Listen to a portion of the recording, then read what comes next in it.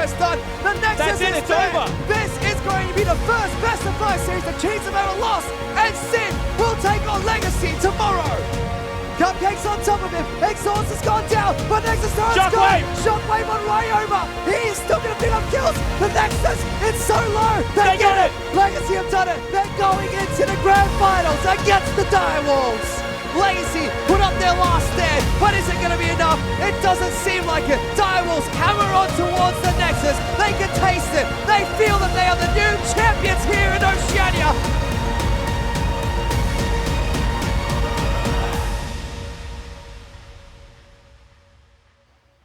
Hello and welcome to this, our second day of this brand new split of OPL. My name is Michael Hingersing, and this is a week where we say hello to some brand new faces here at the OPL. We welcome them into the squad and also relive an old rivalry that is as old as an entire split. Joining me here at the desk, we have Jish, Destiny, and also Bryce, Ejim, Paul. I'm just used to calling you Bryce. I apologize for that. How are you all doing? You well? Jish, how you feeling? You good? Not too bad, not too bad. Excellent stuff. And Destiny, fresh off a win yesterday, feeling very confident? Yeah, very good, very good. And Ejim, how you doing? Oh yeah, just as good as Destiny, to be honest. Fresh off a win.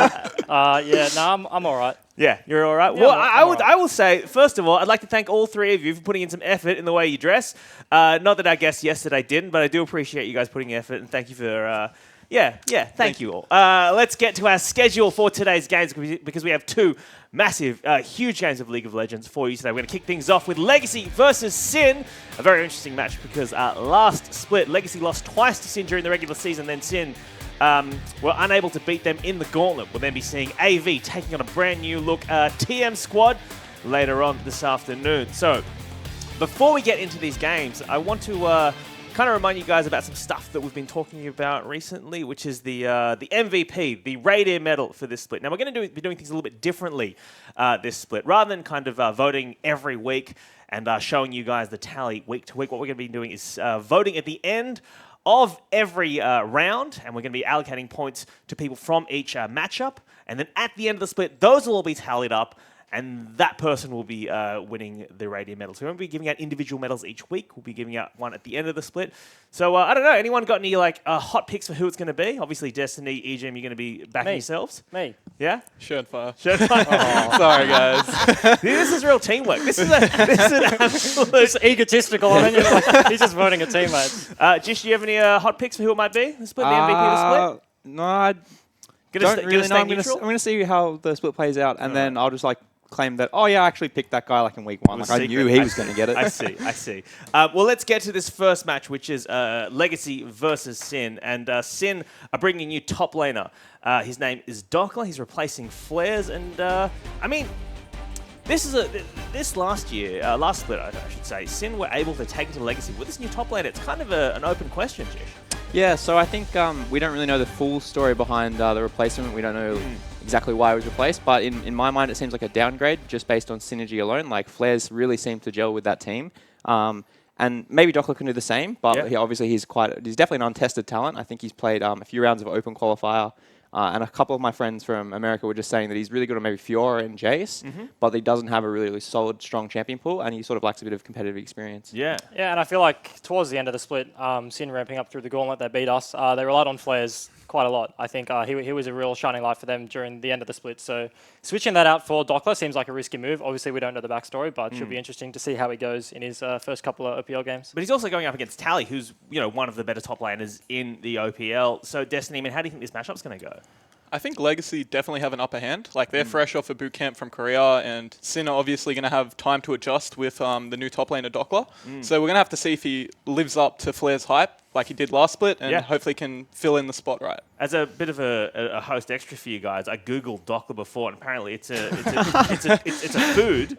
It's a vegetarian food made of rice and chickpeas. There's a deep fried batter element to it. I don't know exactly what it is, but you know. And then I tweeted that out, and then Juve tweeted back at me saying that Dockler is a vegetarian as well. No, it's just a little. There's dedefinitely a something you could feeding joke in there. There's definitely a feeding joke. Excellent. All right. Well, now that we've set up that joke, if anyone wants to do If anyone's going for it. All right, let's take a look at these team lineups, shall we? Let's take a look at Legacy getting ready right now in their studio. And these guys, not quite premiers, but they came pretty close last split. So let's take a look at their lineup, shall we? Tally is their top laner. Their jungler and captain is Carbon. Claire is their mid laner. Their AD carry, who's the MVP of last split, is Lost. And Cupcake is their support player. And these guys got new jerseys. Can fly. Enjoying good. that? I like Found it. that? Yeah? Yeah, they do. Yeah. Everyone's bringing this sartorial elegance to the OPL today. Carbon's looking angry. Look at that. I mean, He's wouldn't not a you? happy man. He's never... He's not a happy man very often. No. I mean, his player cam suggests all he does is die and just slam his desk a bunch, but that's slams his okay. desk. He's a very emotional man. He tears Yeah. his hair out. He's an emotional... And I would be as well if I had to, Wrangle the wrangle kids. these cats around. Now, strengths. Let's talk about some legacy strengths. Obviously, last split, I mean, they could carry from a lot of different positions.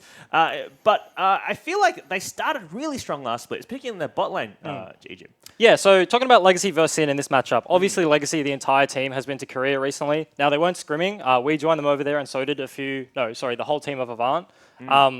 Legacy were only playing solo queue, no scrims, so in theory, they have that advantage over Sin. Sin are bringing in a new top laner, but also Legacy, from that individual practice, should be better in their individual matchups. And then you mentioned the bot lane specifically. I do want to talk about Cupcake versus Rogue. I think, I don't know if Destiny agrees with me, but as a support player, I feel like we have the graphic up on the screen now, but towards the beginning of the split, Lost and Cupcake were considered like the best bot lane in Oceania. I always call them the best bot lane in Oceania, and I think they were really good. And then Rogue has been steadily improving over the course of the split. But then Cupcake kind of, when they got to the gauntlet, I don't know, like he didn't have a good performance against the Direwolves, and then I feel like he's kind of lost a bit of form as the season progressed, and I don't know if he's picked that back up. Yeah, I definitely agree. I feel like Rogue is progressing each week and improving, while Cupcake's like sort of staying to the tank supports, and they sort of do like these bot lanes like the Lucian Braum. So it'll be interesting to see if they do the Xayah Rakan combo today. It'll be very interesting to see that. But I think in today's matchup, it really depends if Rogue steps up to the plate. If he plays the mage supports, which counter the melee supports in most matchups, hopefully they can get a good draft and it'll pay off. All right, well, speaking of Rogue, let's take a look at his team Sin getting ready right now in their studio here at Riot. As we bring these guys up on the screen, Roma there looking very animated. He actually spent some time in Korea playing solo queue over the break as well. So let's run through these guys, shall we? Their top laner is new to the OPL. His name is Dockler, fresh from the US, or from the NA, I should say. Juves is their jungler and captain. Ryoma is their mid laner. Their AD carry is FBI, who had a monster performance at Origin. Absolutely. And their support player is Rogue, who we were just talking about. Jish, when you look at these guys, I mean, we've talked a bit about their top laner, but let's talk about the rest of the outfit as well. These guys have had great performances at Origin. Yeah, so I was actually I was coaching both Ryoma and FBI, and I was pleasantly surprised, I think, with how hard they worked and how good they were. So I think obviously I've got a small New South Wales bias for them, but they actually played really well, and that they were at every stage of our week, they were definitely just hungry to win, hungry to improve, and they're always looking for any way they could make themselves better and help their team win, which I think that when the stakes are bigger, like in OPL, I think that's probably going to drive their team forward. Yeah. And I guess just speaking on FBI specifically, I never knew much about him. I haven't talked to him much since. FBI best AD carry. Yeah, well, I knew of him, but I've never had a conversation with him or played with him, right? And I figured out throughout the course of New South Wales, because I supported him, he's just a yes man. And that makes sense because Rogue likes playing Thresh. I was just oh, okay, we're going to rotate from mid to top. You get this wave, and he's yep, sure, okay, we're going. Yep, sure, okay. He's just. I don't know. He's just real eager. Positive guy. Yeah. And eager for the win, and just does whatever his team requires. Really good. I was really impressed. Do you want to name names of AD carries in OS who aren't like that? No, that's fine. Quinn got a pentacle yesterday. We lost, but I mean, he got a bento. It's all right. All right. Now, speaking of Rogue, one last thing I want to touch on before we get your guys' predictions is we talked a lot yesterday about how Thresh is back in the meta, and obviously Rogue's Thresh is very strong. Do you think it's worthwhile for Legacy to ban it away from him, Jish? So I'm definitely of the belief that he's like a good Thresh player. I'm not going to take anything away from him. But I don't think that Thresh is not answerable. Right. I think that coming into this week, they definitely could ban it. It's obviously one viable strategy.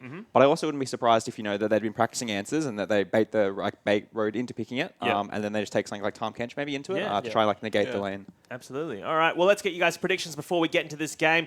Jish, let me start with you. Who is going to win this and by what margin? Yeah, I have to back my boys Tommy and Victor or Rioma and FBI and say that they're going to win 2-1. I'm going to give them probably shaky nerves and new top laner. They'll drop one game, but yeah, 2-1 I think Sin. All right, Destiny? 2-1 either way, but I'm leaning towards Legacy based off factual information. 2-1 either way? What do you mean? You sitting on the fence? Or? What do you mean? I am on the fence, but Legacy I feel like do have the upper hand, especially since Gauntlet in Korea. Is that, and it's also because of the new top laner for Sin, or? Yeah, and the readjusting to him coming into the team. All right, finally, Ejim? Yeah, I'm agreeing with Destiny. I think new top laner, Legacy, all fresh off a boot camp.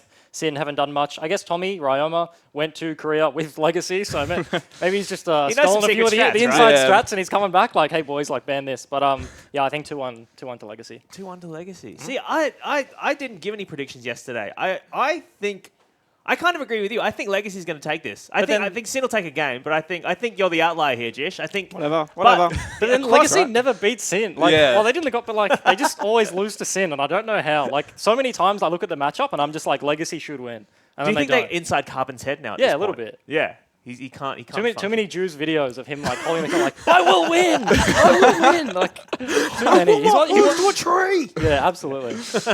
All right. Okay. So just finally before we do go, do you think there's any? If this game is won and lost, I just want a quick from you guys where it's going to be won and lost. Do you think the jungle match up the top? Where are they going to play towards? So I'm going to step out and say it's going to be through mid lane. I think Claire's a really solid player, but I don't know if he. You're really backing your boy Ryoma.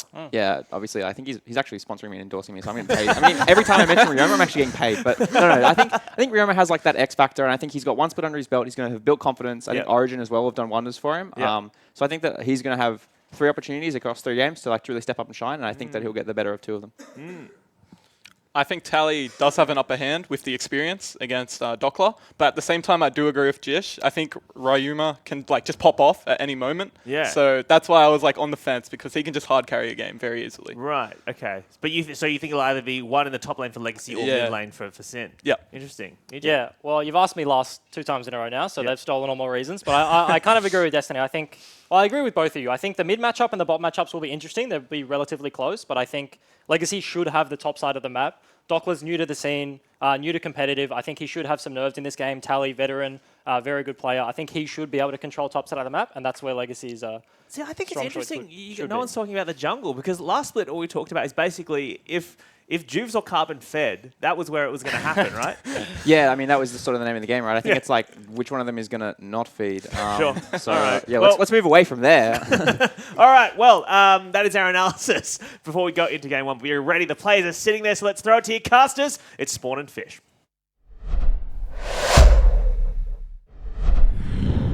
Thank you very much, guys. I'm about to get into the first match of today. I'm Matthew Fish Stewart. Joining me is Jake Spontaberry, and I think this is a really sportful choice today. He's got 3 guests on the analyst desk today, so he just gets to pick which answer he likes the most and go with that to put on his OPL tips. Yeah, he certainly does. And the other thing that's really interesting is all these New South Welshmen have taken a lot of confidence out of Origin, a tournament they got absolutely smacked in the grand final of. So it's really interesting there, because looking forward to seeing how they do bounce back from what was a tough loss in the grand final versus a little squad called Victoria. Yeah, tough loss. It shouldn't have gone that way. Victoria absolutely Should've, got lucky that day, but did unfortunately. Fish, see what happens next time when luck's not so much on Victoria's side. Because I remember day 1, mate. Fantic's Flame Horizon Swiper 3 games in a row. That was nothing to do with luck. Oh, he's getting dropped. Unlucky.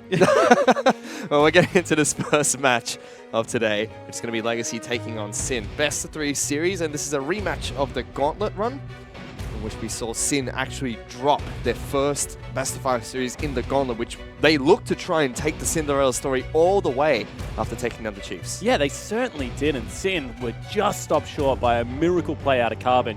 You have to remember that Sin were actually knocking on the Nexus door as Carbon was able to pull out a 2v1 outplay. It might have even been a 3v1. Yep. And I mean, you can't rely on that too often. Carbon, as he said, his hands were a little bit shaky. The old man fingers had to press some keys very quickly. We were managing to pull it together. One thing they didn't really hit on the analyst desk, though, Fish, is the fact that Legacy were acquired in the offseason by the Adelaide Football Club. They were. And what we're expecting from that, and Carbon said it himself, is no immediate changes to the roster or the coaching staff. It's going to be the structural changes behind the scenes. So I want to see if any of those are starting to come into play, you know, whether there is that extra support and whether that unlocks any of these Legacy players to really take off. Because we know in the past, Tally's had some injuries to his wrist. Carbon has said that he's getting old and he's feeling it. He's only 25 years old, by the way, so he's not that old. But I'm really interested to see whether AFC does come in and make a big impact on this squad. You know, they've got their new sponsor as well, Muscle Meals, so all of them trying to bulk up a little bit. You're on the muscle meals as well. Yes, I've seen it. Sweet potatoes and chicken breasts popping off in the office. It is absolutely fantastic. But we have gone through the first few bans here between the two teams. Thresh, Caitlyn, as well as Syndra have been taken away by Legacy. 3 very stable bans, but Caitlyn a little bit more surprising.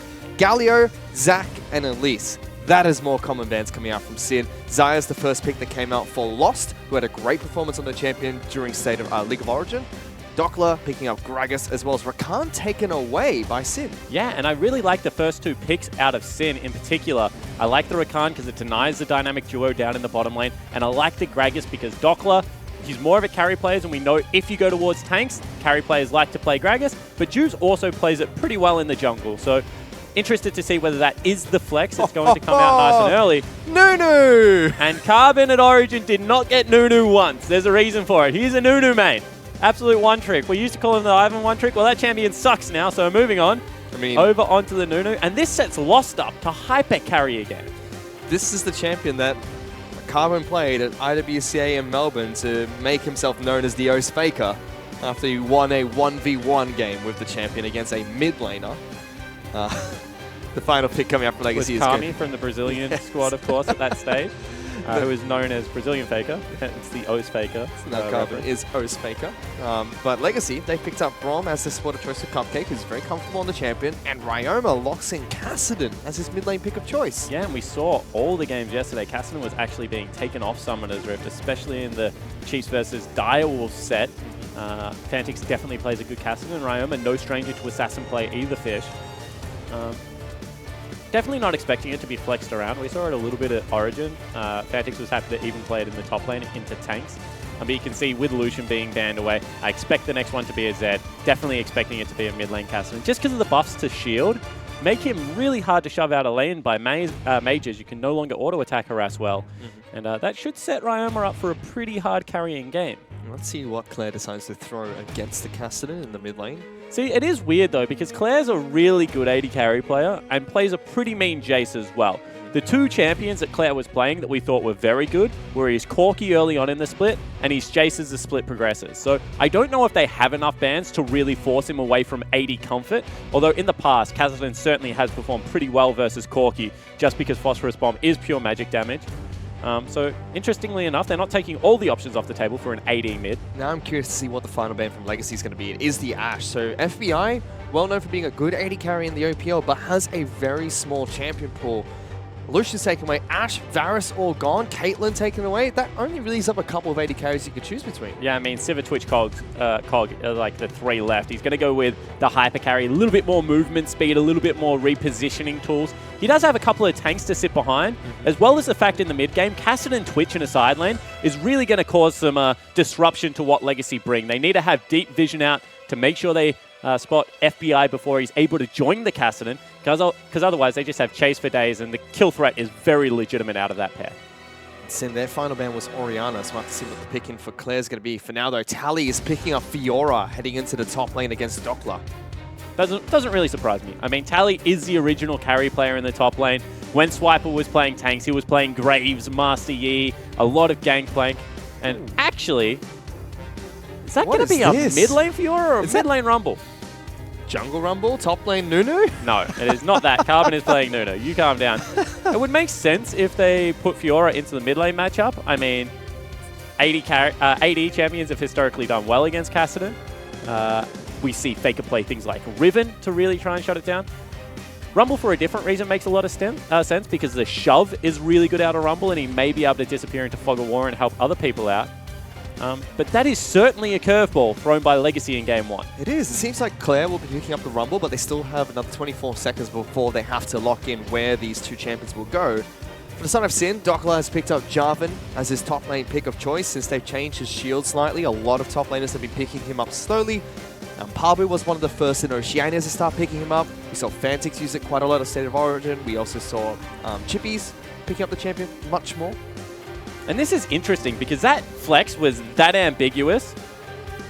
And now that we have a Fiora mid lane, I don't know if they really had a counter pick here. I mean, Jarvan was last pick, but doesn't really do all that well in Rumble. I think it's absolutely fine.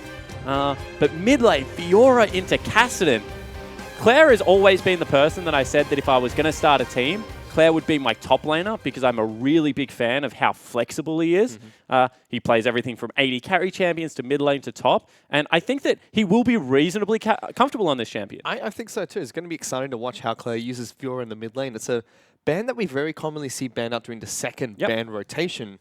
And since they have both mid lane and top open, it seems like Sim were trying to ban out lots of mid laners there. It didn't quite work out. Now there's a big curveball. Excited to see if it's going to work out for Legacy, though. Yeah, the thing I'm worried about is a 2v2 actually kind of sucks out of Legacy. I mean, Nunu's going to walk in, snowball Ryoma, and he's actually just not going to care about it. So we'll see how that works out. I mean, I think that Gragas as well as Kassadin, especially at level 6, is going to have some legitimate kill threat. Bottom lane, I like the fact that they were able to priority pick Xayah because I don't think Braum does all that bad into Rakan. So interesting draft everywhere out of these guys. I mean, on top of that, Braum does fantastically into Twitch, who likes to go in a straight line with his ultimates. But we're going to get into a pause as we kick things off. So with this time, as we're just going through some settings as well, just making sure they're all good. Mouse speed apparently a little bit too high. Maybe a little bit too low. I don't know. Fuzzy people in the observing. I do think that Braum shuts down Twitch, but the other thing you have to be careful of in the Braum is that sometimes Twitch just lights you up. You put your shield up, all of a sudden he's got Runan's Hurricane, 3 bolts of ultimate, they're all flying into your face, and he does do a lot of damage. So it's not a bad matchup, sure, but late game, Braum has to definitely pick the moments to raise the door because otherwise he just gets blown up. Yeah, he certainly does. We used to see this a lot with Kog'Maw, back when Kog'Maw had 5.0% attack speed whenever he uses his W. Yeah. So that used to blow up ROM. So curious to see if that's going to happen with Twitch, and also curious to see what items he's going to pick up because we saw Runan's Hurricane kind of drop off slightly since the changes to the item. It no longer does on-hit damage on the bolt itself, but does do a lot more damage based on percentage of your attack anyway. So that's good for Twitch because he doesn't really rely on those on-hit spells as much as someone like Kog'Maw. I mean, he potentially relies very heavily on the poison for the big expunges that come out in the mid-game team fights, but late game, you're exactly right. It's just all about lining everyone up and absolutely tearing them down. So I think that there's a potential of seeing Bork into Static Shiv and then going into a Hurricane if you want to go for a second Zeal item. Twitch, however, just with the ultimate, with the attack speed steroids that comes off the queue, is able to get towards that attack speed cap very quickly in the game. And the changes to his W has made it so that his laning phase isn't as bad as anymore because if you stay in that puddle of poison, it slowly ticks up more and more damage. Yeah, exactly right. And it also helps him clearing out waves. I mean, if you shove him in, he throws down the poison preemptively, generally gets 2 ticks on the front line and 4 ticks on the back, and he's able to just mow down the creep. So completely agree with you. He's certainly in a better spot than he has been historically in saying that looks like they're going to be running a genuine kill lane into him. We know already that Lost is very proficient on the Xayah. We know that Cupcake likes the melee supports, especially Braum, so they're going to be gunning for kills in that early game. Except around the map, I think there's just going to be interesting fights everywhere. There is going to be. I mean, big elephant in the room is going to be that Fiora mid lane for Claire, a champion that we have only really seen played in the top lane since her rework. Never really mid lane, but there have been speculations on what can go against a Kassadin in that mid lane if you have an AP top. Yeah, and we were maybe expecting things more like Jarvan to be flexed around, or maybe even something like a Riven to rear its ugly head. Everyone has nightmares about the days when Riven mid was actually good. I know, at one point we were talking about Pantheon as well. Yeah, exactly right. Pantheon's actually still not bad against Kassadin. It's just whether you want to play a horrible late game champion for the sake of winning 15 minutes of a laning phase. But I don't mind the Fiora. I mean, it's high mobility. It sets up 1-3-1. If you take teleport, you still have a legitimate 1-4. I mean, you're probably going to want to group with your Rumble at some point. So I think there are options here, and it has a good matchup into Jarvan if Jarvan takes the side lane as well. So I like it. Jarvan's flag and drag, very telegraphed, able to get him stunned up in that. I mean, that could be a big curveball that Sin try and throw as well. They could send Ryoma to the top lane with his Cassidy, you know, eventually send Jarvan into the mid lane. I mean, I expect Ryoma to start mid lane, but Cassidy side lanes very well at 1.5 items. 1.5 items survives the mid lane. 2 to 2.5, 3 items starts killing anyone in the mid lane. And we saw this kind of when Vic was able to send Cassidy top lane, and then it was counterpicked by a mid lane Lucian. And when Cassidy found Lucian during the mid game, was just able to chase him down. Lucian was no longer able to put out that much damage. And all of it comes back down to the fact that Ninja Tabbies at the moment are just such good boots. Doran's shield is incredibly cost efficient and slightly overpowered. I mean, we're seeing 6-ish a game at the moment, which means to me that there's probably 4 too many people buying it. Generally, it's only a top lane item. So I think that all these things together just are unlocking Cassidy. And if it's a Cassidy meta, if the game ever goes past 35 minutes, much like a Vladimir meta, it becomes very hard to win any kind of team fight or skirmish. Yeah, it certainly does. Very mobile assassin who can one-shot anyone who doesn't have enough resistances in the back line.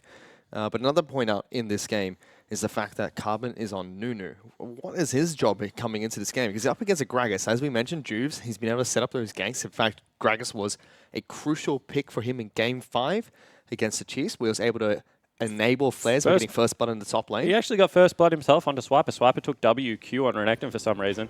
But without going too much details into that, I think Carbon's job is to get good vision into Juve's jungle. I mean, what you want to do on Nunu is prioritize things like Big Wolf, Big Krug, and just be able to take them away, and then get deep vision on the 2 areas where you transverse through most. So that's behind red buff, where Juves is kind of right now, because that's where you catch him if he's going top lane or leaving his jungle. And in the bendy brush, just below mid lane turret, because that's generally where you go if you're going to path out of base.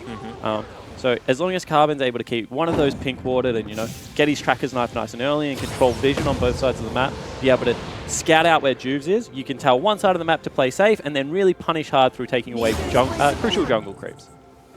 We'll have to see where Carbon decides to start in this game. So far, he's just trying to eye up Juves and see where Juves decides to start on Summoner's Rift. Start on a big camp always with Nunu. He just does it so quickly. You want to get the instant level 2. You don't want to have to burn smart or anything like that. And then you also want to get a big tempo advantage. So I personally avoid things like Raptors at the start of the game because I want to be able to, you know, one-shot camp and then walk as quickly into the enemy jungle to be able to take over all of that area that Juves is prioritizing. Yep, so Carbon is going to start a blue buff. Juves gets a good leash on his Raptor camp, so we'll start up that as well. Machete picks up by Carbon, whereas we see the Talisman has been picked up by Juves, a little bit more sustain for him. AD carries an interesting talking point. This FBI has gone for the Fervor of Battle. Lost has gone for Warlord's Bloodlust, which makes a little bit more sense on such a low-range AD carry. Yeah, it certainly does. It gives you that movement speed, and movement speed really is crucial in this matchup. Which he doesn't buy lifesteal very early on anymore, thanks to the Essence Reaver build. I mean, Essence Reaver build has always been better. People were flirting with the idea of Bork being good just because it was a strong item, but the way that the E scales with crit and the fact that you need cooldown reduction just makes Essence Reaver, Zeal item, or even double Zeal item really a no-brainer for Xayah at this point. Xayah also quite a mana-hungry champion. After playing her a couple of times, you kind of realize that you can't just throw out all your spells and expect to do that again and again. Especially not with Emax. I mean, if you play at Qmax, which is definitely suboptimal in my opinion, it really does hurt your mana pool throwing it out. Because really all your damage and pushing of the wave comes from your E in that case. So see whether Lost is able to win out on this lane. I expect it to be a very good lane for Lost and Cupcake. As I said, I think that they baited nicely the Rakan pick and then were able to get a comfortable Braum pick for Cupcake. Everything should be A-okay. So far, bottom lane's been fairly even. Just a little bit of a lover's quarrel here between Rakan as well as Xayah. Mid lane, Claire, trying to go aggressive against Ryoma. Both of them started with Doran's shield and have a couple of health potions. How many have we got in this game? 6. We've got 6 Doran's shield. In the jungle, though, you can already see Carbon making his first aggressive move towards Juves. Both of them have their double buffs. Carbon has cleared the entire top side of his jungle and has called upon Cupcake to help him out with this invade. And this is what you expect. You can see straight away that Carbon's not really going to worry about Juve's damage until Rakan or Twitch joins him. He's taken away both Rift Scuttlers. He's got eyes on Juves, which is what you want to be able to do. So really, props to the Legacy jungle, controlling the tempo so far. Consume Smite would be able to steal this one away. Oh, they missed it. Carbon didn't time that. Juves hits level 4. You can even see on the player camp, Carbon shaking his head after not timing that well enough. It was actually way off as well. That was a good 150, 200 health, so a little bit interesting. I think that he expected the dunk of the barrel to come out slightly early and Juice to try and contest at the same time, so he preemptively smoked. Well played from Juice, though. Fantastically played. Keep calm and cool against the Nunu. One big thing that does for Carbon is he's unlocked Tally and Claire. They can be as aggressive as they want. Rumble is going to push in Jarvan, and you expect Fiora to do the same against Cassidy, but we haven't seen this matchup at all, I believe. Yeah, exactly right. I mean, I don't think anywhere's really too well versed with the Fiora versus Cassidy mid lane matchup. But you can see right now, Ryoma hasn't had a shot off. Claire was able to get the wave to hit turret. Now it's bouncing back, so he's going to be absolutely fine. Going for the fighter build. Sword and a shield. Don't know what he uses the extra longsword for, but I want to repeat yesterday's conversation. We're not throwing swords at people. Just, well, you can throw the shield. Throw the shield at someone now. Captain America it Throw does. the shield, pull out the other sword, then you've got two swords. You're good. I like that idea better than to throw the sword. I don't know how easy you think it is to throw a sword, but I have a sneaking suspicion it might be difficult. I mean, video games make it look easy. You've played Zelda. Certainly have, actually. Great game. Here we go, Cupcake. A little bit aggressive down on the bottom lane. Yeah, get tags them both up with his passive, with no stun coming out. Good lay down of the poison from FBI. Stops Lost and Cupcake from advancing any further. Yeah, that's what you're talking about as well. Nullifies a lot of the aggression. That was Cupcake going in very deep. And FBI and Rogue have actually managed to pick up a slight CS advantage on Twitch. And when you're even or ahead in lane as Twitch, you're in a happy spot. Not really burning all that. He hasn't burned a potion yet. Really no aggression coming out. And Lost and Cupcake continue to just shove in. And FBI looks really comfortable with this situation. In the mid lane though, Claire's trying to do as much as he can against Ryoma. So far has built himself a nice 10 CS lead. But you expect a little bit more, especially since Ryoma is about to hit level 6. I mean, when it's 40 to 30, 10 CS is actually a pretty big deal. The big thing for me is the fact that they're now letting the wave push in. It looks like they actually want to get Carbon maybe involved in a gank, either in mid lane or top lane. See that level 5. The changes to Nunu that meant that you get a very big ultimate at level 6 now. Will help us out. Nice little trade there coming out of course. Ryoma's magic shield whenever he uses his Q, not very effective in this matchup. I mean, is your W even magic? I don't know if he has any magic back. You can see big wave. It is 15 CS right now. He's going to face check. Yeah, slap him, Carbon. Get that, Gragas. But everyone's actually collapsing here, so we should have our first skirmish. Good damage already on towards Juice. He gets to the blast cone. Can he get over? Yes, he can. And now Java's created a pit. Good equalizer from Tally to make sure Dockler has to back Probably off. first blood here. No rotation from Ryoma means Dockler's in trouble. Tries to turn around towards Carbon. Can't get enough damage down. And Claire will pick up first blood on Fiora. And you can see that that's what they were just setting up for. They bounced the wave simultaneously. Tally even held his. And then they were able to rotate into the jungle earlier. They get both summoner spells out of both Dockler and Juice. Burn some in response. But now there's going to be pressure onto the red buff. As long as Carbon doesn't take the initial damage, Consume will keep him nice and healthy. Teleport. Dockler burning that nice and early to try and stop this that's red buff worthwhile away. straight away. Because now you can make the bottom lane play with Rumble, who has the shove on Pantheon. Pantheon has been able to pick up a Tiamat, so might be able to nullify that a little bit.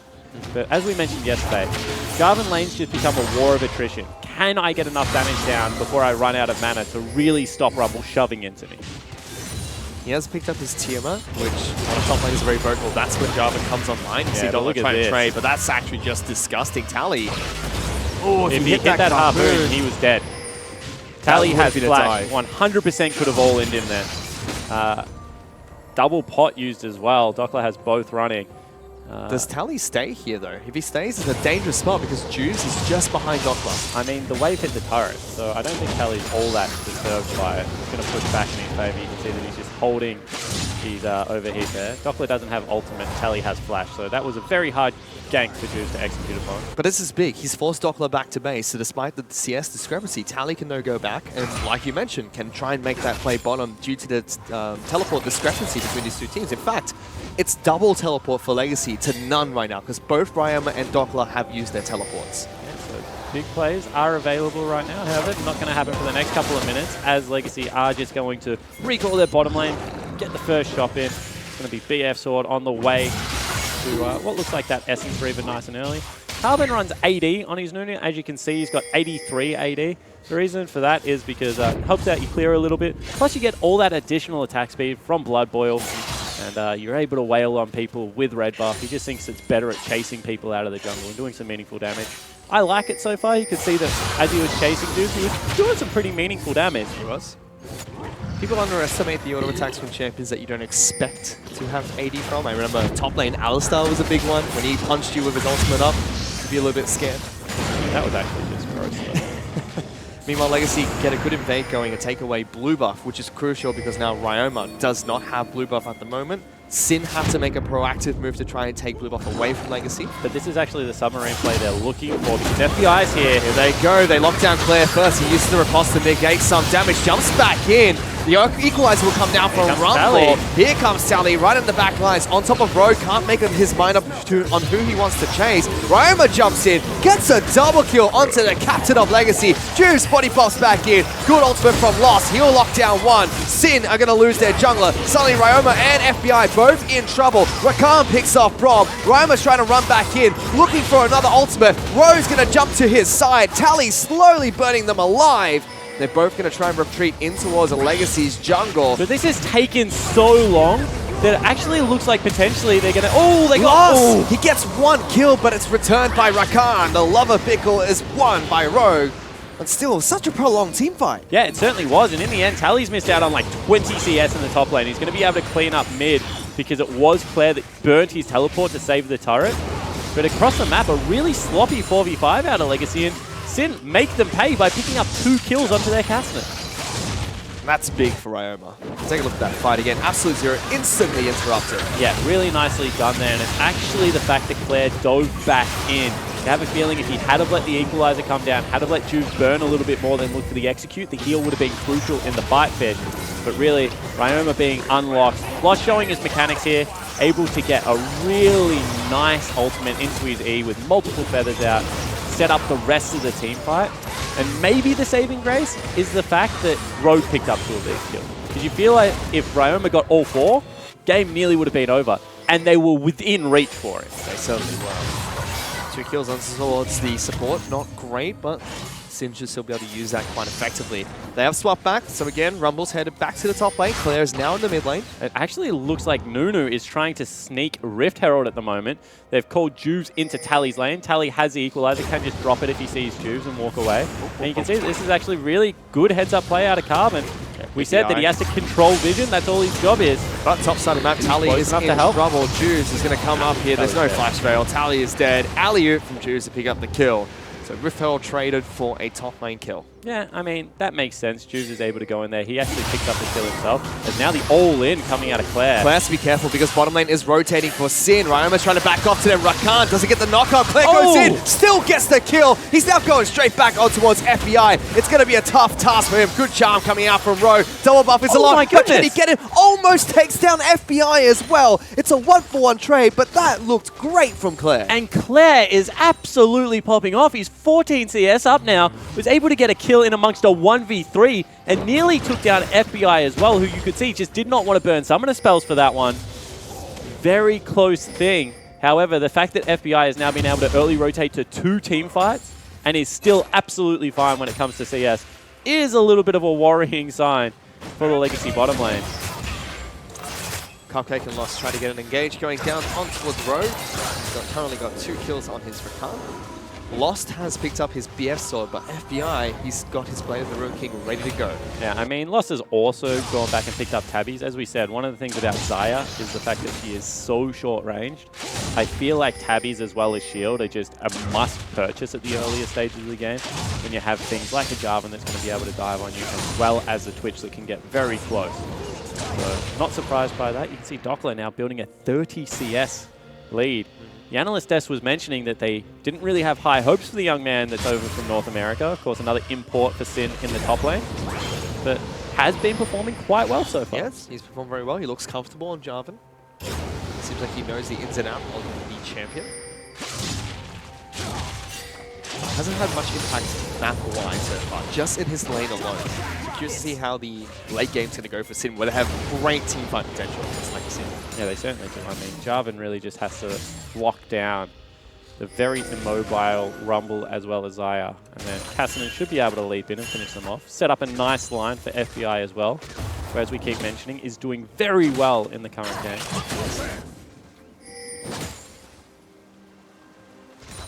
After the initial skirmishes, things have kind of quietened between Legacy and Sin. 5 to 6 in kills. The small 300 gold lead for Sin. They're engaging towards FPR. I mean, that was a little bit optimistic there. They land the door. However, they didn't really account for the fact that there was going to be a Rakan so close behind. You can see that Carbon wants to make a play in this bottom lane. You feel if there is an all-in, can just drop down the Herald afterward. Not sure if he's spotted out by that ward. Certainly isn't. Wonder if that's why he's here, because Herald's about to expire, potentially? Potentially. He comes. Looks like he's going to come in and do what Nunu does best, which is push out waves. Or walk away from the bottom lane. Okay. I mean, he forced in on that very hard, is able to get vision over the blue buff area, clears out a ward, and he's going to also clear a pink in the Dragon Pit. So definitely not a waste of time. Also answers any pressure that Juves wanted to have, as Ryoma actually burns TP again to get towards the mid lane. Yep, back in the mid lane he goes. He's picked up his Rod of Ages though, so he's going to start stacking up. His now complete as well. See whether he gets close to the trinity of fantastic items for the Cassinan. Of course, you want to have the Zhonya's Hourglass as well as the Lich Bane before you really start taking over the game. Matchups where he can build Lich Bane second certainly favor Cassinan. Here we go. Oh mate, Harold as he makes his way to the mid lane. That turret is fairly low, so... They've already got 3 members here, however, Fish. So it's going to be a little bit difficult to see in on it. That's what they were looking for, that charge. That's going to be able to be enough to take down mid lane outer. Sin have grouped up, so they will stop the Rift from going any further forward. That's nice play. In fact, they don't even overextend. They know that the Twitch has already disappeared from bottom lane. They knew the Rakan was around. So as you said, they were looking for 1 charge, a couple of cheeky auto attacks, and then they can disengage. If any chase is forthcoming, they can just absolute zero out of Nunu and successfully disengage. So I like that out of Legacy. They're not forcing the game. They just had an opportunity to take down mid lane turret, the most important turret on the game, and they do it very cleanly. That's given Legacy a nice 800 gold lead here against Sin. Nothing too drastic, but they'll be happy to have that at the moment. Ravenous Hydra was picked up by Claire. So that's the item build of choice for everyone that would like to terrorize solo queue after OPL tonight. With the old mid lane Fiora. They'll never see it coming.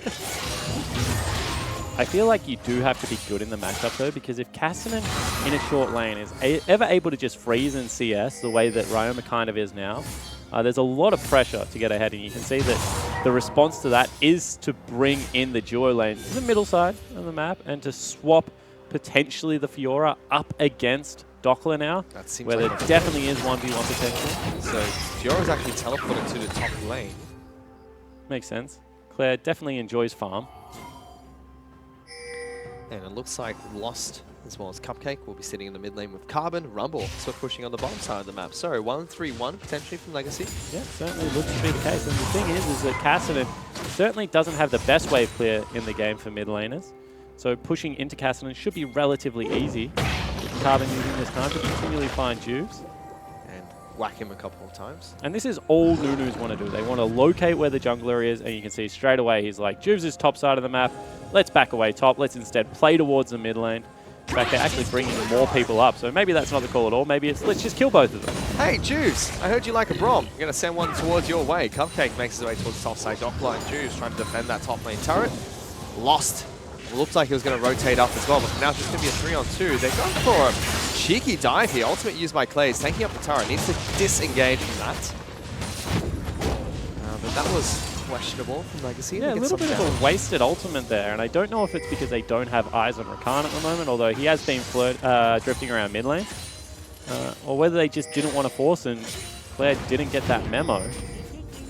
You can see that actually for Sin right now, I would say they have the best lane assignments they can get because they've got a Cassinan up against a Rumble, completely fine in that matchup. They've got Jarvan, who's, you know, up in CS and doing quite well against the Fiora and seems to just be able to wave clear underneath the turret successfully. And mid lane, they're bouncing waves. So Sin look quite comfortable in the current matchup. They do. Legacy still have the gold lead. Baron's coming up in the next minute, and the first Mountain Dragon of the game is still up for grabs. No Hingers really looked towards Oh, he's done it. That's Hingers. Ah, Hingers got a tweet on broadcast. Wow, that's impressive itself. Certainly is. Never thought I'd see the day. And I agree with him. I mean, Doppler looks good in the opening matchup. He does. Certainly hasn't really made many mistakes. I guess got engaged upon pretty hard throughout the river, but I think that was just Juice calling for the collapse. So. He's going towards Black Cleaver. It's the second item. Already picked that up, actually. Tiamat was his first. So more of a damage build on his Jarvan. Curious to see if he now moves towards the Titanic Hydra, which Yeah, I is think normally what you see from him and, from Jarvans and Kleds, and then go straight towards Resistance afterwards. I think that's the best build right now. Which is a good build because there's that new Resistance item, which makes you incredibly tanky as soon as you use it. Gargoyle Stoneplate. That's right. As long as you're in the middle of the team when you activate it, you get so many resistances. Also the fact that Jarvan's W scales very well with how many people are around you. You can see that Legacy identified the fact that they actually weren't able to do all that much with Tally into Ryoma, so they swapped the lane matchup back. Claire's next pick up there, as you saw on your screen, Hex was the Drinker. Hex Drinker. Interesting. So that could kind of tell us that he wants to be up against Ryoma at this point in time. I want to know at level 16, with some cooldown reduction, who wins the race. If Ryoma can run away quick enough, or whether Claire can actually catch him. So I think Claire can catch him if he hits So vital. every single Q. He has to hit a Q. If he misses a single Q, that's it, Ryoma's gone. It's also easy to get over walls with Cassinan. Fiora struggles in that regard. Cassinan can flash all the fat walls. Unfortunately, for Fiora players, you still can't do it. So it might be terrain-dependent fish. And if Claire's running away, there's no hope for him. Absolutely zero hope. If he ever is weaker than Ryoma, he will just die. He seems confident at the moment. That turret is getting pretty low. And during this time, Carbon is going to start on the Mountain Dragon. That's Here we go. Zhonya's being used by Ryoma in between the Claire ultimate. Yeah, underneath the turret as well. They're obviously very confident in this. Carbon misses another smite, left that one on 10 HP, although Juice wasn't really all that close, so no harm, no foul out of the Nuno. So they pick up Mountain Dragon for themselves, which is nice to have in a split pushing team competition. 3 members, not A-clicking through a brush, just leave a blue ward there as well. That was very peculiar to see. Sin tried to capitalize on this by moving into the mid lane, but Claire has already taken down bottom lane outer turret. And I want to see whether Lost is putting into points into his Q second or into his W. So W. Q last. Yeah, so that's what I like to do as well. Surely not. Coach Jish just Absolutely. blatantly copying the tweet that Hingers Well, put we out. don't know who came first. There's no timestamp. I like to think that Hingers copied Jish. I'm getting confirmation in my ear that Hingers definitely copied Jish. That's good to know. Thank you very much. Who's next? My goodness. But this has been a very slow mid game. I mean, Legacy have just continued to knock down turrets and build up, I guess, a pretty natural gold lead of 2,500.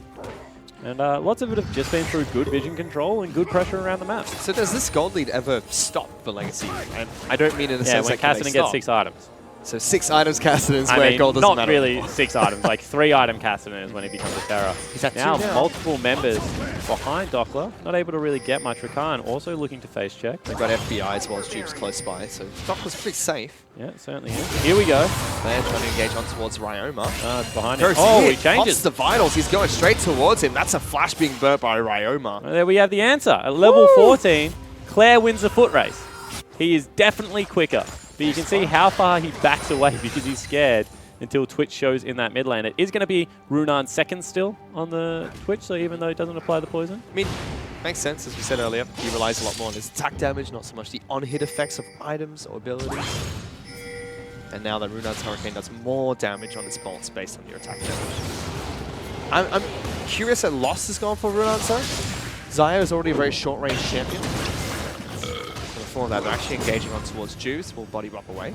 Yeah, I mean, there's no real hope unless you bring one of your carries of killing Juice. He was pretty tanky at the stage of the game. So you can see that it was all just to unlock the top side of the map. So now they knock out all 3 outer turrets. They're winning the split push pretty hard at this stage of the game, Fish. Baron will be the next objective, definitely, that they look at. And it almost feels like unless they can get Ryoma into a matchup against Tally, or unlock him against Claire, this is just going to continue for Legacy. Yeah, I mean, but Sin are just going to continue to scale. They're not really all that worried about it. They've got the Twitch. They've also got the Cassinan. They're going to be able... Ooh, that was a little bit unfortunately timed. You thought that Juice maybe was looking for one there. The big thing for me, however, is this is an opportunity for Legacy to show that they've actually put in some work over the offseason in fixing some of their Baron play.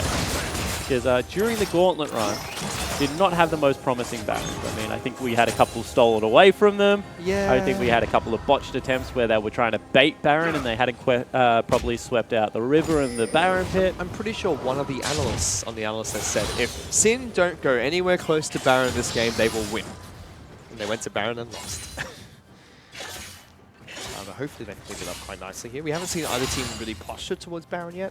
You'd have to think that Legacy will be the first team to do so. Here we go. This is what we expected to see. Submarine, Doppler misses the flag drag, but FBI shows himself. Oh my goodness. So much damage from Claire. He flashes for that one. Now on top of FBI. Good Prism being locked down by Doppler. He's now trapped, but flashes over the wall. FBI picks up the kill. They had to work for it, but they come out on top. Yeah, they had to burn Heal Fish.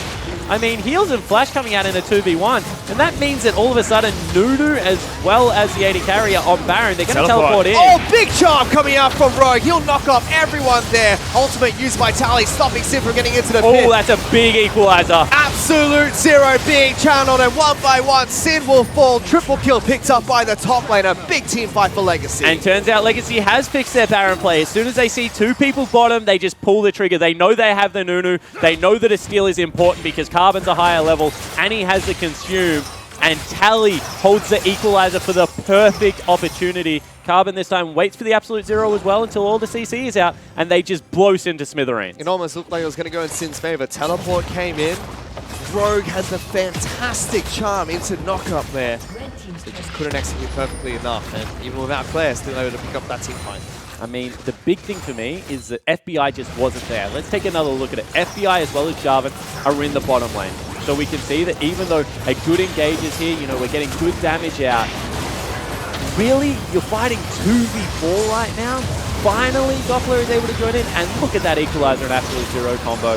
Just blows everyone up. Tally picks up a triple kill. They grab Baron. They're going to be able to rotate now into a very strong 1-3-1. And it's a Trinity Force picked up by Claire. Actually not going with Black Cleaver. Trinity Force is third. Oh, sorry, second almost coming after Claire. But another big thing we haven't talked about Legacy's team comp is the fact that even though they're a split pushing team, they have good team fight because of the red-blue carpet. They've got Brom, who can use his ultimate on top of Tally's ultimate. Now we saw an absolute zero coming into play with it as well. Yeah, as well as the fact that Lost is going to be pulling feathers through everyone. They have a lot of AoE damage. I think what we're getting at, they also have legitimate side lane pressure with how well Claire has been able to play this Fiora. I'm surprised at how well he is playing the champion. Traditionally, top laners are playing Ooh, Ryan, a little bit of trouble.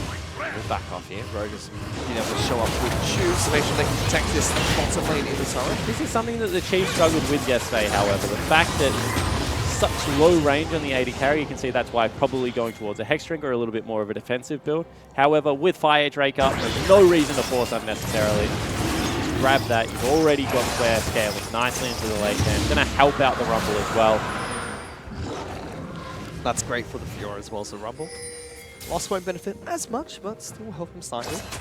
Eternal Dragon is one of the most contested objectives on Summoners Rift at the moment. I mean, normally I'd agree that... Oh, here we go. 3v1 again. 3-on-1, but that's the teleport coming in from Tally. Oh. Claire's still alive. He's going on top of Doppler. Ultimate's used, but it doesn't matter. Claire's already picked up a single kill. Roma wants in for more. Tally's just going to stand and burn the Cassidy. Claire again, outnumbered, can still pick up a kill for himself. Exactly right. And time again, he's just able to draw people in. And normally I'd agree that Lost doesn't really benefit from having Infernal Drakes, but really, he's going Infinity Edge as his next item. So you're going to have absolutely massive crits coming out. Sid trying to look for an engage and knock up Cupcake, but immediately Rakan's forced to back out. FBI will flash away using the Rat-a-tat-tap. Knocks down Legacy fairly low, but they can't find the opportunity to go for the kill. Yeah, and that's what it's really about. That was desperation used there. FBI had the flash. Carbon just pegged a snowball at him and minimizes a lot of the damage that is going to be coming out. And you can see that potions being picked up right now. Legacy feel like they have the opportunity to really take over this game. They feel that Ryoma at level 16 might be able to take over. Isn't there yet. Hasn't been able to pick up the third item. It feels like that level 16 is going to time well with the Lich Bane, as you mentioned. Yep. So they do need to make big inroads into breaking into this base. Baron is nearly done. That is a very tall Nunu with the Iron Elixir. He's going to do what Nunu does best, Blood Boil the AD carry, and just push to win. Infinity Edge being picked up by FBI as well. So once Cassidy does hit 16, which he has, gets his Lich Bane, And if going back for now. hit 16 as well, I mean, there is still legitimate team fight that comes out of this scene lineup. They're 9,000 gold behind, 8,000 gold behind. But really, when you have a Twitch, when you have a Cassidy, anything becomes possible. Yeah. No legitimate tanks apart from really Carbon and Cupcake. And Carbon you can pretty much ignore after you interrupt the absolute zero. So now now Sin could look for a fight. They might be a little bit disappointed that during this time they've just come online, but they've sacrificed a lot of gold for that. They're 9,000 gold behind Legacy. Not the comfortable position you want to be when you want to try and take fights to a team. And also the fact that Legacy is being pretty diligent here in sweeping out Vision, getting rid of a lot of the teleport wards, although there's one that they've missed now on top of Red Buff. Yep. So potentially Ryoma can go to that. However, it doesn't look like Sin really want to fight. No, they sack top lane in the turret. They want to fight close to their base or an objective, it feels. I mean, inside the jungle with absolute zero.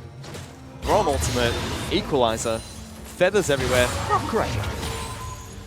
Definitely is the case, but you're just building a bigger hole for yourself. All of a sudden, they go back, they pick up the Infinity Edge on the Xayah. Going to be absolutely massive now. Claire goes back, picks up a Maw. He's going to be very hard to deal with now that Lifeline is there, especially given the fact that he's been so good at proccing those ultimates. Coach Cyclone. Coach and TM tweeting in there. Hope they call this comp the Song of Ice and Fire. Don't disagree. Maybe you chuck in a Brand in the mid lane instead of the Fiora, and it'd be perfect. I mean, I think we could get closer. Brand is on.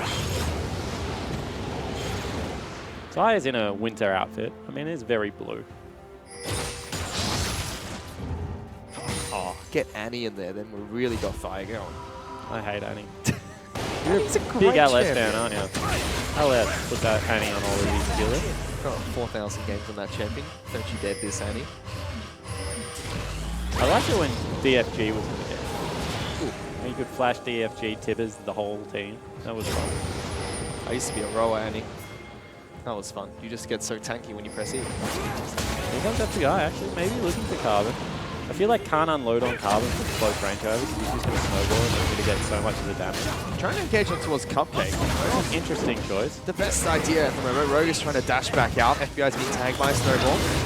Legacy look like they want to go for this fight. Equalizer used nice and early. FBI incredibly low. Will get knocked up by Braum, but he turns back around. Rat-a-tat-tat juice. Already got one kill. Rakan able to get back out. Claire is trying to find his way into the team fight. Tally trying to take down FBI. Will get that kill. It's a 3-on-3 to kick things off. Claire trying to dive into the back lines. Has to get a heal from Lost to get out of there. They still win the team fight, but it's very close from Sid. Yeah, it certainly is. But Tally ended up underneath turrets. Not Tally, sorry, Claire. I'm just used to calling Tally the Fiora player. So Claire able to dive in underneath turrets is still so dangerous that they can't really go anywhere near him.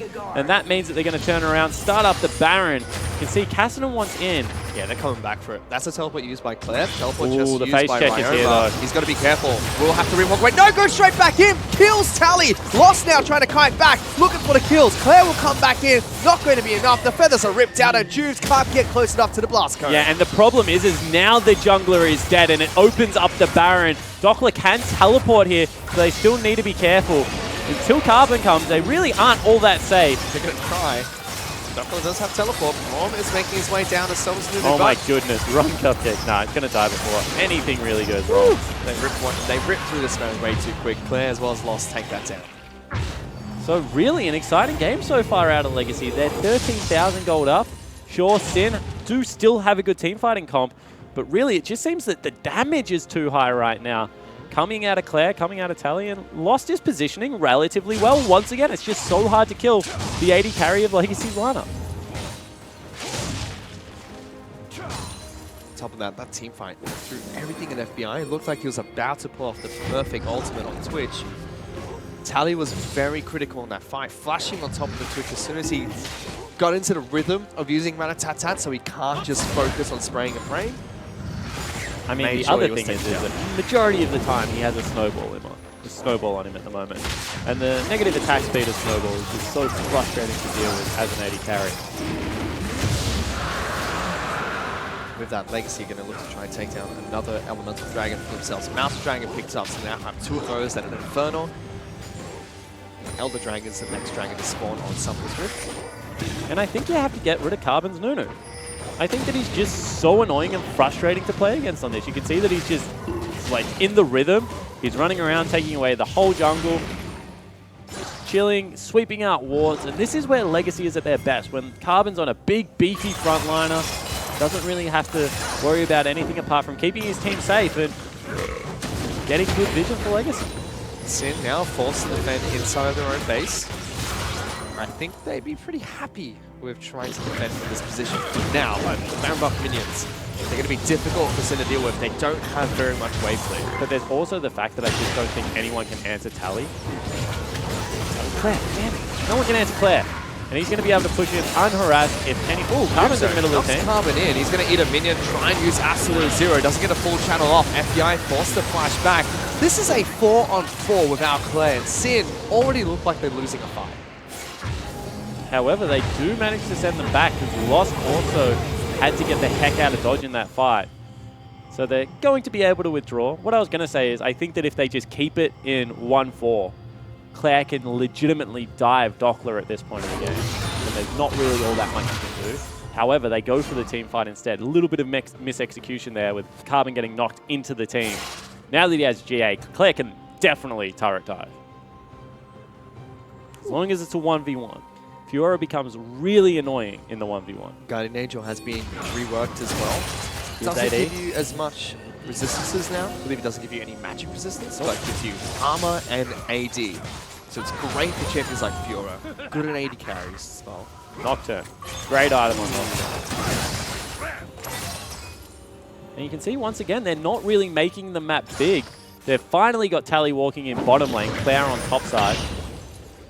But until the rest of the team really joins down there with Tally, not going to open up everything. You can see now they add the Baron buff down here as well. Tagged up, doesn't have any room to get in amongst this. Bottom lane inhibitor turret taken down nice and easy. Already using his Riftwalk to try and run away. Carbon lead up the minion. He's happy to go toe-to-toe. Top side of the map. They've actually killed Claire once, popping him into GA, so they've taken down Claire. But they do lose an inhibitor for that trade. I mean, mission accomplished, really. You lose Claire, but all of a sudden they've opened up the bottom lane inhibitor. Xayah struggles so hard to get in. And potentially looking for a teleport here, but nothing to be had. And on top of that, if you look at the top lane inhibitor turret, that's almost dead. Yeah. Claire almost took down an inhibitor turret by himself in a 2-on-1. And he also nearly won the fight. Dockler, once again, was on very low health. Still continuing to go for aggression. Incoming Fiora mid laners and solo queue. Called it. It's going to happen. I'm not playing any League of Legends tonight. We'll be interested to see if he goes for more lifesteal. Something like a Bloodthirster is his last item. I mean, he'd have 3 items and gave him lifesteal, which would be pretty crazy. Ravenous, Lifeline. He'd be near unkillable. You can see that also Lost is going towards his last item. Doesn't feel like he needs any kind of armor penetration here, which is a little bit strange. He's going for lifesteal as well. I mean, if you look at the builds coming out, not much armor on the team. Rhymer's got a little bit. Jukes and Doppler still building their first component, so it seems like he's fairly happy. Yeah, I agree, but they are getting closer towards Rand, which will mean that out of nowhere they're going to have a lot of armor and resistance to crit, which is a lot of the damage that's going to come out of Lost as well. I would have liked it more if Claire had a Black Cleaver, so at least there's some shred on the team. It's not now.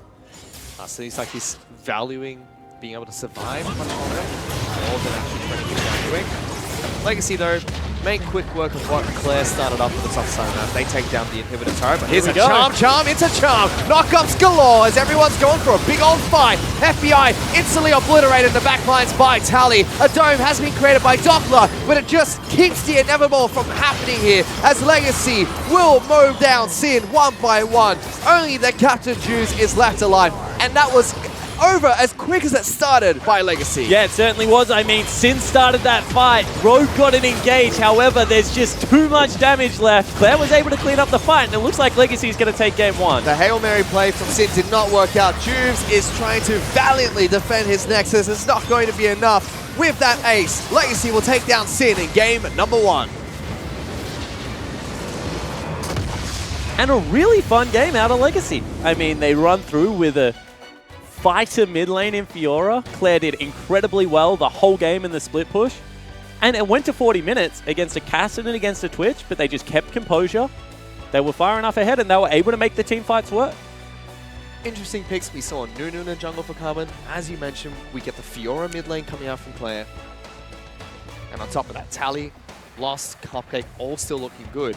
Sin, though, they should still keep their heads high after that because it was a decent performance from them. I mean, it was all right, but they were just behind at every stage of the game. And I don't think they ever really had a look in because of just how much control Legacy had around the map. As I said, just get rid of the Nunu. You know that is Carbon's most comfortable champion by a long way, and he was just able to get vision on Juves time and time again. There was none of that dynamic Juves playmaking that we just love seeing towards the end of Split 1, where he was, you know, cheeky jungle pathing, getting into Flair's lane, helping him out, good team fight starts, because when you have two supportive champions, Nunu's just able to go in, sweep out the whole jungle, set up his own vision. It's hard to engage on him. It's hard to get through him.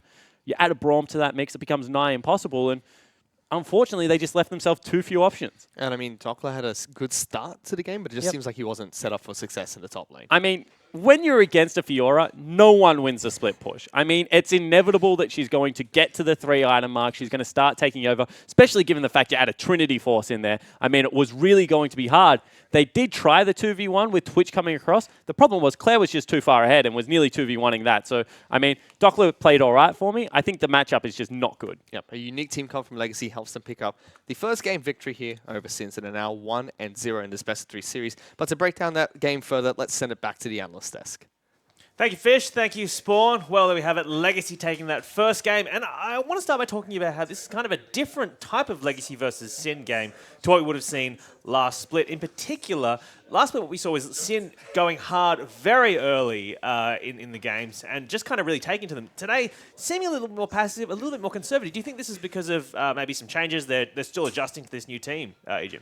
Yeah, well, I mean, yeah, put it down to maybe their new top laner, Dockler, coming in. There's still some adjustment changes, but it is like the first week of the OPL, right? Yeah. Like people have been like in between the splits, like having a break, I guess, coming back. This is the first game of the split for these teams, so there's definitely going to be a lot of nerves back on the line, coming back into the studios. And yeah, it was just a lot slower than we would expect out of these two teams.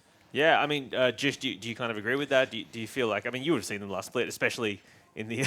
I mean, I was on the desk for this game, so yeah, I do remember that. I mean, is the Cinderella kind of story being arrested by Legacy? Have they kind of worked them out finally? I think, yeah, sort of as Bryce said, it's the first week of OPL, right? Everyone's both like a little bit nervous and a little bit rusty. So I think that the slower game on Legacy's behalf was just more that they were scaling and that they just wanted to close the game out like slowly and methodically. They didn't want to like have any mistakes, and maybe Sin just on the rusty side of things weren't prepared, didn't have a lot of ideas in mind, or just a bit slow out of the gates, I guess. Well, the talking points out of this are, I think, Carbon's Nunu is an interesting talking point, and also Fiora mid, I think we all want to talk about as well. So, Destiny, what's the kind of like thought process do you think behind Fiora? Is it just as a counter to the Cassidy in some way, or is it bringing other stuff to the team comp as well? I think that the Fiora pick was actually really, really good in this draft because he can match the Jarvan and the Cassidy. So the real win condition for Sin was pretty much taken away because they had to pick Twitch because of the 80 carry bans. Yeah. So pretty much their only engage was Gragas. So that was the only way of like forcing mid. So eventually the Fiora has a good lane matchup and she gets the outscale. So she can just do whatever she wants. And when they tried the collapse on them, they got Baron for free. So I think the Fiora was a very smart pick, and it worked out really well for them. Yeah, and I think the Fiora was definitely something that Legacy had prepared, obviously. But with the cast third pick for Sin, namely on the red side, they get to pick that and they get to ban 2 counters immediately, and they banned the Ori and the Lucian, right? So like they were picking Kassadin, expecting to have a good matchup in the mid lane, and then Legacy preparing the Fiora means that they lose that matchup, and then Legacy just answer with the 80 carry bans, and they have a losing matchup bot side, and then they just had nothing to do, I guess. They just had losing lanes all over the map, and it was just really hard for Juves to make plays early. And then as we were talking about, the Fiora is just going to outscale, wins both splits, and it just felt like really rough. Like I don't know. Like I feel like there was a large fault in the draft for them. Yeah. Yeah, on the draft, I think it's just that they secured maybe one of the better matchups into Nunu. So Nunu is really good against things like Lee Sin, Graves, who rely on their attack seeds for skirmishing. Gragas is obviously ability focused, so he lands his E, lands his Q. But I think, once they sort of had 3 lanes that weren't going to have any sort of wave control or priority, that they're all going to get shoved in, it makes it really hard for Juves to actually invade the jungle, get any vision control or anything. Right. So you're saying once you kind of once you have this draft, it's difficult for him to play that proactive style he wanted to play at the end of last split. Yeah, exactly. So I think all of his opportunities sort of dwindle, and he loses options to make plays around the map. Yeah, I think that like free pushing lanes is so bad because it unlocks Nunu to just walk into your jungle, eat your camp, and like no one can collapse. It was like the first play. It was very evident that like Kassadin had the push, and then top lane Tally had the push on Rumble, so they could just collapse, get that first blood, and it like set up the game for them. But it wasn't a perfect game from Legacy by any stretch of the imagination. Ejimo, I want you to walk us through. They had a very strong comp coming out of the draft, but then this early team fight, I mean, they're making mistakes, yeah? Yeah, absolutely. I think as we bring this up on your screen, the one thing we want to look at is Tally, who TPs in very soon. Rogue goes in with the W here, gets the engage off. And the thing to note is Jarvan is in the top lane, no TP, so they have TP advantage. They get the engage off, Claire goes down, but Tally is just above them right now. But then he chases the Rakan up into the top of your screen, as you can see him, and he's completely irrelevant to the fight. So Sin can re-engage down this bot side. Legacy have the numbers advantage, and they should just be completely wiping this fight. Rakan has one combo. He goes in with the ult, with the W, and then I'm a support player, he's just a support. He's used his buttons, and he's completely useless. He's just there to drop wards now. Yeah, basically. Tally's just chasing him through the top, and so Sin actually get to trade fairly evenly in this. I think towards the back of this replay, Ryoma's going to go up and he's going to trade kills with the Xayah. So what should this have been? Like should this have been a clean sweep from Legacy? Yeah, absolutely. Tally should have grouped with his team, and then he should have just like completely wiped the fight, and then Claire would have been able to TP top and catch the top wave. Yeah, I think definitely. Like Legacy should have 100% won that fight. Like no Jarvan TP top was crucial, and it actually benefited Sin because Fiora had to burn TP top. And now Jarvan got like his lead back from a mistrade, and he got back into the game. And then 2 kills on Kassadin and like started ramping up. Yeah, it was just poor execution in the end. All right. Well, we've been talking a little bit about Claire and Claire popping off with Fiora in the mid lane now, but a lot of deaths as well, right? Claire's finding himself kind of caught out a couple of times, copped himself a couple of deaths. I want to take a look at this replay because there's a 2v1 in the bot lane. He gets himself caught, and he sets up the rest of his team for kind of a messy Baron. Yeah, it's actually like such a super exciting fight because this is one of those like 1v2s that you expect to see in a montage. I think Claire's probably going to be angry with himself that he misplays this slightly. So he starts like dodging around the Jarvan, he gets all the vitals off and starts getting the heal. So much damage. Yeah, he just misses the riposte, and then he blows Jarvan's flash, but maybe there's a slight improvement there that he gets to like kill the Jarvan and it changes things. But he gets Jarvan to base, and Jarvan has already blown his flash. And so he's got a couple of summers out of this. He's also made it like so much pressure on the map that Legacy start the Baron here, and it's at 2.3k before their like top lane is even there. Yeah. They try Sin try contest here, but it's basically too late at this point, and then they all get corralled into the pit here. And as you see, like Legacy Tally. They clean up. Tally gets triple kill here. So much damage. Yeah, and from here it's super hard for Sin to come back. Like how they're going to defend against those turrets when they have no side wave control. Yeah, that's basically it. I mean, like, Clay got caught, but he was just so strong in that fight. But that was the point of it. He was like, Yeah, and I mean, like, he got caught a few times, like, in the top side when Legacy was pushing the bot inhib. And I think we can attribute, like, some of Legacy's slow ending to that game. Like, Jish was saying upstairs that shouldn't have been, like, a 45-minute 2-Baron game, I think were your words. Like, Legacy had the lead. Those exact quotes. Exact words, yeah. I've just stolen it. No, those were the exact words. He's good at stealing tweets. Yeah, by the way, let's just be very clear about that. I tweeted that first. That wasn't copied. I don't know what Spawn's talking about with this. That is an absolute lie. I tweeted that first, and then Jish just copied me. Anyway, sorry. I feel like I'm getting very invested in Twitter this split. But Ejin, please continue. But yeah, as I was saying, I mean, it was just a slow end from Legacy when it didn't really need to be. Yeah. And as we talked about before, maybe nerves, maybe Claire although it was a prepared pick, obviously, into the Kassadin. I don't know Claire as like a Fiora player. I don't know about you guys, but I've never seen him play Fiora until now. So let's look at Claire's stats in that most recent game as we bring him up. And when you look at that, I mean, what in particular stands out for you, Jish? Firstly, damage to champions. Yeah. Like, that's a lot of damage for a split pusher who's who's trying to just hit minions all game, really. Yeah. Obviously, he did get in team fights towards the end, and he was cleaning up a bit. But yeah, no, obviously, the main set there to me is just going to be his damage. His KDA is not like very attractive. Like, that's not a pretty score. that's a battle Fiora. But yeah, Every kill gets a death. yeah, no, like you tell like he put a lot of pressure into the game just because So- he was trading himself, I guess, for objectives and pressure across the map. So then moving forward then, does Sin ban out the Fiora and continue to pick the Kassadin? Or do they just try and ban the Nunu now? Like, moving forward, what's the draft for Sin look like? Yeah, so Sin's draft was specifically like a red side. They had to tailored ban draft. Sin. They had to ban Zach. They had to ban Galio, presumably. Well, yeah, firstly that, but also you won't see Kassadin third picked on blue side just Right. because there'll be an immediate answer. So I don't think Ryoma necessarily plays such an aggressive mid matchup. He might be a little bit scared and want to just play mages. But I think that's definitely something that won't happen again. Again, having said that, maybe it will happen and I look like an idiot on air. But no, I don't think we'll see that again. I think that Ryoma's going to default something to maybe something safer and he'll look to farm out this game. Elsewhere in the draft, I mean, Legacy banned away Thresh. That was their first ban, I believe. Yeah. Away, yeah. Yeah, I think it's kind of interesting to me. We just got upstairs and I just see the Thresh ban was their very first ban. Yeah. And I don't know why, like, what's his name? Cupcake, sorry. Legacy Sport Cupcake plays a really good Tahm Kench, and I don't think you need to be banning Rogue's Thresh if you have a well-versed champion like Tahm Kench. He's very good on the melee supports. As an answer to that immediately, I feel like that's slightly wasted. But as Jish was saying, I think with the swap sides this next game, I don't think it's going to work out the same way. Right. And I really want to see FBI on a better matchup. They had the Rakan, which was immediately answered by the Braum. And then all the AD carries were banned away, like we said. So they didn't really have much of a matchup bot. FBI and Rogue were just kind of stuck under their turret, which it's not necessarily bad for a Twitch to be scaling up, but when the whole comp gets outscaled anyway, he kind of served no purpose. So I want to see them on an aggressive matchup because that's where they've looked the best, and I want to see FBI in a position to succeed. I just want to see his Caitlyn again. That was so Yeah, exciting. That's why they Yeah. banned it so quick, though. It Yeah. was like the second second ban. ban. True. I've got a couple of sports here on the desk, and I'm going to give you a stat now that may fill you with rage. But Here we go. Cupcake, I'm told, the boffins in my ear are telling me Cupcake placed 40 wards in that game. 40 Rogue placed green wards? 90. 90. Yeah. Okay.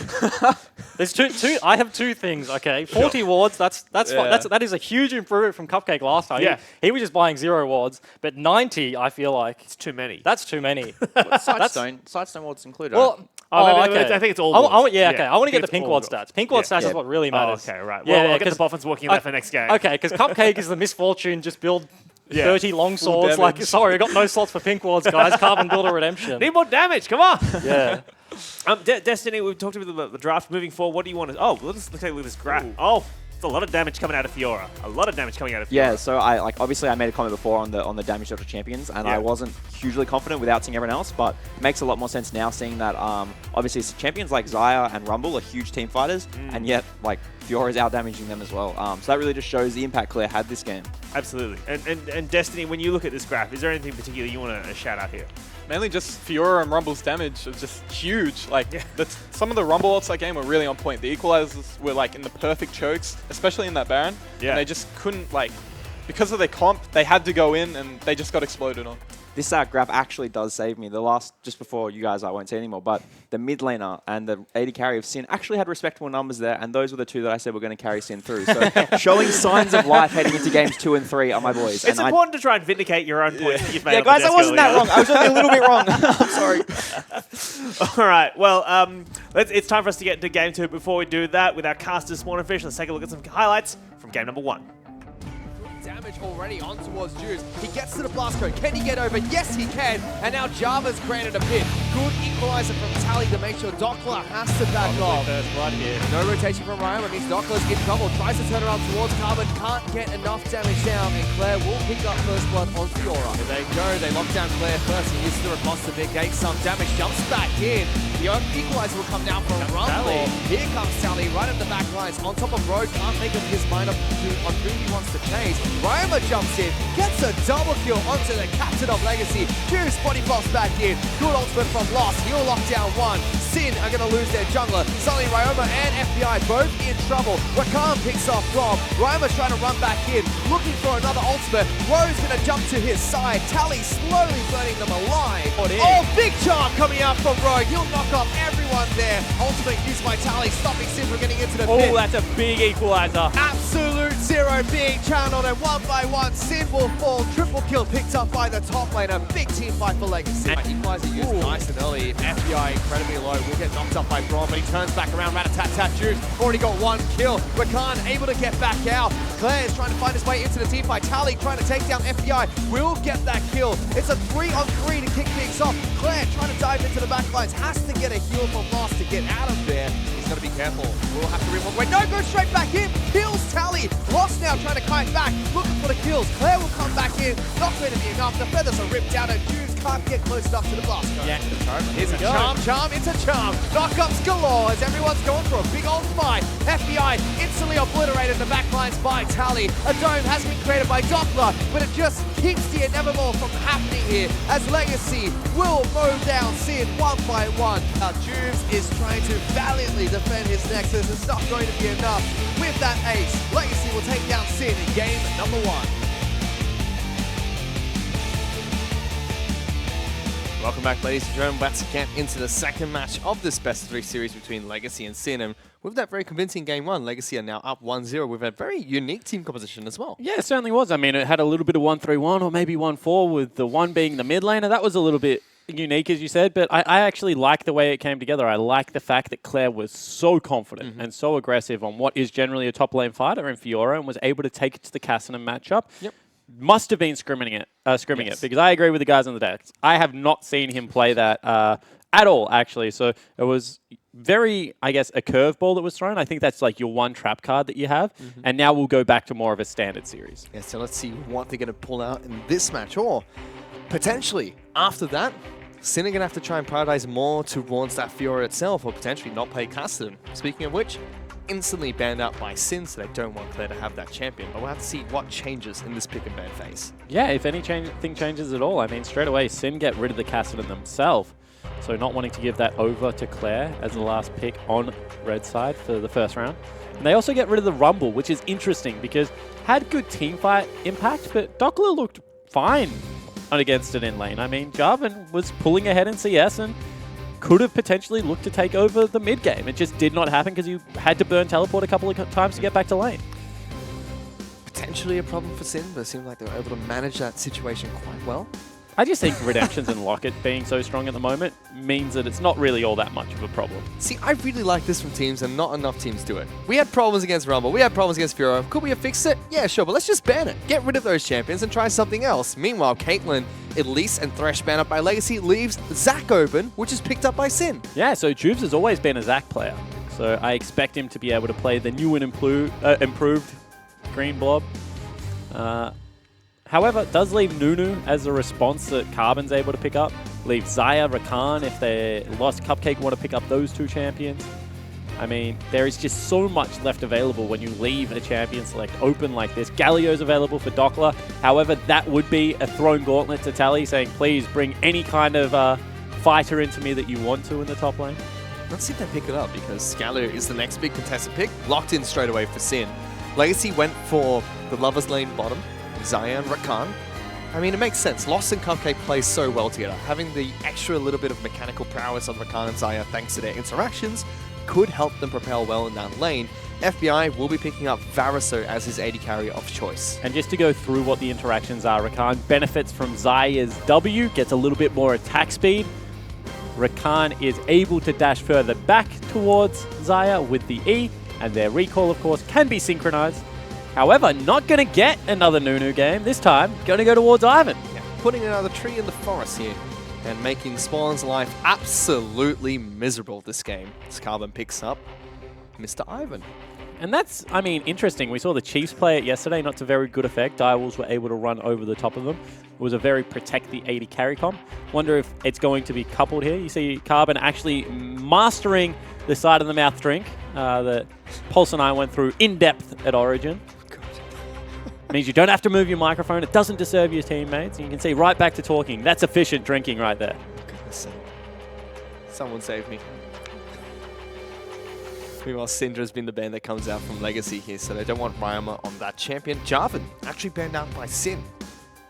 Yeah, so not wanting to give that one over to Tally in the top lane matchup. Of course, you would have to expect that that is going to be a top lane Galio, although T-Gun has some very strong words about support Galio and how it's actually good. Renekton's the final ban from Sin. Lucian taken away by Legacy. We've seen so many Lucian mid players pop up in Oceania.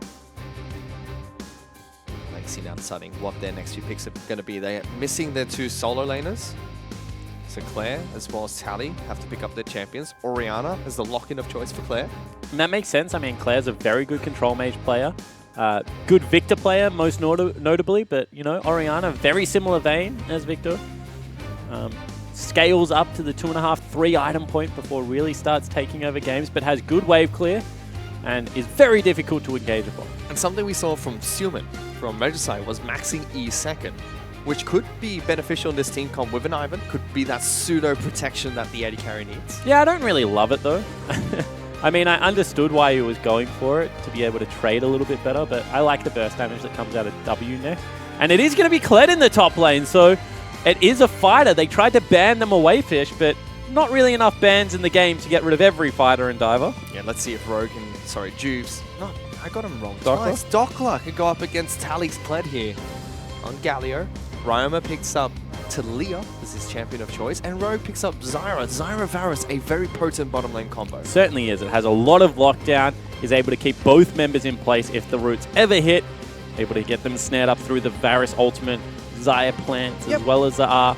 So lots of damage coming out. However, I like the ability for Legacy to engage onto a Sin lineup if they ever get ahead. At the same time, they do have to be prepared to be able to disengage successfully from a Zac-Galio combo, which is easier said than done, Fish. There's 2 components of Exodia and Sin anyway. Galio as well as Zac.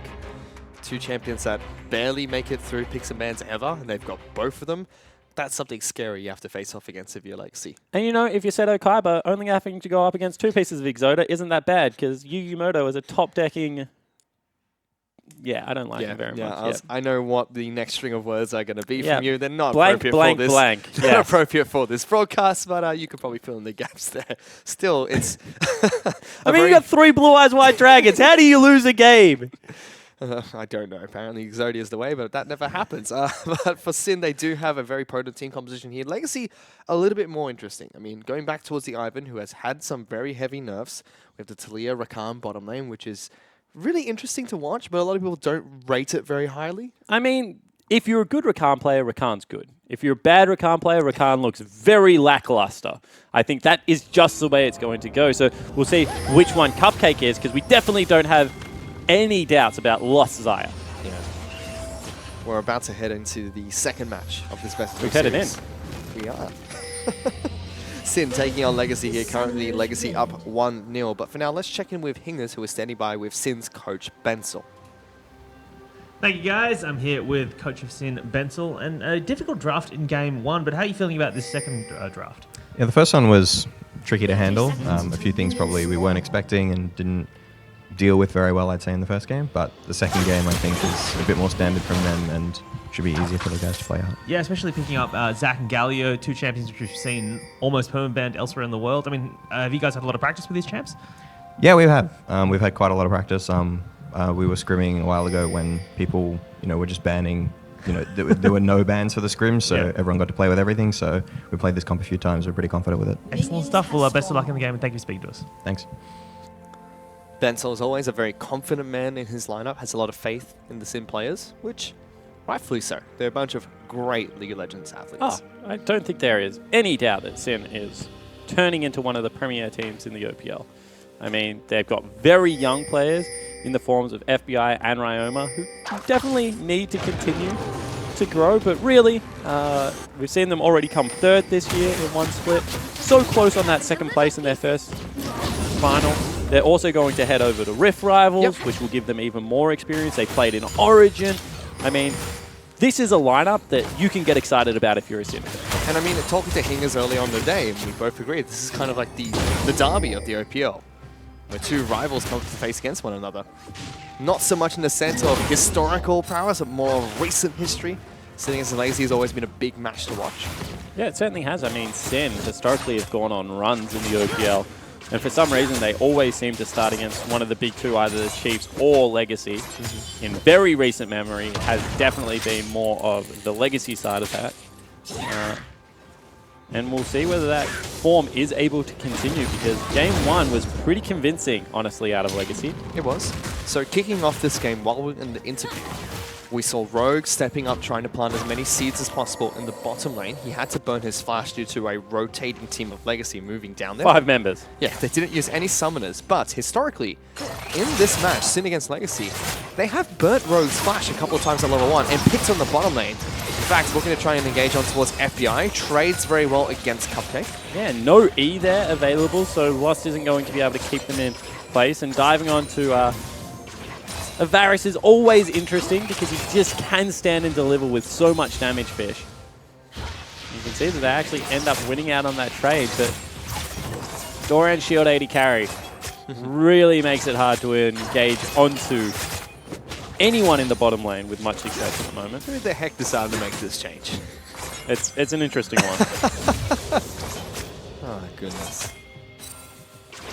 Tweet coming in from Blinky, who I'm sure is in the studio right now getting ready for his match later on today. For context, Cupcake bought 10 pink wards and Rogue bought 31. All right, that's a little bit of a difference, but some action, Fish. Talia has been caught out here. Ryoma flashing over the wall, trying to get back to safety, and successfully does so. So gets out of a sticky situation, burnt Claire's ghost, burnt the exhaust from Cupcake, and a flash from Carbon. Yeah, so they use 3 summoner spells, they get 2 in response. Big thing, however, is they also send him back to base. And the lane is in a very good position right now for Claire. As well as the fact that the 3 buff is going down. Ivan definitely is still good if you can play him aggressively. I talk about it a lot, but keep your smite available for enemy camps only. Prep yours, invade heavily, and you can still make Ivan work. You can see that Carbon is ahead in experience. However, Juve's now going for his first gank. Has been spotted out. Tally's off his mount already. And it's not at halfway charge, which is where you have to be very careful about him getting Scar back. Once that bar starts to turn yellow, it's difficult to get any ganks going because he turns invulnerable, he gets so much health back. It's just so frustrating. But for now, he's just so tiny, small, and insignificant. How dare you talk about Claire that way? I mean, the big all thing about for me Scar right now is he's actually been zoned off creeps. So you can see that Dockler, although he misses that one, has been able to get up about 8 CS. See whether Kelly can catch up now as the creeps crash underneath turret. Because of the W mechanic, it is very easy to last hit on the blade, whether you're on your mount or not. Mid lane, as you mentioned, Ryoma was forced back to base. Nice little split. Oh, that's hard. Carbon almost tags him with the snare as well, which could have been lights out for Ryoma. Trying to come out of Fog of War twice then, Carbon. I feel like Ryoma knew he was there. So it wasn't a successful gank. However, the flick came out, but Claire returned fire pretty successfully.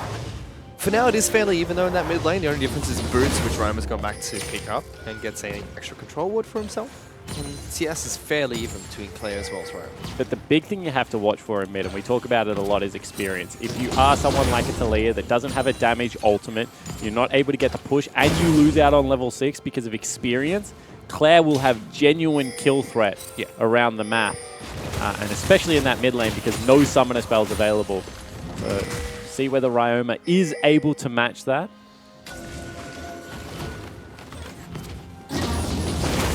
Still sticking around this mid lane, pushing that one out. Again, very quiet start between and Legacy and Ryoma, Chiefs. because he was able to clear out that back line, actually gets ultimate first, ticks over to level 6. Claire's going to grab it on this creep. But you can see no aggression coming out from either mid laner, just happy to trade creeps. Yep. Trying to still be a little bit more aggressive. He knows if he gets those Thunderlords procs off, Ryoma doesn't have as much sustain thanks to not having the shield or Talia. But still, no big rotations from either team so far. Both top laners have their teleports. Galio is roaming down towards the mid lane. Here we go, a little bit of engage coming in. Galio's got ulti. Yeah, Juice jumps on towards Claire. Shockwave used by Claire. Only clears the mini wave, so not too bad, but didn't lock down Ryoma. Certainly didn't. And that was just a hair's breadth away of being able to clip Ryoma on the very edge. Ryoma did a good job, however, of being able to dance back. You can see that the fight is continuing in the mid lane. Good flick on Carbon. Good flick. Carbon's locked down by Juice. He doesn't have his flash available right now, but not enough damage coming out from the Zac to lock down the magical tree himself. Claire's going to continue chasing forward, and Daisy's going to town. Yeah, I mean, this is just what happens when... Oh, Cupcake. All right, we've got a little bit of a lull here. No, we don't. They're going to keep fighting here. FBI taking quite a bit of damage. You can see the attack speed steroid helping out Cupcake and Lost. All right, so what I was going to say is this is what happens when neither jungler really does damage on an auto attack basis. You can see that Juves unfortunately missed his abilities there apart from the Q, as we have some more aggression fist. They're going back in. Ultimate used by FBI though. He's very low. Uses the heal nice and early. Teleport coming in. Teleport's coming Both behind. of them actually. Tally as well as Dockler coming down, but Tally's getting in there first. Juves will stop him as now Dockler's there, gets an upcut and a taunt. That should just disengage the fight. Tally is a very tanky man at the moment, so both top laners coming down just to make sure no one dies. Yeah, but at the same time, look at what Carbon's doing. It's just so damn annoying. Goes into the other side of the map, takes away a blue buff for himself. Able to just continue to bully out and pick on this Zac. I think Zac's had one buff so far for the whole game. Will now be able to pick up a red. Carbon going to go back to his side of the jungle as well and grab his own. So really starting to put the screws in, and as I was going to say, you know, this is just massive for Orianna, because being able to deny blue buffs away from Talia, but also have permanent blue buff on Claire, just means the lane gets so difficult.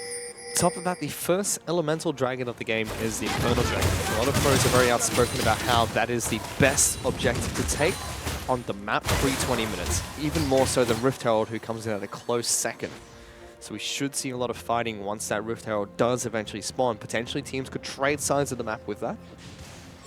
Certainly could be the case. Right now you can see mid and bot certainly have advantages for Legacy, so probably in a better position to be able to take down Herald. True. However, one engagement from Juves can change that story quite quickly. The shove from Ryoma is really starting to take off. You can see that very comfortable just sitting there, throwing the pebbles at the mid lane, getting that started. And because it's Ivan, Tally's going to be able to grab red buff as well, so potentially time for him to start improving that top lane. He is down by about 8 CS, but it's very hard to go up against the early wave clear of Galio when he has triple ring. Tally's doing just fine on this top side of the map, but again, Dockler standing up nice and easy on Galio. He's new to the OPL, very new to the competitive scene in general. Don't know too much about this man, but has had a good start to the OPL so far. Juves though, looking to engage. Good ultimate used by Lost. Actually turning around onto Juves, who's trying to deliver him back into the team. Charms out of the ultimate by Cupcake, keeping Lost safe. Fantastic synergy between this duo. Yeah, it certainly is. You can see that they only burnt one flash there. At the same time, Juves had to burn his, so withstand the gank. They do get chunked out slightly. But overall, not too shabby out of Lost and Cupcake, showing they're pretty experienced with this lane combo. Lost and Cupcake have always just been a fantastic duo to watch in the OPL. Again and again, proving us why so. Dockler is getting shoved in here by Tally. With that red buff, you kind of expect him to lose any trades that Claire decides to go for. But Galio, decent wave clear, especially with the triple ring start that he has top side of the map. And that's what it's really all about, Fish. You can see that he's letting the wave push into him, not really all that bothered about it, just doesn't want to go into a 1v1 fight where red buff's going to be applied, making it easier to get that bear trap on the rope. Now that they don't have this summon spell, oh, this is going to be big. They've locked down Rogue, who's incredibly low. He's going to be the first one to die. Gets his ultimate off, but doesn't connect with anyone. Now Carbon will lock down Juves. No flash available for this Zac. Cupcake is the only one here to do any damage. Meanwhile, Lost has died to plants, I believe, in the back lines. They will pop Juves. Loses his passive. FBI goes aggressive, trying to stop Carbon as well as Cupcake. Pushing any further also forward. tangoing. Look at Daisy though. Daisy's just going to town, and Claire will die one-on-one to Ryoma. in the middle of the river. Yeah, and we'll see whether now Ryoma can get down an impact because bottom lane, Jubes is back up and they're still going, Fish. Exhaust used, good snare coming out from comes Carbon, Ryoma. very low. Ryoma, one more auto attack would be enough. Instead, changing his mind, goes towards Cupcake. He's dead. Carbon's next double kill. That's a delayed triple for Ryoma, who just wiped the floor with Legacy. Absolutely massive. Caught Claire on the rotation down, burned both summoner spells, but were able to take out Claire in the 1v1. Then is able to join the fight late because Jubes got the blobs back. And it is Sin this time around that hit massive. Problem is, doesn't even give him the gold lead yet, Fish, because CS is just so firmly in control of this Legacy squad. But it's so even. It's about 100 gold that separates these two teams. Sin must be on fire after that fight. We can take a look at that one-on-one between Claire and Ryoma again. Yeah, really nicely done from Ryoma to catch Claire out there. You can see Claire's actually not watching that part of his map. And then Delay flashes the wall after Ryoma had used his flash. Just gets over. Don't even know why he healed, really. Maybe a little bit of style point. That was very, very clean from Ryoma. Certainly was. Top side of the map, Dockler. He's been sitting on an island with Tally. They've been fighting back and forth. Just wondering what's happening on the rest of the map. And the thing is that Dockler's going to get very tanky. He is. Tally, at the same time, is going to start doing a lot of damage. And it's going to be about who really can facilitate the team fight better. Now that Ryoma is ahead, potentially he's going to have the push and be able to get access into, you know, top lane, bottom lane. This game could really burst open on Sin's side. However, everywhere else on the map is still pretty firmly in control of Legacy. You can they still have a 500 gold lead. And not really all that bothered by the fact that Tommy got himself a triple kill. It was a really nice pickup that gives them an opening into this game. And if the kills had gone the other way, it would have been horrible. Actually not going for this bottom lane play, however. They sent 3 members down. Carpet instead waiting for Red Blood to respawn here. Should take that one down. Has Smite. Picks it up nice and easy. You can see that Ryoma knows what's going on. He's actually even counter-jungling his own jungler, just taking away everything off the map. They're trying to sneak around Tommy, though.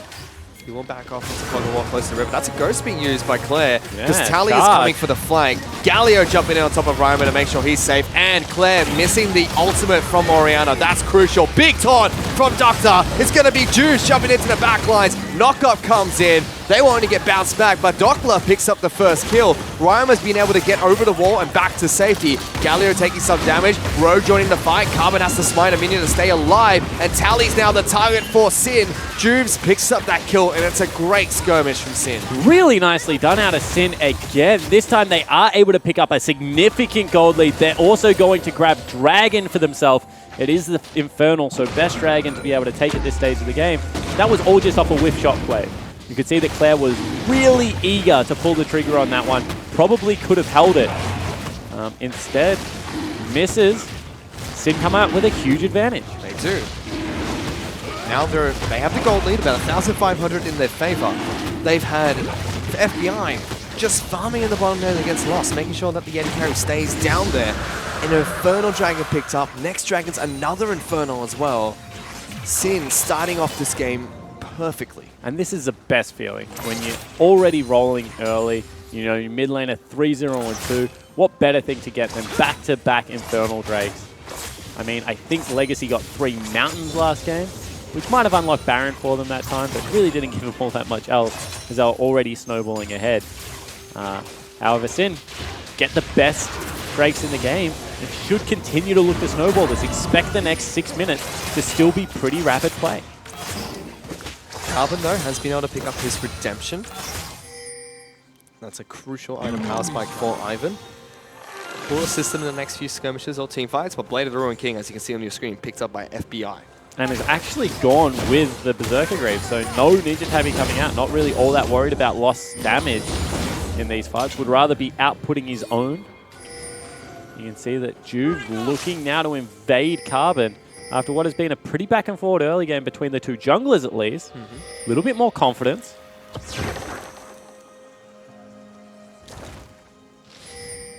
Just trying to see where Jews as well as Rogue and Pathing at the moment. And Scuttlecrab to be taken, but they're content with hiding inside the river. Juve's charging up his jump there, but gets spotted out by the brush placed down by Carbon. And instead, it looks like it's going to be the 5-man, 4-man into bottom lane. That was spotted out by Cupcake. Still gets jumped on by Juice. Instantly dashes back towards Lost. But Juice is still sticking around, so there are a couple of wards here. I mean, it seems like they want to force this play. Ryoma can just wall. They're actually just trying to get the turret for themselves. Might be able to go Here for we it. go. There's the wall. They're jumping in. Doppler has teleport. Tally does not, so this could be a big fight for Sin. Ryoma has already been able to take down Cupcake. That's 1 kill for the Sin lineup, and it seems like they're going to disengage and just take the turret. Yeah, I mean, that's really smart play. Ryoma goes in. Cupcake, for some reason, doesn't flash. Gets absolutely exploded by the mid laner, who's already got himself a needlessly large rod in this matchup. That's first brick picked up by Sin, as well as all the gold going to FBI. So 2,500 gold is now the lead. I think the biggest part about that as well is Doppler backed off to look for a teleport, and he didn't even need to. So Sin still hold on to a teleport advantage, because Tally's is just off halfway off cooldown, if I can't do words. But Roma going for another one-on-one. As Juves coming in, heal is used. Carbon forced to flash forward. Now he's the one that's in trouble. Juves tries to bounce Claire back, doesn't get the full channel off, but Carbon will still die eventually here. The final auto attack from Roma is enough. Carbon immediately takes a sip of his drink. This time has to pull his microphone away. Spawn a little bit too frustrated here. Yeah, it certainly looks to be the case, and there's not really all that much they can do without the wave clear, going back to base, without Carbon being able to place down the brushes. 500 range, 80 carries, just not going to be able to clear that one out. It's now a 4,000 gold lead. And as we said, as soon as Sin had those advantages on Ryoma, they needed to be able to shove up the lane and play aggressively. That is exactly what they have done. They've put themselves in a beautiful position now to be able to take down the second dragon of the game when it spawns in about 2.5 minutes. And really, there's not many, I guess, options left for Legacy. They gave up, as you said, 2 pieces of the Exodia comp. They've got a good top laner. They've got the tankiest jungler running around Summoner's Rift at the moment. And unfortunately, if you fall behind, you're just not going to be able to burn through them. On top of that, Ryoma's having a Ryoma game. Jish was talking about on the desk here. He has that X factor that a lot of mid laners don't have in the OPL, where they're just games that he wins because he's in the game. And he's done that again here for Sin. He's 5-0-2. He's been able to 1v1 Claire a couple of times. Yeah, I don't know if mid laners in the OPL don't have that X factor. I mean, when you have a look at it now, who? You got Luch, Suman, Swiffer, Fantix, Claire has had those games. You just said Ryoma. Yeah. I don't know who else. I don't know if they have it as much as Ryoma. I mean, Swiffer. Ryoma is a good mid laner. I just think that mid lane is one of the most stacked positions in the competition at the moment. Legacy during this time, they're going to try and equalize turrets here. Doc actually in a sticky situation, but we're not going to watch him die. Yeah, we're just going to watch top lane turret as FBI's in trouble. He's taking down a top lane turret by himself. It's Dockler trying to 1v4. Almost gets the upper hand doing just that. He's been locked down by so many crowd control abilities, but look at how long it takes to kill this Galio. There's enough time for Ryoma to come down here, and he's not dead yet. Cupcake's the one that's in trouble. Dockler tries to go back in. It's just so hard to kill this Galio. Well, the problem was they didn't want to use any ultimates to do it. And in the end, that comes back and bites them because now they've lost so much health, they can't actually push in, although now Tally has. Jumping into backlines, hits the bear trap on the rope, pulls Ryoma back in, but a good shove will knock them all back. However, Cupcake goes in, will eventually die to Ryoma, but still. They're on the inhibitor. I mean, it doesn't matter. Even though they get the big shutdown bonus, they're not going to be able to stop this inhibitor from falling. Feels like deja vu. At least the turret goes down. I believe this has happened to them before. They just lose their base turret 20 minutes into the game because they're overzealous with dives. And now 38 minutes into the 35 seconds until Dragon spawns. They're going to have the full members back unavailable for the Sin lineup. They have all their ultis available on the 3 members that were just pushing the lane, and feel like Legacy overreached there. They really wanted to take down Ryoma and spent too many crucial cooldowns without getting a big gold advantage off it. 9-3 in kills in favor of Sin. 4,500 gold lead in favor of Sin as well, with that second Infernal Dragon now spawning. Carbon trying to get positioning around this pit, will secure Scuttle Crab and is now making sure there's as much brush as possible in this Dragon pit. Yeah, Juice actually recalled after they took the play. I thought he was going to march straight towards Dragon, instead went back. So this is a good opportunity for them to burst through it. They need to prioritize more damage, however. They've got it. Legacy take that down. It'll be a good play from Carbon. So against the play, Sin give up a Drake that should have been theirs by all rights, Fish. 2 Infernal Drakes would have nearly been the nail in the coffin for this game because they are just so far ahead. Instead, now we get the cutoff. Ooh, that's going to stop Legacy from getting towards this mid lane inner turret. Very interesting use of the wall by Ryoma. Let's see if it pays off. Yeah, already half the damage has gone onto the turret. Will mean now that Claire does get to approach, he'll be able to clear it out. Tally takes half his health, however. And you'd think if FBI was in the right position during that play, it would have been a great wall by Ryoma. They still get good damage on the mid lane inner turret. Just don't kill Wants it. the dive still. It's been spotted out. He's still going in. Juice with 3-man knockup. Tries to bounce people back again. Not the full charge he needed to do just that. Doppler is tanking up as much damage as possible. And still, Legacy are losing this fight. Good Where's in the ultimate back line? by FBI, but you're right. Tally trying to disrupt the back line. Looking for Ryoma. Can't finish him off. Shockwave doesn't connect again as Tally is dismounted during the charge. Doppler picks up that kill. Yeah, and that once again is just Claire pulling the trigger on the Shockwave preemptively. Maybe thought that Tally was going to go back in with his dying breath. Instead, he was well and truly running away. And because that cooldown is down, now they feel comfortable to actually siege up again. Looking for the inhibitor turret here, but Legacy still have 4 members strong, and 22 minutes into the game, no Baron buff. Difficult to take down these inhibitor turrets. Instead, they stick for the 1 turret, spoils that kill, back off, reset the map. At the same time, that was teleport used. That was, Carbon having to burn Flash one more time. There's just little mistakes creeping into Legacy's team fighting that wasn't there in game 1, especially from Claire that had an absolute cracker.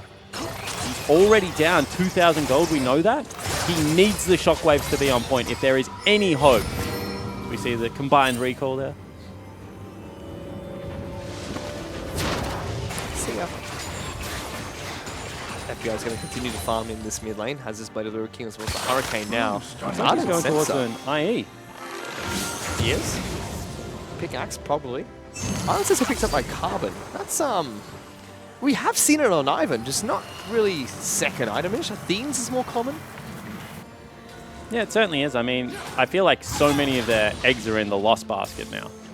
It becomes, can we peel for loss successfully, make sure that he survives, if he's able to R the Zac ult, as he's been able to do twice now successfully, not get carried into the team fight. They do have a reasonably good front-to-back composition. You can see that he's also most likely going to go for the Executioner's Calling into, I can't remember the name, Mortal Reminder, to try and chunk out Juves as well as Dockler. So I like the build so far out of Lost. He is going to be a tank shredder. The game just needs to go for another 10 minutes for him to get to that point. Legacy, they're not out yet. They're only about 5,000 gold down, actually. Which is not too much, 24 minutes into the game.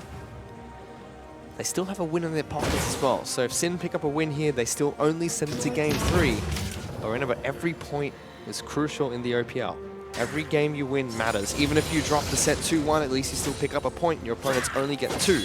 A 2-0, however, gives you all 3 points. Big teleport coming That's in here. That's a big flank. Doppler coming into the back lines. Claire's not there, doesn't have his teleport, but does have ultimate. Carbon fighting 1-5. Oh my goodness, Claire. He's been delivered into the back lines, but is that going to be detrimental? He trades 1-for-1 with FBI. Not a good start for Sin. Roma's now being chased down. Galio forced to use his ultimate to defend him, but gets interrupted. Tally on top of Ryoma. That could be both Sin's carries are dead. Now Legacy, they're going to try and turn this around. They still have Lost alive. They've got another kill on towards Dockler. Only Juice and Rogue left up. That could be Baron.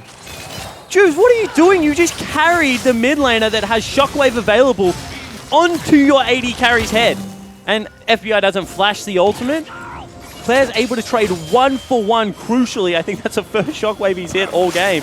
And that's going to spell Baron now for the Legacy lineup. They still have Rogue, they still have Jubes. They can muster some form of guerrilla defense. Let's see if they try to. Baron lost about half of its health now. Carbon is fairly low. Cupcake jumps in trying to engage, but Rogue will flash out of this. They burn 1 summoner spell. Jubes looking to try and jump into the pit. He is 2 levels behind Carbon. Here we Goes go. in early. Lost uses the ultimate. Jubes now trying to run away. That's a flash forward from Lost. Rogue really low. Tally picks up that kill. Claire's joined the fight as well. They're on the Baron still. Carbon trying to tank this one up. Getting really low. Baron has reset Baron's health. gonna kill him. Carbon has died to the Baron. Legacy still get 2 kills, so a delayed ace, and they only lose Carbon to a Baron, so that's not too bad. They lose 1 member. Claire died. Carbon will be back alive before any kind of siege is really here. Jubes is dead at the same time, so it's not like they're going to get any kind of position over the Baron. Really nicely done, actually, out of Legacy. They won a team fight then from about 5,000 gold down. They bring it back to roughly 3. So really starting to put the screws in. And as I said, they've just thrown all the eggs into the Lost basket. And because of the way Zaya's ult interacts with both Galio and Jubes at the moment, going to be very hard to tie him down. We even have another Ardent Sensor being picked up by Cupcake, so really throwing everything towards Lost. He's a little bit of gold off of his locket, which would be a big item pickup for Legacy. Claire, he's always online as long as he hits shockwaves, which he hasn't been doing. I mean, he hit that one. That one he did, but if he hits those shockwaves, the fight can be really different for Legacy.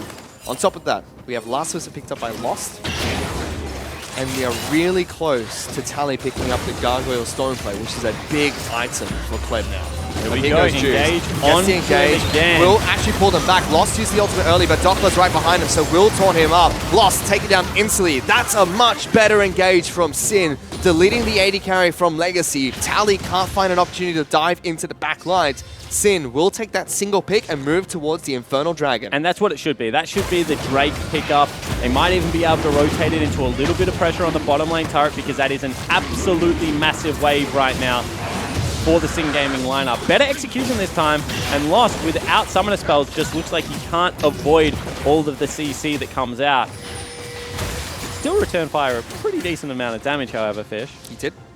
Zaya, certainly a champion that I'm enjoying seeing in League of Legends. Almost felt like Lost. That was the one time he couldn't use his ultimate in time to stop any damage from Jukes.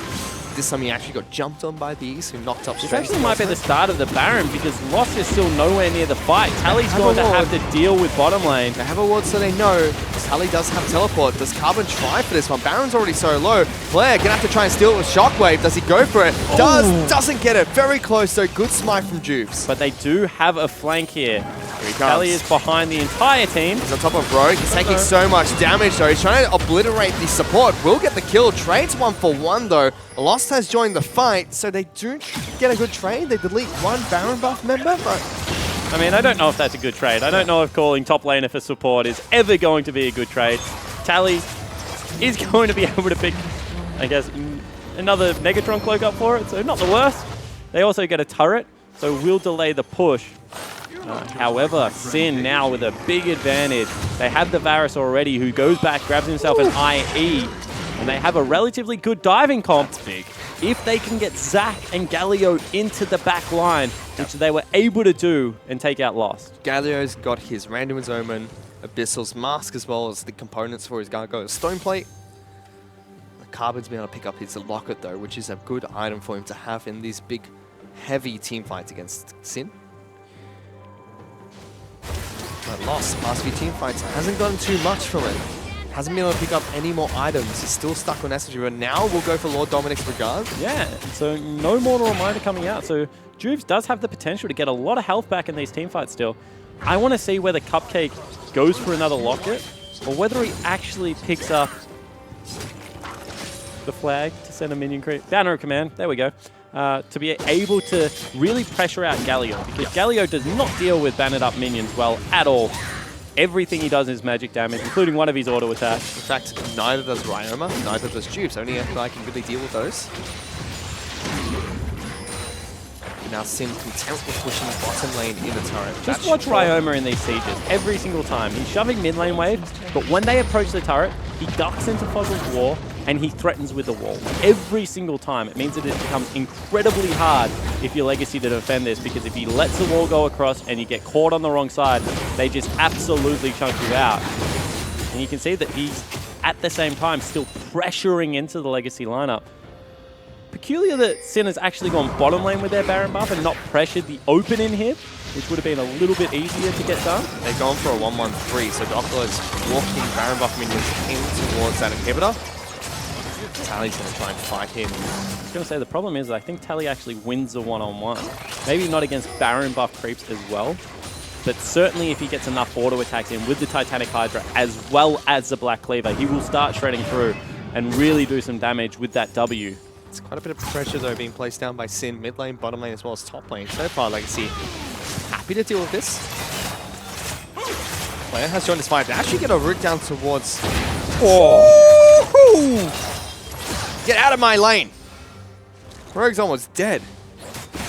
Does blow the flash as well, which is big for Legacy. It certainly is. I mean, what the heck was that damage? Claire is so far behind. It's still able to nearly one-shot. Now the engage is coming in. There's the teleport right behind them, coming in from Doppler, trying to cut off Legacy's engage. He will be able to get a good taunt down, but only connects with Tally. Cupcake jumps back in. Still a fun to back fight. Juice will deliver Claire into the backlines. He flashes away instantly. Tally is the first casualty. Shockwave not good enough. Not good. Only connects onto Doppler. Lost, forced to use his ultimate as well. Pulls back the feathers, doesn't lock down anyone. Now Sin, they have the opportunity to siege this mid lane turret.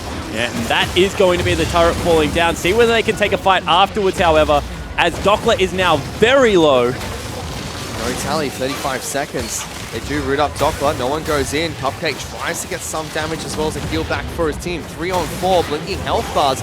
They need Lost to be in a good position for this. Cupcake goes in, here comes Galio's ultimate. Claire back into this fight. Might be able to stop there, and Cupcake going in. Big chance coming out. Doppler's the first one to fall. Claire pushing aggressive forward, but so much damage coming out from Ryoma. Stops Legacy in their tracks. They get a couple of kills, defend one inhibitor, but lose mid lane. Yeah, they lose big damage on top lane as well. But at the same time, what a play out of Cupcake. Able to run in, get a couple of charms.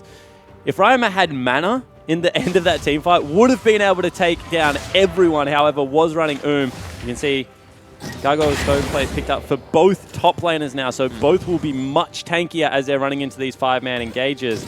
You just feel if Claire hits a shockwave, Legacy win. Yep. The problem is he's not hitting any of his shockwaves, Fish. Nope. Gargoyle Stoneplate, as you mentioned, picked up by both top lanes as well as that locket for Cupcake, so not going for Banner of Command. Instead, still just trying to protect Claire, trying to protect Lost. Juve's got a good jump off that fight, delivered Claire into the team, so forced him to flash away. That cooldown should be down for the next fight unless Sin and Legacy stalled this out. Dragon's up in the next 15 seconds. It's not 35 minutes yet, so it's another Elemental Dragon. Not as important though, because all Infernal Dragons are off the table now. Yeah, and it's interesting because if you're Legacy, you probably would prefer a Mountain Dragon right now. If you're Sin, you might even just take an Ocean to keep yourself topped up, especially if you're Ryoma, running in and out of these sieges. Fortunately, they get neither. As a Cloud Dragon spawns in the room. I mean, you just don't even care anymore. You just want anyone to kill it, so you get an Elder at some point. See whether they're able to pick it up, because you can see Sin posturing very aggressively towards top side of the map, want to take down that inhibitor. Yep. Already recalls being channeled by the rest of Legacy. Doppler is bottom lane though, and he just showed he has no teleport, so Tally gets good damage on towards Juves. He has a Black Cleaver, so even against tanks, as long as it's a prolonged fight, he will deal so much damage. Doppler now in position for an ultimate, which he has up.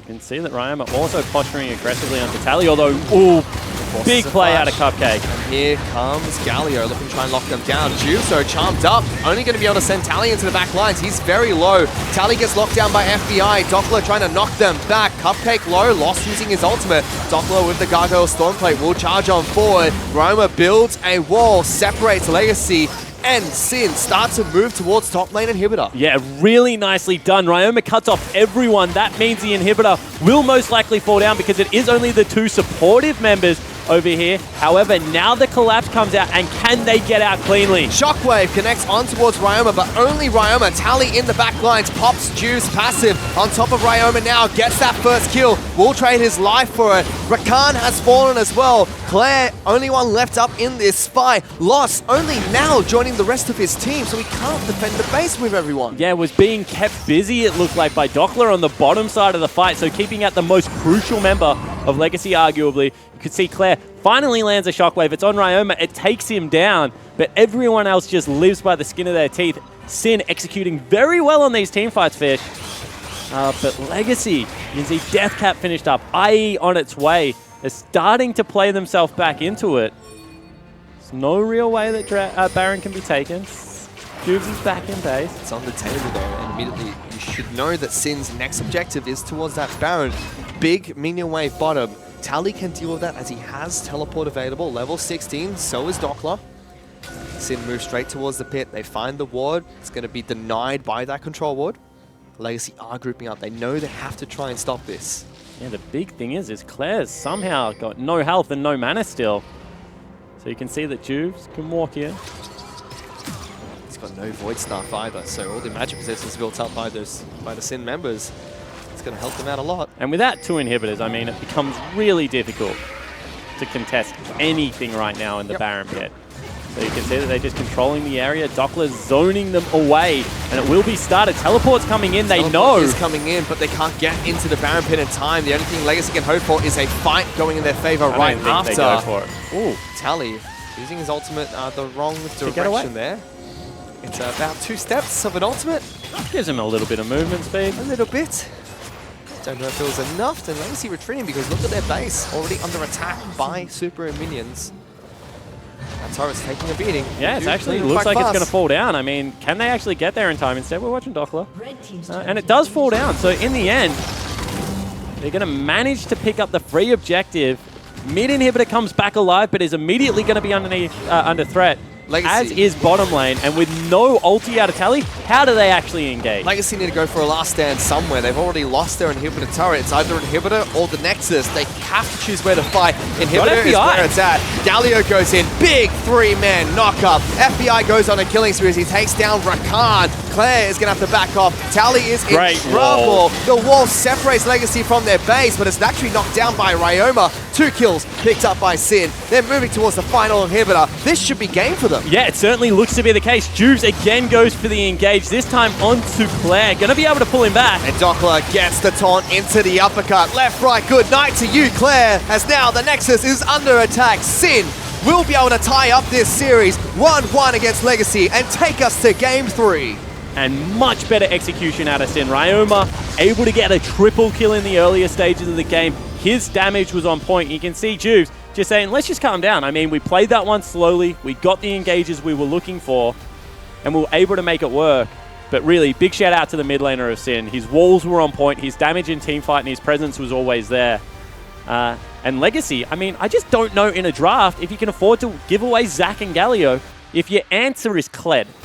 I mean, if they had a much more aggressive, split push heavy top laner to really keep Galio at home, might have made a little bit of sense. But when your 2 carries are being dove on by the 2 biggest tanks in the game, Fish, it becomes very hard to fight your way forward in these team fights. It does, and they had a couple of team fights where they took down FBI as well as Ryoma. Things looked a lot better for Legacy, but you just can't access the backline. Yep, it's just no way for them to do just that. And with that, Sin equalized the game. Carbon as well on the Ivan, not as impressive as his Nunu match in that game. Yeah, it certainly wasn't. I mean, there were lots of problems with Legacy's game that time around. The shockwaves were the biggest one. The draft was really questionable in my eyes. So I think that they have to look at that game holistically, throw it in the bin, and just start from square one, because that was very different from how they played in game 1. Well, to break down that game further and to bring us into the final match between these 2 teams, let's throw it back to Hingers, who's at the analyst desk.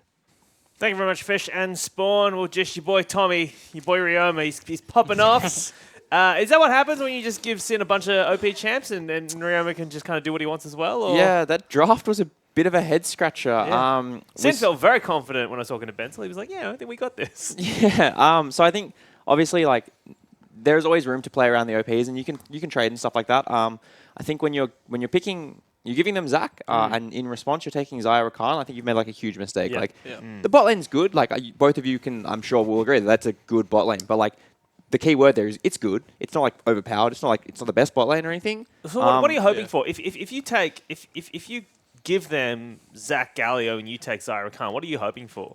Well, I mean, I feel like you need to play through the bot side, and that's just not what they did. Like. Zac Galio is such a big front line, and then Xayah Rakan is such a strong bot lane, and then they picked the Xayah into it, which is a bit questionable. I think when the Braum Destiny showed yesterday that Braum was very good into that matchup. So I don't know why Rogue didn't go for that one, but obviously they liked the Xayah into that matchup. But then Xayah and Rakan, Cupcake and Lost were kind of just fending off Juves' ganks the entire lane phase. They actually played it really well in the early stages of the game. They were 2v3ing and coming out like even or ahead, which in a 2v3 shouldn't be happening.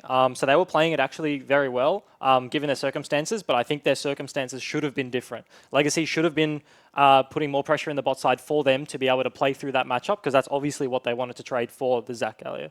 Right. Destiny, when you look at the draft we just saw then, was there anything in particular you would have changed for Legacy, given that they gave away Zach and Galio? Do not give them Galio Zach. that is the best advice I can give you. I don't watching at home, like, why is Zach Galio so OP? Because it's a new split. People haven't seen these champs in competitive because they're often banned. So why is it so strong? It's just like Galio gets triple Doran's rings and just constantly pushes you in. Even if he's in a bad matchup, like, he always pushes you in. And even if he gets behind, he's always useful because of his ult gives 20% damage reduction, which is like crazy.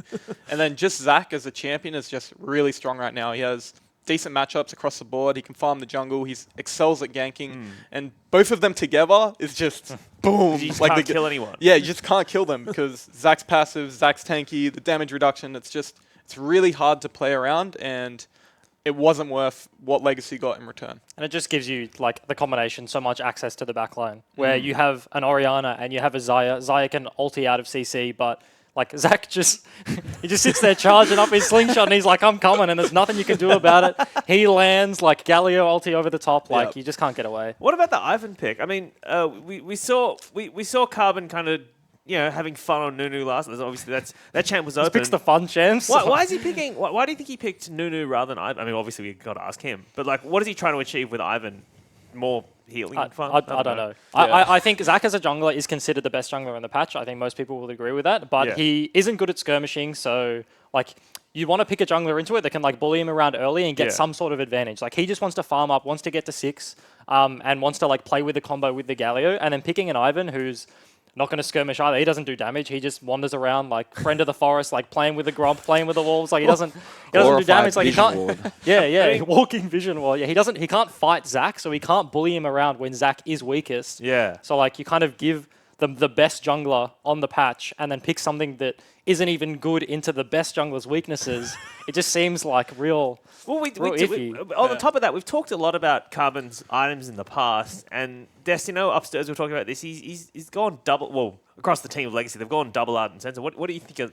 What do you think of that build midway through the game? Yeah, I very much disagree that both Carbon and Cupcake. Yes, they both built art and sensor, and like halfway through the game, please build a locket, Carbon, please. Like, Rakan can get 2 procs of the unsensor because he can jump and then jump again. Yeah. But Carbon can only use it once with his E. So it's more beneficial if Rakan builds it and then he builds the locket, so he's more tankier. But if both of them build it, doesn't stack, does it? So you can't. Yeah, it doesn't. Like, late game, it's okay, but in the mid game, especially versus Lyra, it's very, like, that is a crucial item purchase that I felt should have got punished, but it didn't. Do you know why they would? Was it just a mistake, do you think? Or Yeah, it could have just been communication. Then. Yeah.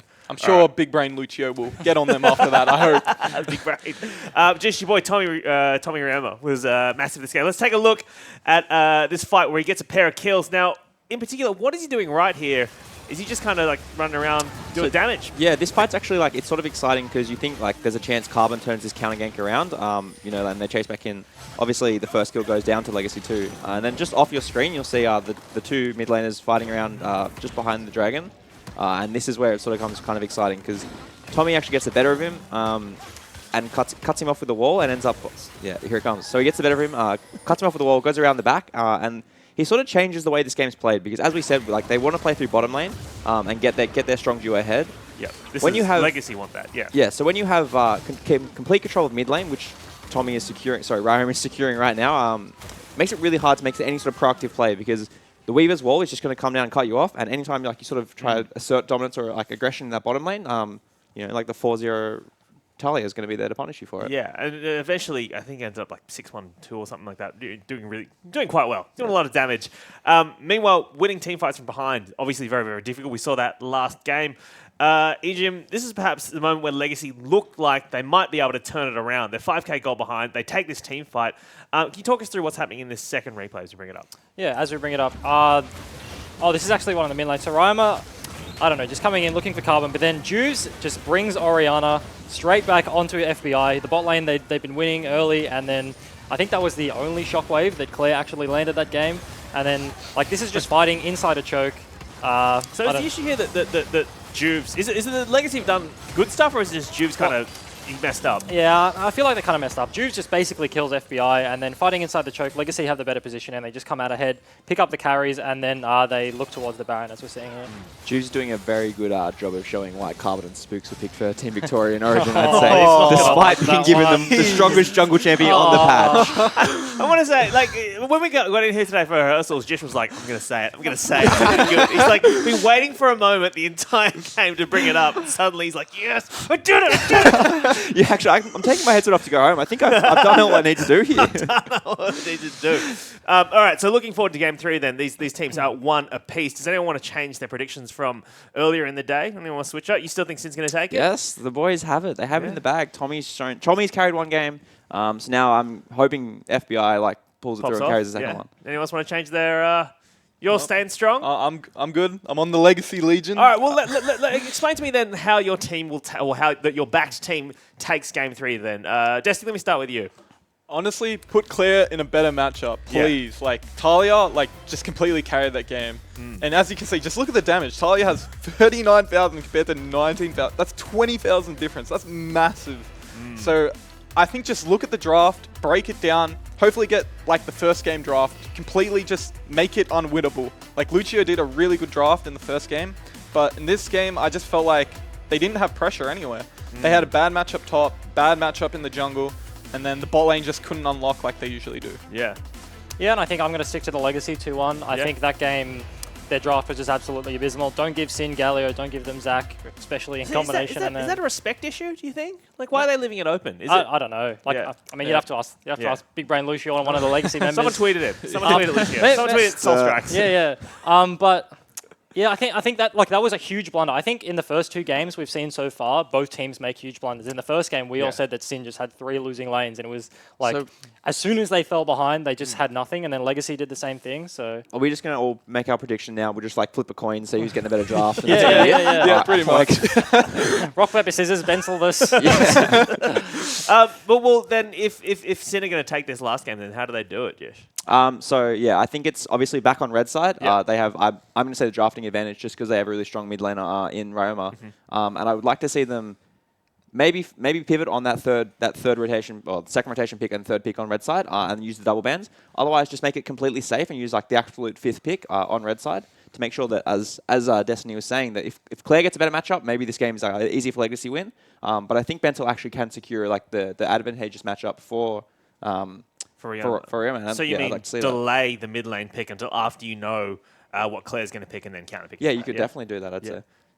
Right. Well, yeah, red side just has absolute counter pick. Yeah. That you have both last the picks, 10th champion in the game. Yeah. The last one, number 10. Interesting. That's how numbers work. I see. That's how the order of numbers work. We got it, boys. All right. Well, before we get into some highlights and go into this third game, I do want to touch on this new top laner for Sin. I mean, we've seen 2 games of him so far. What do we think of him so far? First game, pretty good. Second game, how you feeling? Yeah, I felt like he played okay. He's not doing bad, but he's not doing fantastic. He's just fulfilling the role that he needs to do.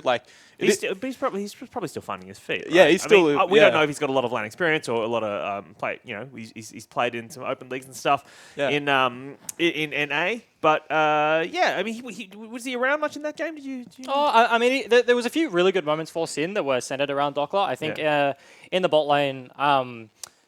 After Legacy had secured a bit of an advantage, I think, they looked to trade top outer for bottom outer, and then Legacy are just trying to kill Dockler in the bottom lane. He just lived for so long, holding 4 of them down there. I guess it's hard, yeah. Yeah, and use a bunch of ultimates as well. And meanwhile, FBI is just sitting hitting their top lane outer turret, and they eventually traded 3 turrets. Sin traded 3 turrets for 1 of the Legacy because Legacy got in that position. We've actually seen this.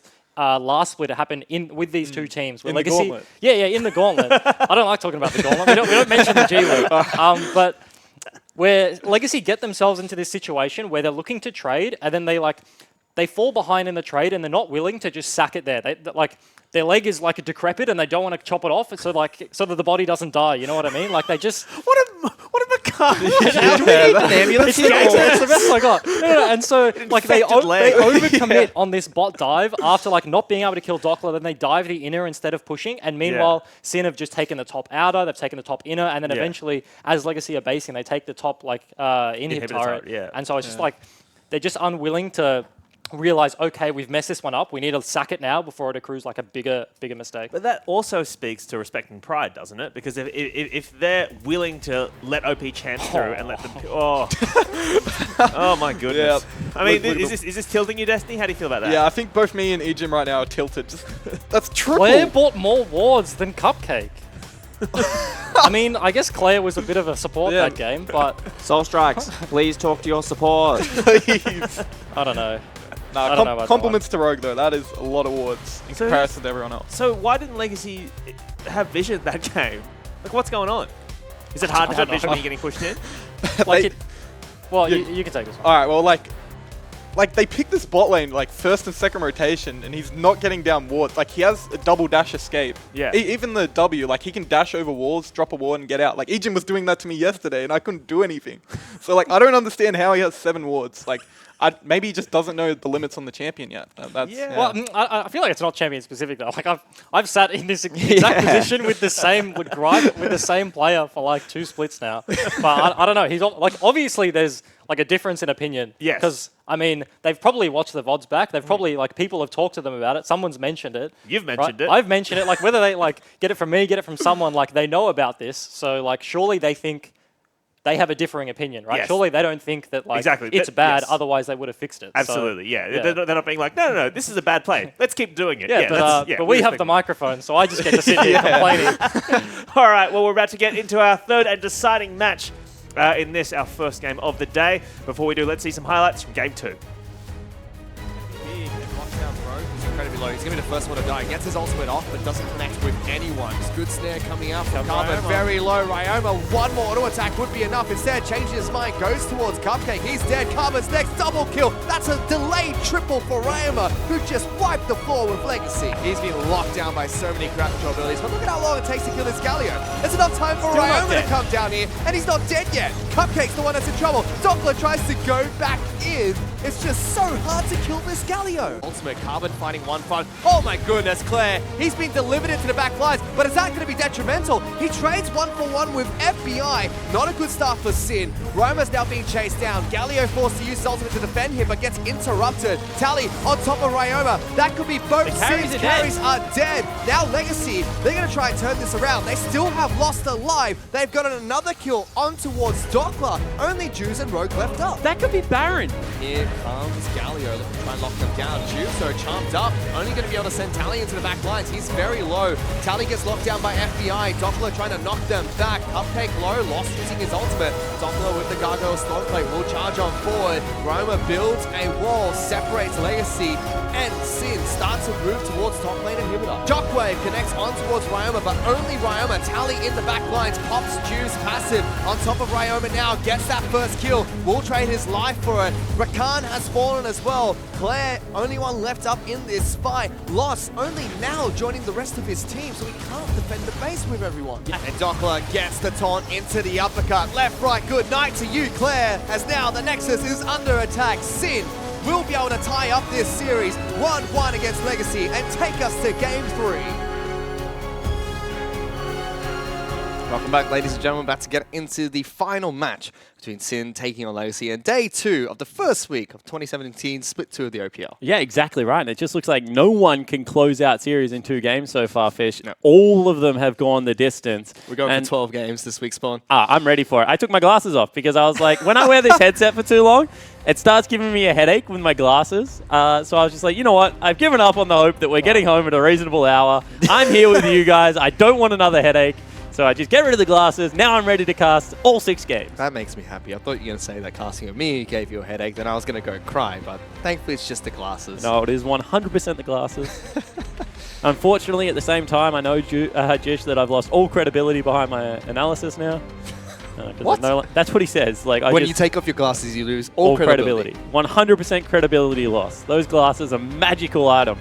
If you pick them up in an MMO, you would be very happy. Well, just put his on and suddenly Immortals were 7th place in the NLCS, so I don't know what happened there. And the funny thing is he was like, it was a roster swap. You get rid of Hootie Rainover. At the same time, Jish, your team's now first on the ladder, and all that they've changed is the fact that they got rid of you. So maybe it's something I don't know. It's the glasses, Spawn. It's definitely the I'm glasses. sure he's got to argue causation, correlation, all those things, but I am 100% on the anti-Jish hype train.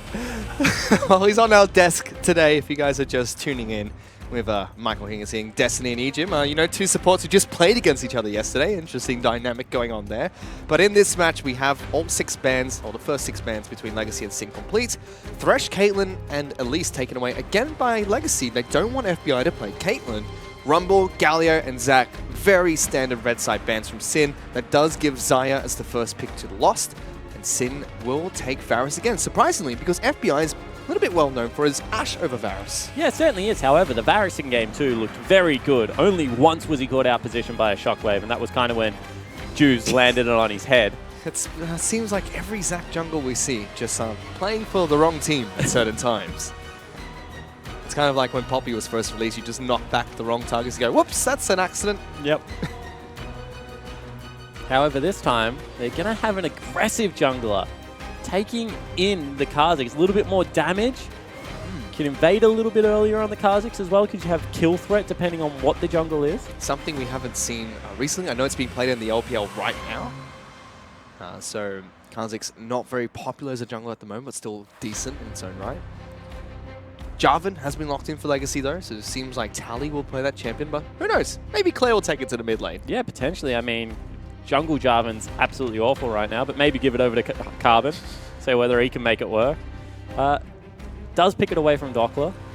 Want to see what they go for here. They actually stick with the Orianna, and that's a confidence play because Claire had a pretty big shocker on it. He did. And it also gives over Ryoma's best champion in the Syndra. Syndra locked in for Sin. Sorry, Sin looking for a support, looking for a top laner. Legacy looking for their jungler as well as their supports. And immediately Sin say, no, no, no. We don't want any Nunu in this game. Syra, the ban coming out from Legacy, targeting towards Rogue. I mean, it makes sense. Rogue very strong on the bullying lanes. We talked about how much synergy exists between Zyra as well as the Varus.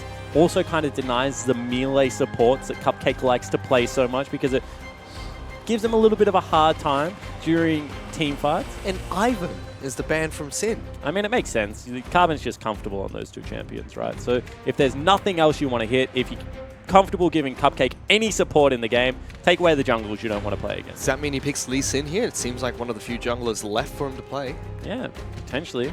Lee Sin. Rengar has seen a little bit of play in the NALCS. Rek'Sai is open as well. Rek'Sai, yeah. I don't really like Rek'Sai anymore. No more farm alarm. Instead, weird dash ultimate thing.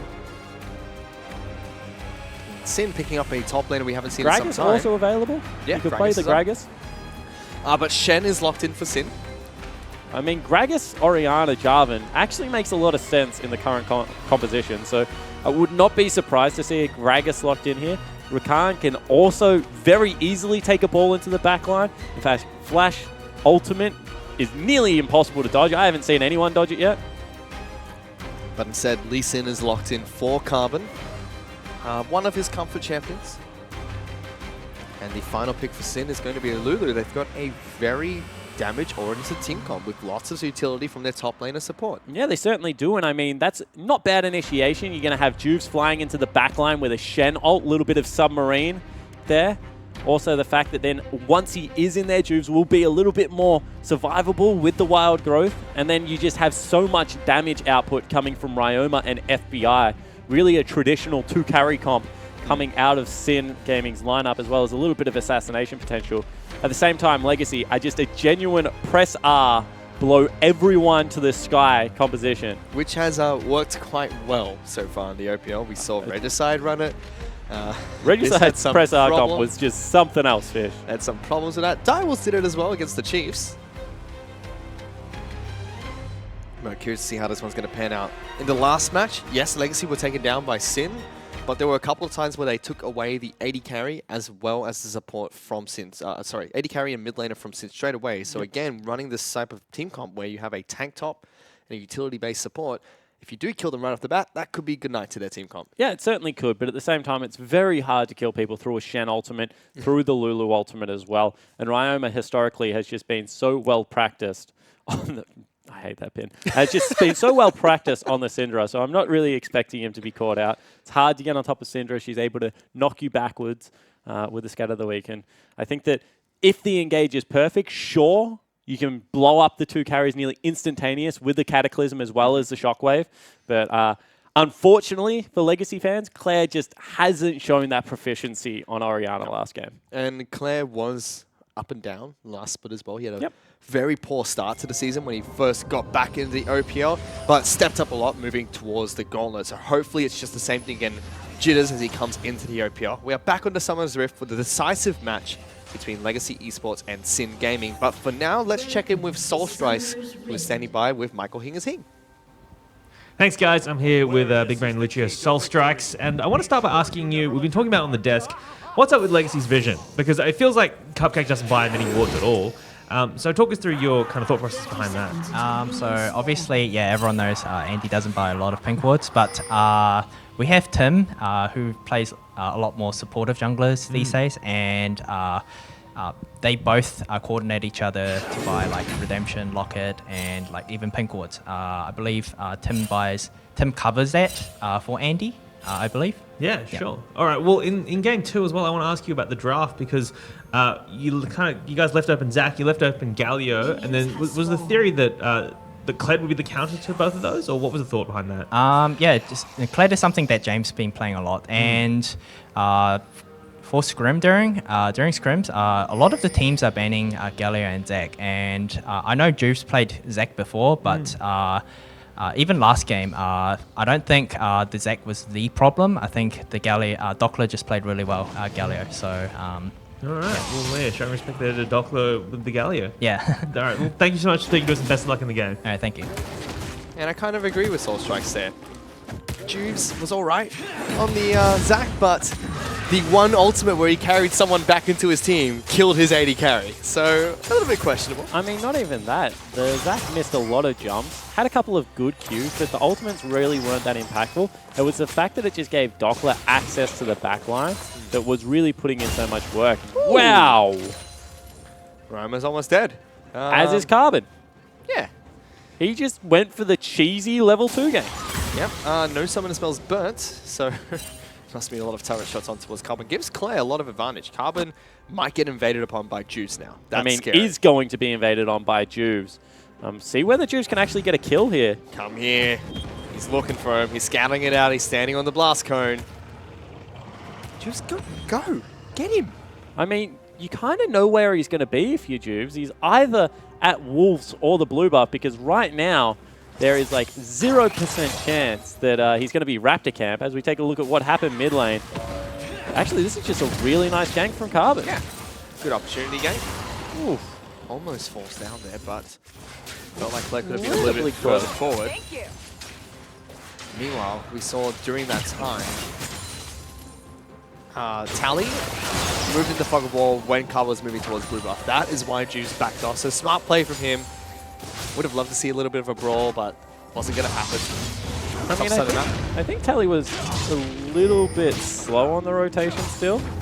I think that would have still been a fine invade over the kind of wall into the wolf pit. Yep. So yeah, that was just a little bit strange to me. I think that they definitely had the upper hand. Instead, they just collect the information. They know exactly where Carbon is now. They know he's playing top side of the map. So Ryoma can play up nice and aggressive. Tags Claire there, but decent trade between both mid laners. Ryoma still sitting very comfortable at the moment. He's happy.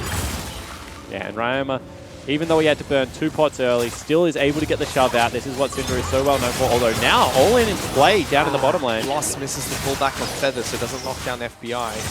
It's a lot of damage in that, as well as the crowd control you need to stay in range as such a low range AD carry. The other thing is you expect Cupcake to get a couple more auto attacks out on those trades. He's dashing around, he's able to get the nice CC knock up in there. But you could see that Rogue was returning fire much more efficiently on the Lulu, and they come out healthier because of that. Juice though now trying to get into mid lane. Claire just stops his recall. Which is still a massive win. It's going to cost Claire a creep wave here. So many poros. So good heads up play out of Juve. Tweet going in for Coach Juice. I think that's targeted towards you, Spawn, but not too sure. He won't be appearing on the desk for the next set. He's visiting his lawyer and filing for defamation against Spawn after that segment. Meanwhile, bottom lane though, Rogue's been forced to flash away. I love how you're like, I think that might be targeted at you. What gave it away? The fact that it said at Spawn lol in the tweet? Carbon, that was a little bit strange. He kicks the plant the wrong direction. Juice. Well, maybe not. Maybe he thought there was a ward on his raptor pit and he wanted to scout it out. Juice decides to just jump on his head. Yeah, exactly right. As soon as that went down, knew exactly where Carbon was. In the mid lane, Claire taking quite a bit of damage here. Ryoma feeling very comfortable despite being at a slight item disadvantage. Ring to Lost Chapter. He looked like he wanted to go back to base, not going to be able to do so. Crucially, the first dragon of this game is going to be an Infernal, which, as we mentioned time and time again, one of the most highest sought-out objectives sub 20 minutes.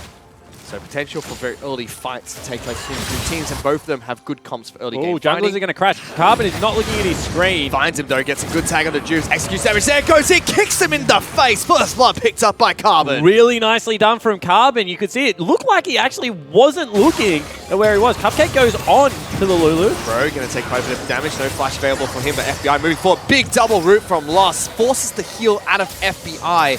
Flash still available for both AD carries. Cupcake has his as well, but Legacy's bottom lane coordinating that so well. Yeah, beautifully done. They still get 2 summoner spells out of Legacy here, and they're going to continue to push in on this wave.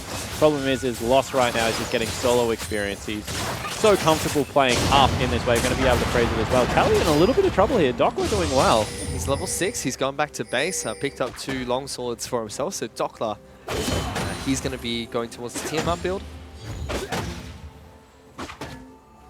And you can just see the instant trades when you pull the blade back through someone.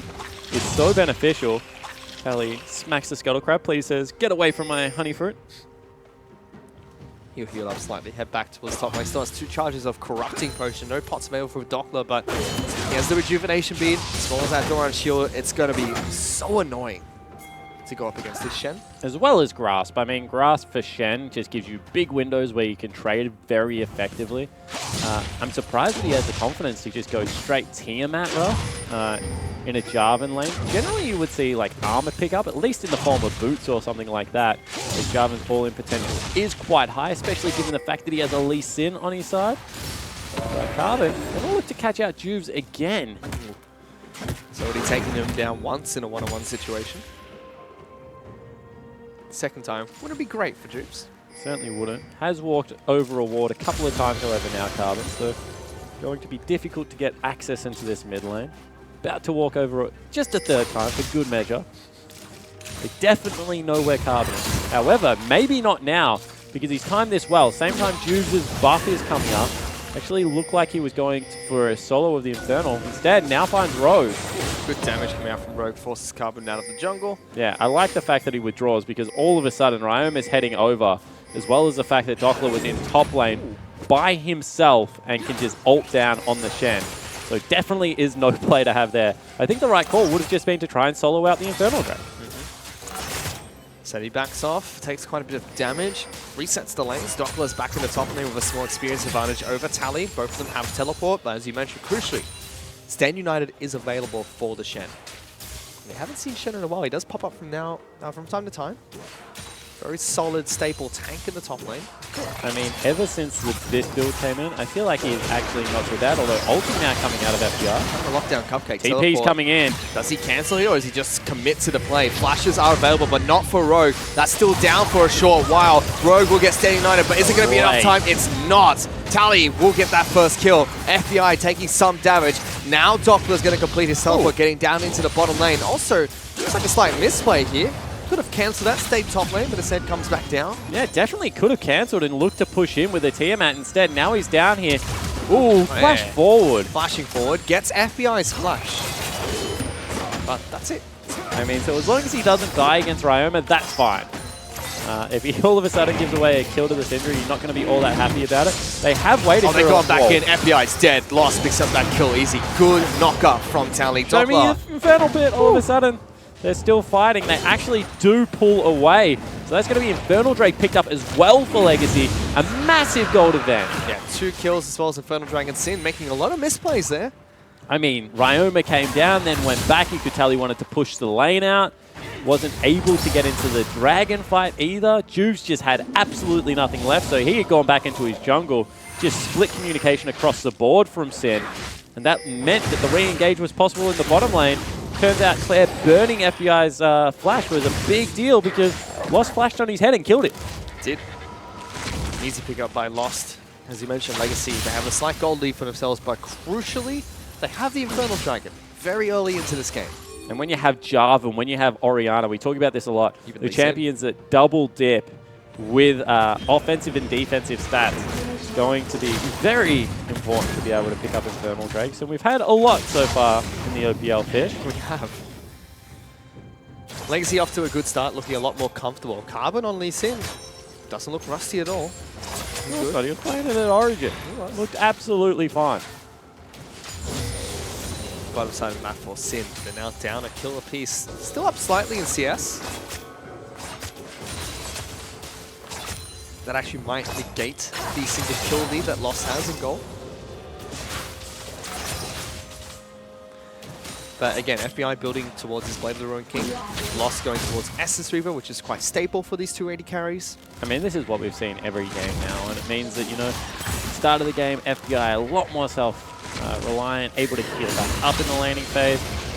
As Juves wants in, no flash available on Claire, remember. Wanted to jump straight on top of Claire, but he backs off as soon as he throws out the command attack. And there's 3 members here. Oh, Juves face checking. Throws out a ward, jumps away straight away, so good heads-up play from him. Certainly was. A little bit trigger shy from Carbon. Probably should have been able to read where Juves was. Didn't throw out the Q, however, at all. So instead, just incremental advantages now starting to come through. I don't know if you wanted that trade, Doppler. He's going for it anyway. Still gets a good brawl going against Tally. I mean, that's generally when you want the trade. When you have the ability to put down the dodge zone as well as pull the sword through. Bottom side of the map for Juves has been cleared out. Nothing there for either jungler to take. Still some time before Dragon respawns. Cupcake's gone for the coin build on his Rakan. Yeah, and of course, against range, that makes a lot of sense. You get still a good amount of gold and regeneration from coin at the moment. Very hard to proc spell thieves just because of how low range Rakan is. Now Dockler's starting to win these fights in the top lane. Get back here, Tally. Dockler's had a great start for him. It's had a good start. I mean, great to me would be like solo carrying games, getting some kills in the laning phase. He's been solid. Hasn't been all that flashy, just very good staple top laner it looks like. Farms well, not pushed out. I think that his teleport into the bottom lane was a little bit questionable just before. Ryan, we're looking to trade aggressively onto Claire. Not finding it. But he certainly doesn't look to be someone that's going to be a liability on the squad. Yeah. Meanwhile, he's actually going to go... there we go. He's going to die top lane. Oops. That's the caster curse. Yep, let's stop talking about players before something happens. He's going to get solo killed by Tally, top side of the map. Meanwhile, Carbon's doing something we can't see off the screen, but he's picked someone. Yeah, he actually went very aggressively onto Rogue, who managed to get the polymorph out, so no flash kick or anything like that coming out. And now all 4 members looking bottom lane. Tally also has TP, so this is potentially the 5-man dive. Carbon. Ooh, that connected by FBI. Good shockwave, forces the flash, gets Juves. Double charm into knock up by Cupcake. Now going to back out. That's the turret dead. That's a follow through from Carbon. Incredibly low. Jumps back out. Tally joining the fight. Dockler's here as well. It's going to be Ryoma on the back line. So as Cupcake moves forward with a great knock up. Tally jumps over. Secures the kill, we should say there. As Legacy pick up 1 for themselves. Yeah, really nicely done out of Legacy. They did juggle turret aggro a little bit too many times. It wasn't the cleanest dive, but they knew what the goal was. It was to get the turret. It was to force them away. And then Ryoma, who went for the big flanking play, was caught out by the remaining members. And this means that they're going to be able to open up the middle of the map as well. Woo! And Juves might die. 2 times in 1 game, baby! Captain on captain. Carbon comes up trumps. And you actually heard the big woo out of Carbon as well behind us. They're soundproof, but they're not that soundproof. Carbon's a loud guy, and you can see by Juves player cam not having the most fun time on this Kha'Zix. They targeted the jungle champion pool, And it looks like Carbon actually came out the beneficiary of that. I hope we can see that again, because Carbon absolutely styled on Juves at that wolf camp. Here it is again. Yeah, so you can see that he's doing it. He comes over. I think he smites it away, lands the Q, follows him over, gets the Thunderlord proc. It's a nice moment when you can get a solo kill. Mechanics on point. 10-10 mechanics, as Juves would say. Fortunately, not working for him this time round. Still, now, with that, Legacy are 4,000 gold up, 15 minutes into the game. And have all the tempo advantage. I mean, they have priority over bottom side. We've already seen a solo kill come out of Tally. He's now got a completed cleaver, so that lane matchup gets very scary. I don't know who really can match him. Now they've rotated into top side. There are multiple members for Sin here, but Legacy do the right thing. They just wait it out until they're showing on the map. And Dragon about to respawn. Blade of Ruin King has been picked up by FBI, so it's a crucial power spike for the Varus. Still no SSP for Lost yet. And once again, Lost actually going for just the Berserker Screams. Regular old boots too. No more love for the Ninja Tabby coming out. A little bit strange because we keep mentioning it, that short range 80 carry generally do benefit a lot from the pickup. However, not going double Zeal item might be the reason. Seems to prefer the Infinity Edge. As walking over vision everywhere right now as Legacy as a unit, but trying to get some control over the Rift Herald area. That's Rayama. Can't see these guys because of the control ward, but Tally goes in, finds Rayama, shockwave. That's just brutal. Stop it. He has a family. It's not light. It's not nice. Yeah, and you know, it's easier to hit shockwaves when they're trapped in a zone and you just have to put it on top of Tally. So really nicely done from Claire there. Actually having a much better game into, as I said, this is definitely Ryoma's best champion at the moment, I think, in the Syndra. Pretty much permanently banned against it whenever it comes up, and that means off the back end of that, they'll be able to pick up the Rift Herald and perhaps look to break the final remaining outer turret in the top lane. Legacy in this match on their way to a perfect game, but Sin. Here comes the play. Shen ulti might come out. Actually, they don't go for it. They actually lock down Carbon instead. He's going to go in all the way in the back lines. Carbon jumps out straight away. Cupcake gets one snare. Here comes Doppler looking to try and engage. Juice very low. Feathers get pulled back, but only locks down the Shen. Legacy going to continue pushing top side. Yeah, the fact that those feathers didn't hit Juice probably just saved their life. And you can see, now that they've forced him away, feeling comfortable to drop Rift Herald, probably only needs the one charge to get out of it. Bang! And acts as a creep wave. Good time from Doppler though. Flair's going to take turret damage for that. Doppler very low. Rift Herald getting some work done on these turrets. The next mini wave pushes up. Lost as well as Carbon and Claire will be able to take that down. No, they're not going to stick with it. They're just going to be able to kill Herald. So really nicely done from Legacy. One more time, 17 minutes into this game. You can see that they're up by 6,000 gold. Everywhere has advantages. And Ryoma, even changing up his build, hasn't finished the Morellonomicon, has gone through more penetration in the form of that Haunting Guise. He wants to be able to one-shot someone, but unfortunately the items are already rolling in. And again, Legacy look to see if they can keep a perfect game going so far. Flawless from them. Hexdrinker picked up by Carbon. Getting some more damage for himself. You can see Juves. The best item in the game against Syndra. Otherwise, she just kills you. You dive on her, you look for an insect, she gets 2 balls down, and then she just absolutely wipes the floor with you. Got to make sure that you itemize something towards it. Hexdrinker just fits the build on Lee Sin so well. You can still build towards Cleaver. Hexdrinker isn't that much of an investment, especially when you're this far ahead. So certainly the right build coming out of Carbon. Juves might find him here. Okay, it's close by. Carbon is a level up for the Smite and has execute damage on his Q. Goes in instead. He wants a fight. Polymorph and Taunted. Carbon might fall here. Jumps back out. Rakan in the back lines, and Jarvan is on the back line as well. Lost gets the first go on towards Juice. Ryoma stuck in the Cataclysm, and Rogue can't run anywhere inside of that jungle. Kicks back Doppler, won't get knocked up. He taunts over the wall to get back to safety. Legacy still on the hunt. 3 kills already, looking for more. Doppler's the next target. They're trying to take him down. Dodge Fuel's going to keep him alive. Tally picks up 1. FBI trying to trade. Ruin that perfect game, FBI. You can do it. Shuts him down. And now Cupcake trying to go one-on-one. Calls upon Lost to get up there. 4 kills for 1 in favor of Legacy. Yeah, really nicely done from Legacy. They still win the fight. Carbon goes for a flash kick. I don't actually know why. Maybe he just wanted to show that he's still got the mechanics. Prove that he's old, not dead. But yeah, really nice execution. Either way, going to be able to steal away a blue buff as well. And now they're really far ahead. 8,000 gold, double Drake's Fish. This game looking like it will be quite the effort to climb back out of. And they got a Mountain Dragon off the back of that as well. Almost got mid lane in a turret. He was trying to show off mechanics though, Spawn. He kicked him in the wrong direction still. Yeah, I mean, he still flash kick someone. I mean, let's have another look at this. They're able to get onto Ryoma. He had already been exhausted. Gets dunked by Tally. And then that means that Rogue also can't escape. As you can see, Ward Hop, flash kick, back towards the rest of the team. They thought they had him cut off. In the end, they didn't. It was quite a strange kick. But at the same time, Tally flies in here. Maybe sticks with the play a little bit too long.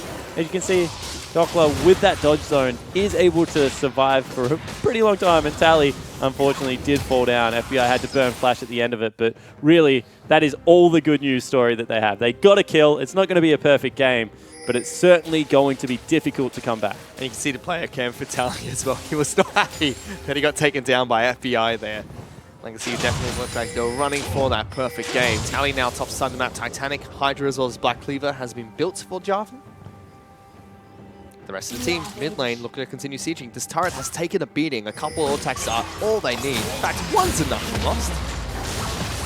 Chunks that one down. Now they're going to move into the jungle. They might have caught out Juves here. Oh, go to the left, got him. Rakan jumping in towards that bush. Spots out Juves. Just not deep enough there out of Cupcake. I thought that was going to be the Rakan W into the instant shockwave coming out of Claire. Not the case.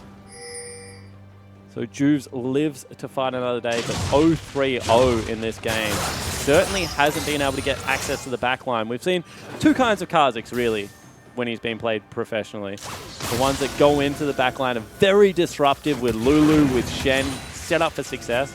Or really, if you're behind, you just do nothing because your damage isn't relevant enough. You're always going to be grouped up on a team fort.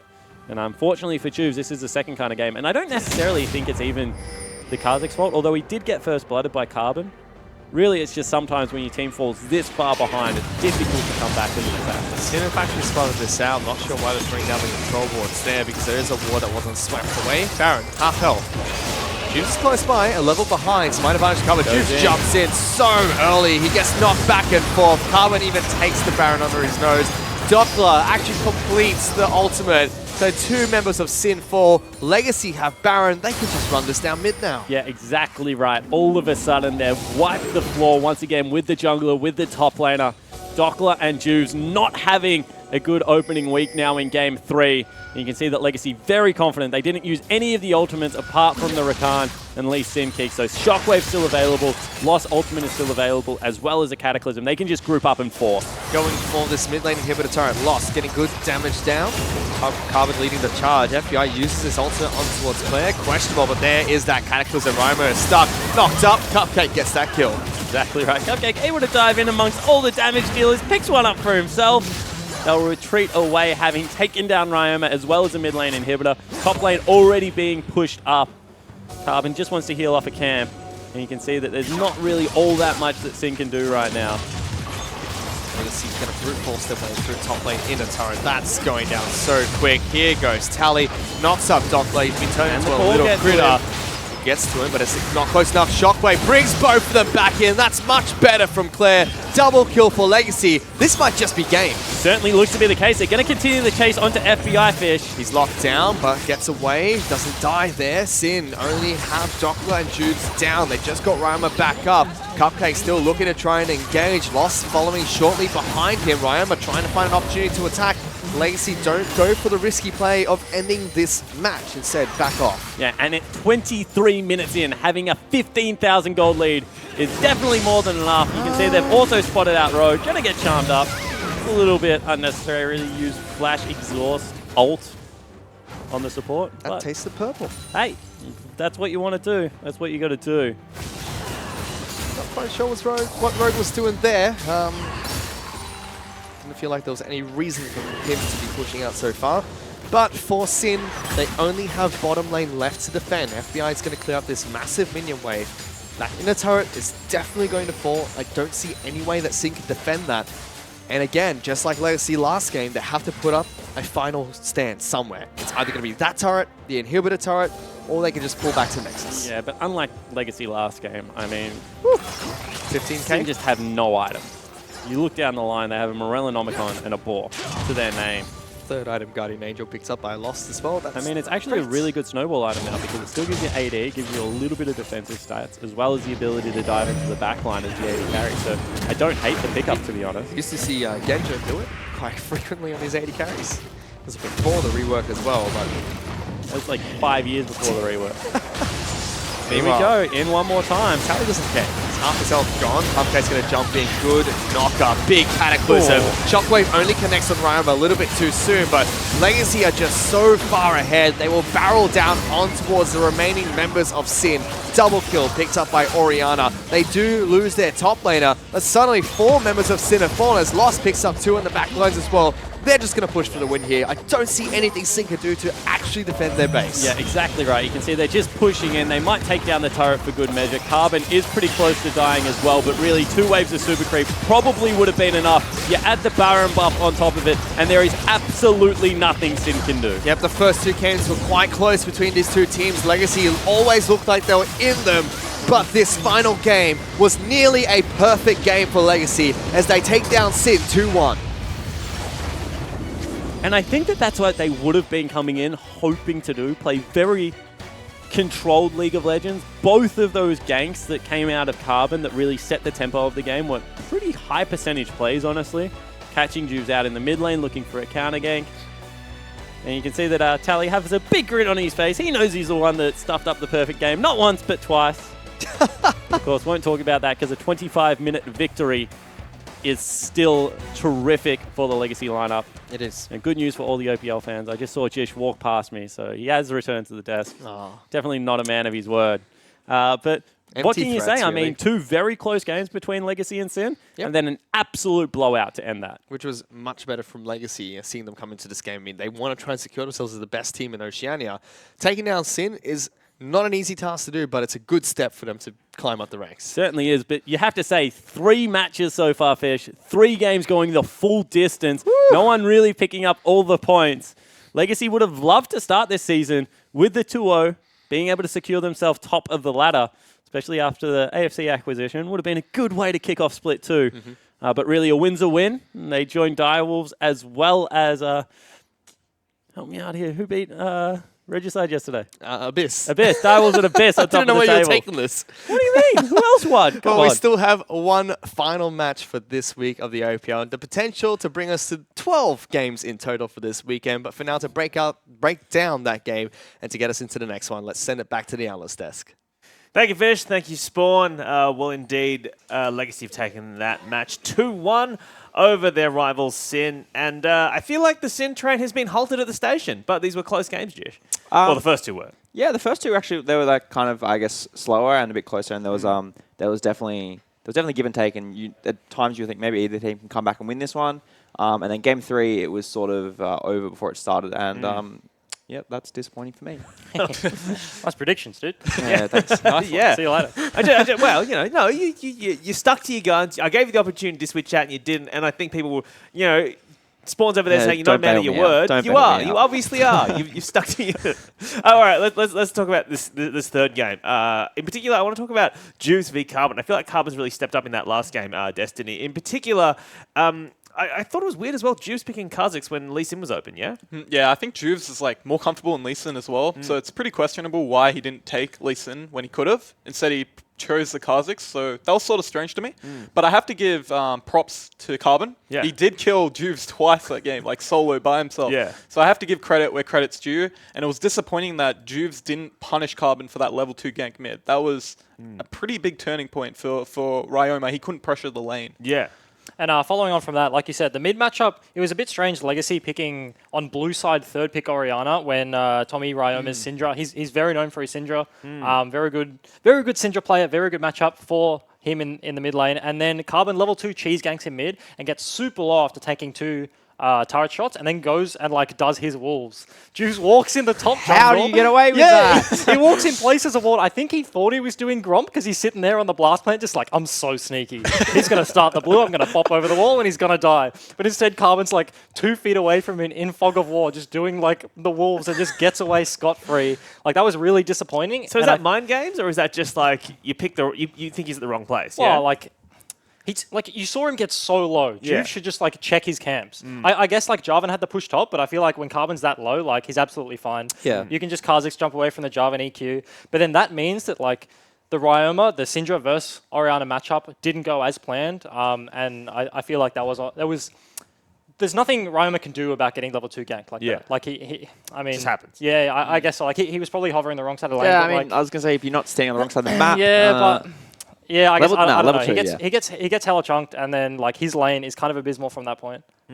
Yeah, I think just on the jungling point, as Juves, I think you should take that blue buff. Like, ward walls if you're going to ward anything, and walk in and take the buff like for free. And then if Jarvan's coming, then like your top lane is going to tell you. Juves just sat there for like a combined 10 seconds without actually making like a single click on his mouse.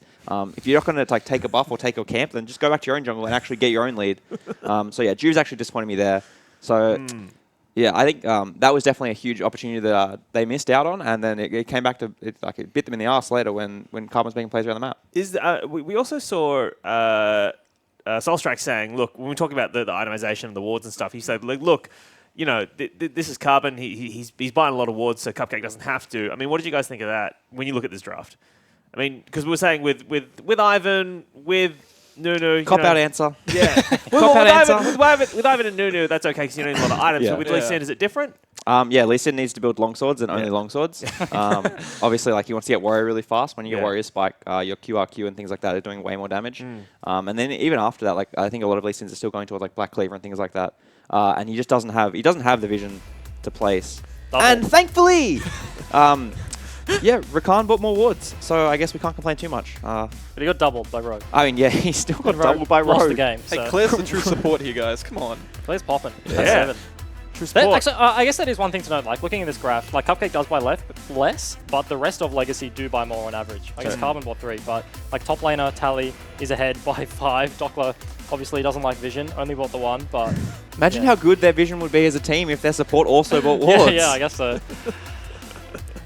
All right, is there anything that you can extrapolate from watching this one game, Legacy v Sin, in terms of their wider repercussions for the rest of the split? What do you guys think in terms of like what you've been seeing from these guys? Well, I this think one match? Legacy has now kind of got the monkey off their back. Yeah. They've beaten Sin 2 times in a row now after not being able to do it last split. So that's probably good for them. One thing I do want to touch on that's pretty interesting is that I think, I don't know if that's coming through the front. We can hear There's a lot of shouting going on somewhere else. People are popping off outside. But Xayah Rakan, I think nobody has like shown a true counter pick. I think Braum, you played it yesterday. Like it's very good into the Xayah, but it just denies it denies the aggression. It's kind of like Morgana into Thresh. It doesn't win, but it just doesn't lose. It just like nullifies the matchup. And I think this is only week 1, and they're obviously very new champions, and now multiple teams have picked up both the Xayah and the Rakan, but I'm interested as things progress, like who starts picking up like cheesy counter picks, like who starts figuring out what actually beats this, because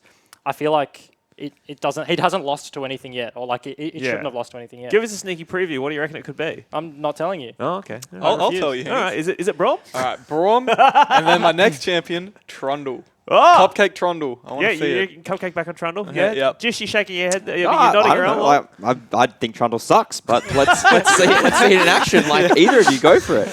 You got your glasses on, so obviously yeah. you're smart about this. Yeah, as well. I know. Actually, glasses mean I do know. I'm going to leak scrims. I actually played Trundle at Origin, and I just was like, is it good? And I'm like, yeah, I think it's good. And then I think I entered the game. Yeah, definitely entered that game. Just I like, watched that game. Trundle sucks. Not to throw the map on its head, but I think Dockler really had like a good performance today. I think coming into it, I was like, all right. Game 2 Galio as well. I was like, he's definitely going to pick Jace or Fiora, and he's just going to play like a little split push, like side lane. I don't know, like I actually thought it was my int, but like no, he actually played well. He played tanks, and he sort of held his own against Tally too, who we've said is like a bit of a veteran. So I think despite losing tonight, like that was actually a pretty good sign for Sin, right? That they have a top laner who they can definitely work with and grow with. That's his first showing. By the end of the this split, kind of I expect some big things from him. And I think like it's easy to teach someone how to play like the game as a whole, like collectively, like in terms of macro play. Like if someone just isn't good individually, like, easy. Well, it's easier than teaching like a player that's just getting roasted every lane phase. Like you can't be like, oh, can you just get better, please? Like that doesn't work. So it's like it's good that he's holding his own against someone like Tally. And I think the few missteps he did make this game were like with the macro play, like the TP bot was a bit questionable. Maybe it's communication. He wasn't told to cancel or whatever, but he definitely should have cancelled that, I think. And then went back topside. Yeah, absolutely. And then kind of got punished in the 1v1. But yeah, I think good signs from his first week. Absolutely. All right. Well, Legacy took a very early lead and kind of held that lead throughout the entire game in that third game there, Destiny. But there was a point there where Sin, even though they were behind, they tried to make a bit of a desperation play. It didn't quite work out. I want to bring up a replay now. I want you to just kind of tell us, what were they hoping was going to happen here? I honestly don't know. I think they were just trying to make a desperation play to get the dragon, but in the end, as you see at the back, like Ryoma just gets jumped on, just explodes. And like the fact that Carbon got to live this fight was actually ridiculous. Like Sin never killed anyone besides the end until FBI outplays them. But like they just shouldn't have contested the dragon. They should have just accepted that they were behind, push out the waves, and just take it slow and hopefully wait for an opportunity. But this was obviously the wrong opportunity, and they got punished for it. I was just saying Tally just lost on the perfect game. Yeah. That was the like the end of the Thanks, replay. Tally. Yeah, Tally just let down the boys. He's dogging the boys once again. I feel like I think T-Gun might have tweeted that as well. Yeah. Shout out to Tally and shout out to We're T-Gun. really good at just stealing tweets on this Yeah, desk. no and original claiming content them as our here. own, Guys, we're very original content. It's really Yeah. good. Everyone's having a great time. We've been talking a little bit about how this is becoming kind of like the alternative to the Chiefs Legacy kind of rivalry, Sin Legacy, etc. because of last split. This split, obviously, they've beaten them twice in a row now. Sorry, this and then obviously in the Gauntlet. But I'm interested in this mid lane matchup, right? Because we saw today, Claire had a couple of dicey games. Roma had a pretty good game too. And then that last game obviously got gank level 2 and then kind of struggled a bit. I mean, did you learn anything from watching these guys today, Jesh, about them, or you still on your hype train for your boy Tommy? No, I think it's sort of played out as probably most people expected. Yeah. Claire, I think, despite having a shaky game 2 mainly, I think game 1 was all right. Yeah. I think he was still probably the favourite to win the matchup, and Tommy did pop off. So maybe more great things to come in the future. But at the moment, Legacy still have their number. Slow improvement. Yeah, I agree. Yeah. Yeah, I think both teams can just take this as improvement. Both teams had sloppy games 1 and 2. It's only the beginning of the split. When they get more scrims in, hopefully the games will clean up a bit more. And maybe next time they play, it could be a Sin win. Just depends how much they progress. Well, the pendulum may swing back. Yeah. Who knows? All right. Well, that is our analysis of our first match of the day. But do not go anywhere because we'll be back right after this with our game 2. But before that, let's check out some highlights from the first match. Not looking at his screen. Finds him though, gets a good tag on the Juice. Executes damage. There goes he, kicks him in the face. First blood picked up by Carbon. Going to be able to open up the middle of the map as well, and Jews might die. 2 times in 1 game, baby. Polymorph and taunted. Carbon might fall here, jumps back out. Rakan in the back lines, and Jarvan is on the back line as well. Lost gets the first goal towards Juice. Ryoma stuck in the Cataclysm, and Rogue can't run anywhere inside of that jungle. Kicks Black Doppler, won't get knocked up. He taunts over the wall to get back to safety. Legacy still on the hunt.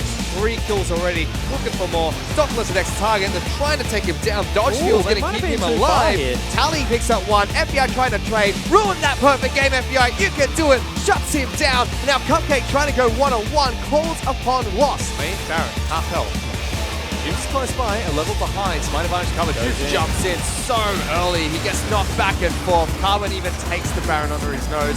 Doppler actually completes the ultimate. So 2 members of Sin fall on this mid lane inhibitor turret. Lost, getting good damage down. Carbon leading the charge. FBI uses his ultimate on towards Claire. Questionable, but there is that Cataclysm. Ryoma is stuck, knocked up. Cupcake gets that kill. Gets to him, but it's not close enough. Shockwave brings both of them back in. That's much better from Claire. Double kill for Legacy. This might just be game. Tally doesn't care. Half his health gone. Cupcake's going to jump in. Good knocker. Big Cataclysm. Shockwave only connects with Ryoma a little bit too soon, but Legacy are just so far ahead. They will barrel down on towards the remaining members of Sin. Double kill picked up by Oriana. They do lose their top laner, but suddenly 4 members of Sin have fallen as Lost picks up 2 in the back lines as well. They're just going to push for the win here. Yep, the first 2 games were quite close between these 2 teams. Legacy always looked like they were in them, but this final game was nearly a perfect game for Legacy as they take down Sin 2-1.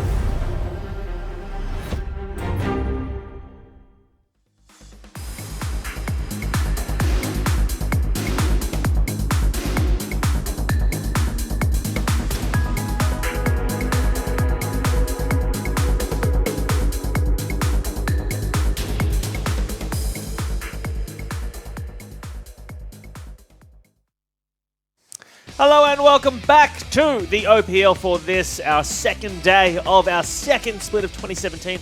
My name is Michael Hingerting, and if you're just joining us, I am joined here at the desk by Jish, Destiny, and also Ejim. Thank you all for being here. We just saw Legacy get their revenge, I guess. Now they're equal this year with Sin. They've beaten them twice, they've lost twice, and we're about to get into our second match of the day, which is AV taking on a new look TM squad. AV have just come back from a Korean boot camp. And Destiny, you spent a bit of time over in Korea earlier in the year. Yep. So, I mean, what are these guys doing when they're over there? They're just playing solo queue? The solo queue in Korea is so damn hard compared to Oceania. Yeah. The pressure is on. Every player you play with is just as good as you, if not better. So the learning environment is a lot harsher on you. So it's either you adapt or die. So you have to, that is Korean kill solo or queue. be killed. Yeah, exactly. If you don't improve, you're going to get hard stuck. And that was evident for Ceres. He was stuck in Diamond 4. Oh, like, I have to say, guys, I'm an analyst. Come on. Like, it has to be noted that he was stuck in Diamond 3, having more wins on off-roll than his actual roll. Right. So I have to bring it up because it's a worrying trend. Very worrying trend. But the other thing is, like, when you go overseas and you lose, you learn a lot more. And you would know that as going to MSI, right, Destiny? Yes, definitely. Oh, come on. I'm going to stick up for people if you're going to start throwing shade at others.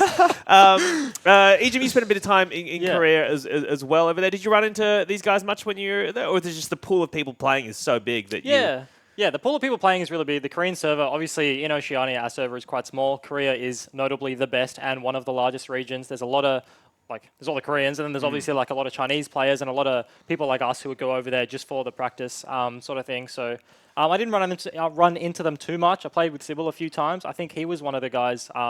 He had been with the Direwolves previously, so he's had it's not his first experience in that environment, but I think he did the best, I think, on AV. Yeah, he climbed pretty high, I think. He basically got Challenger. He kept playing instead of being the guy to just sit there and get promoted and be like, oh yeah, I got Challenger, and then but he played a few too many games that day, went on a bit of a lost streak, and then dropped back down into basketball.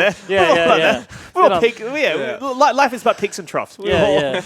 So in terms of all of the Oceanic pros that went over there, I think he performed very well, has a very good mindset, and I think AV should be coming back into this game today pretty confident in their individual play, which is kind of what you go over there to work on. Well, I'm just getting word now in my ear that we're actually experiencing some technical difficulties with the players, and where everything's still getting set up. So we're going to take a 5-minute break, and we'll be back with our pre-game analysis for that second match. Don't go anywhere, we'll be back in 5 minutes. See you then.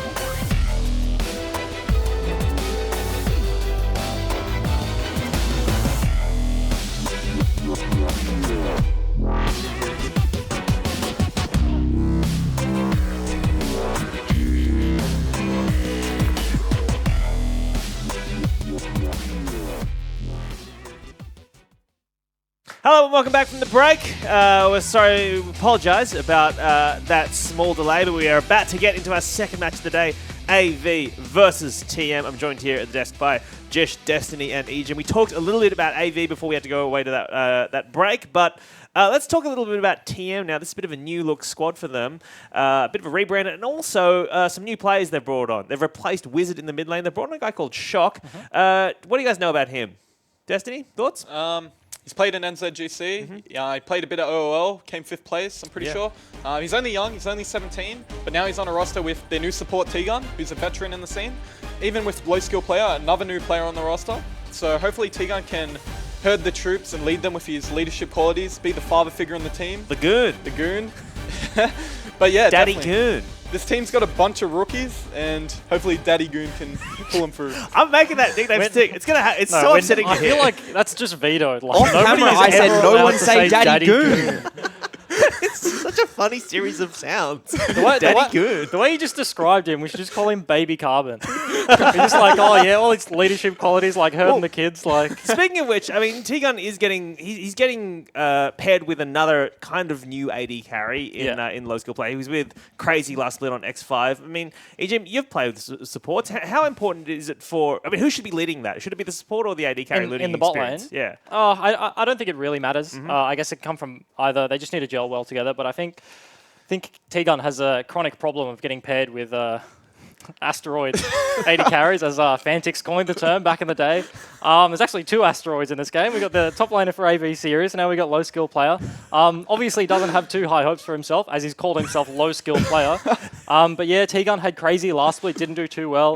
This split paired up with low skill player. Yeah, I don't know how it's going to go. I actually don't know much about him. I feel like I've been in Korea for a month now recently, so I haven't played too much of Oceanic solo queue. I assume he's been grinding that in preparation for his first season. I hope he has a decent performance. Well, one thing you did play recently was at, or one place you were recently was at Origin, and you would have seen only their jungler there. Oh, yeah. He had some pretty good games there, Jish.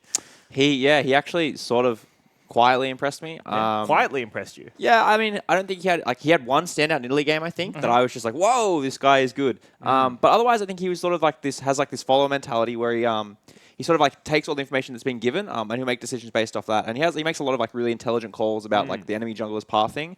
He pings out like a lot of locations where we need vision or where they have vision. And I think he has like a really, really like diverse and wide champion pool. I mean, the whole weekend I was throwing names at him like, oh, you play this? Yeah, he's like, yeah, I play that. And I was like, okay, what about this one? And he's like, yeah. And I got to the point where I was having fun. I was like, yeah, you ever played Olaf? And he's like, yep, can play that too. And I was like, Yeah, oh, right. cool.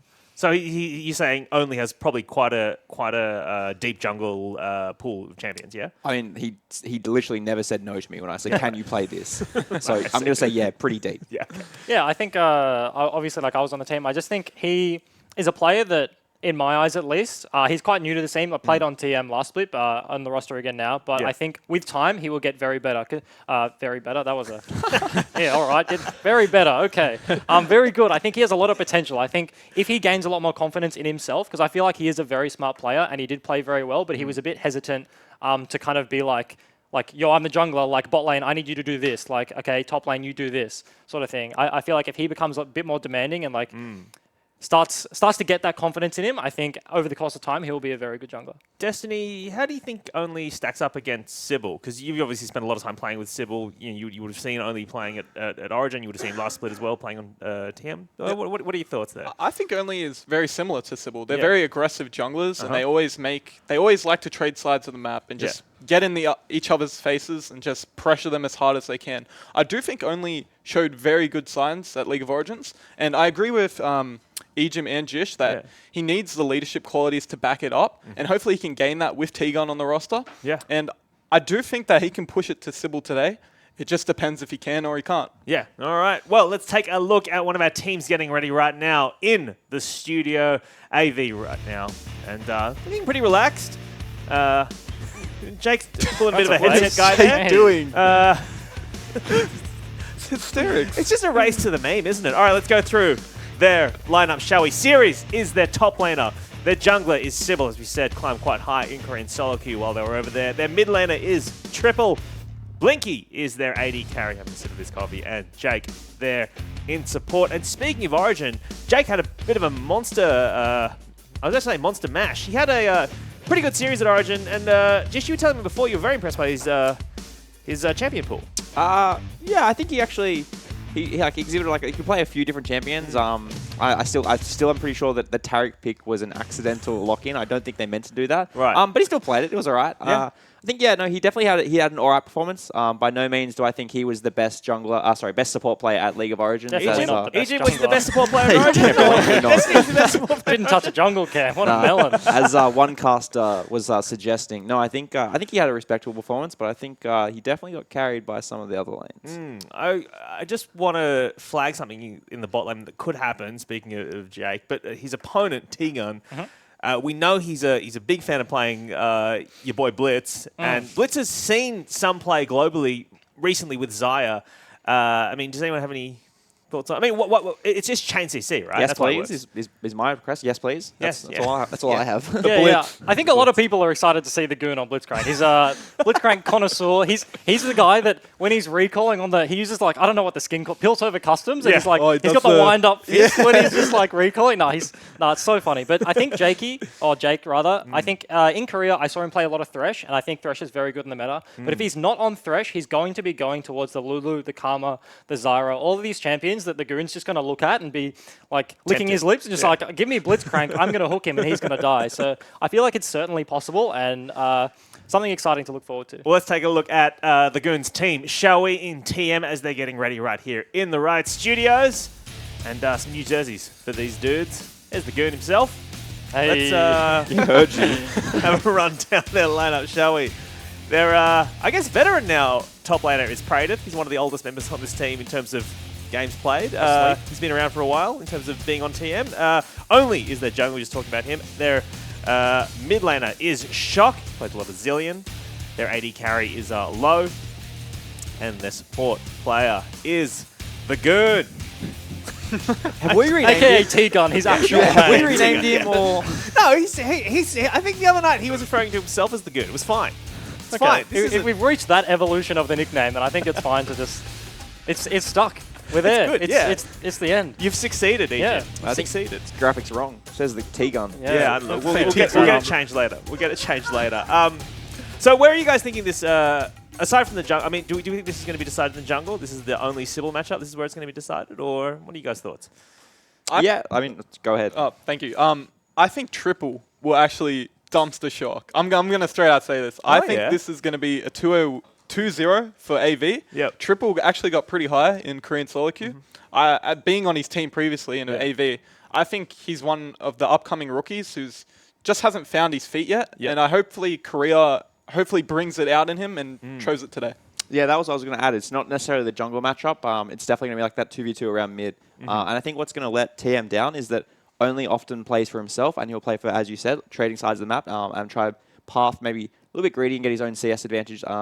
Whereas I think AV are definitely going to play this 2v2 centric mid jungle duo, and that's going to probably propel them across. We haven't seen a lot of Zillion play recently, and if Shock's kind of known as a bit of he's feeling very comfortable on that champion. If you're Blinky, if you're AV, then are you looking to just ban that out, or do you just kind of take it and then whatever? I don't think they're going to look to take it. I think Zillion it can be very strong, but he's quite niche. He fills a particular role in the mid lane, very supportive, obviously. And I don't think Zillion does very well and protect the X comps, and I don't think coming in with a rookie AD carry low skill player, they're probably going to be Goon, pick Lulu, Karma, Zillion mid, whatever. Let's just protect this new guy, right? So I think Although team have played you protect the Cogmore comps before, right? Well, TM have played everything. They've played Quinn, Talon, top, Rengar. TM have actually just played all the meme champions in the game. I think Shock probably just plays all the meta champions. Obviously we know him from solo queue as the Zillion guy, and that's how he kind of broke onto the scene. But I'm sure behind the scenes in scrims and in solo queue, he's just been playing all sorts of stuff. So he'll play all the meta champions, and I don't think we'll see too much exciting stuff out of him. But this is kind of a big deal for TM, right? They've got this kind of new look roster. They're looking to make a statement today. I mean, so are they going to go back to these fun picks we've seen in the past? Is Praetor going to go back to Quinn, Talon, etc.? What are your thoughts? I hope not. Yeah, you hope not. Yeah, I mean, it makes for exciting viewing at times. Yeah. But I think that it's almost like a dishonest way to play the game. I think that they've got a new coach as well. So I think that they should be looking at how to build themselves up, build on their fundamentals, and really understand the basics of the game and start building a strong support and structure around their team play. Yeah, and playing things like Talon is just not that. Well, I feel like it's no surprise. There was some drama, some turmoil around the team last split, and I think that they had a lot of changes. They were moving around a lot, and what that meant was sometimes they would go into these games and just kind of play off meta stuff because they maybe didn't have the confidence. I mean, I don't know this, but you would think that they didn't have the confidence to be able to just play meta, right? Yeah, looking from the outside, they kind of just were defaulted to okay, if we play a standard game versus the Dials or something, we're obviously not going to come out on top. So they made that realization. We're just we'll just hit them with all the cheese in the world and hopefully that works, right? So I feel this split, with the rebirth of TM, I guess, new coach Johnny behind them, or Cyclone rather, sorry. I think he has the capacity to bring a lot of structure to the team. I know him personally. I think he'll do some quite good things. I mean, you guys, you've worked with him previously. Last split, you guys were working with him a bit. He was hanging out around. I mean, he's also wasn't just hanging out. He was doing things. But he's a smart guy, and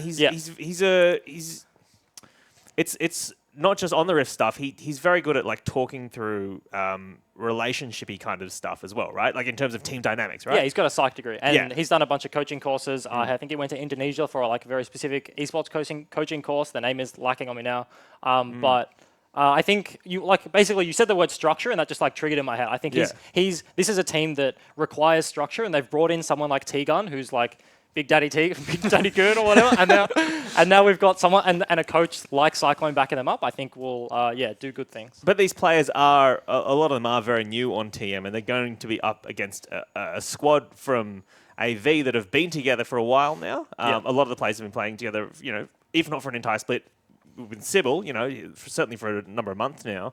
How do you think low skill player faces off against Blinky? Because, Blinky's had some good games last split, and then he kind of faltered, I think, a bit in the gauntlet, he would say.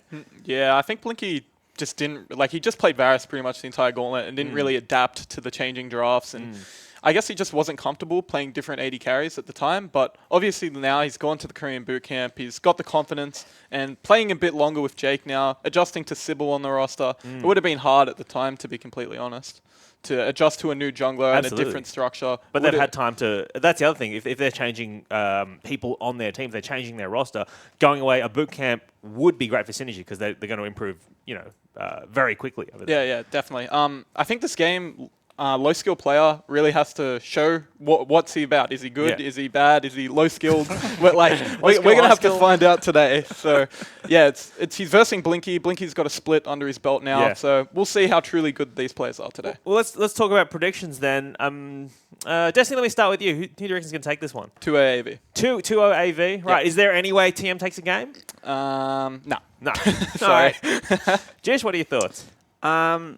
Yeah, I'm gonna head towards the 2-0 AV. I think TM definitely can make a good comeback and a run maybe later in the split. I think their roster has a little bit of potential, but I think that there's just not enough time there for the moment. All right, well, this is a boring prediction segment. Ejim, Come on, help me Ejim. out here. Yeah, have fun. You don't need to lock in a prediction, but I want to know, what is the way TM... I mean, if they're rookies, if they feel like they're not maybe pound for pound as good players as their opponents, they're not as experienced, they're not, I mean, where do they carry through? What are the potential threats on TM's team? Is it only? I think it is only. Yeah. The only or the Goon on Blitzcrank or something like that. I think, as you said, pound for pound, they don't stack up. Series is pretty even with Pradith, but I think AV kind of have them matched on the rest of the lineup. But I think only and Shock do have potential to take a game. I think I have seen a bit of Shock and solo queue. I think he is a very good mid laner, and Oceania throughout its history, mid lane has been our stacked role with our best players. So in terms of his individual practice, he's been playing the likes of Fantix, Swiffer, Claire.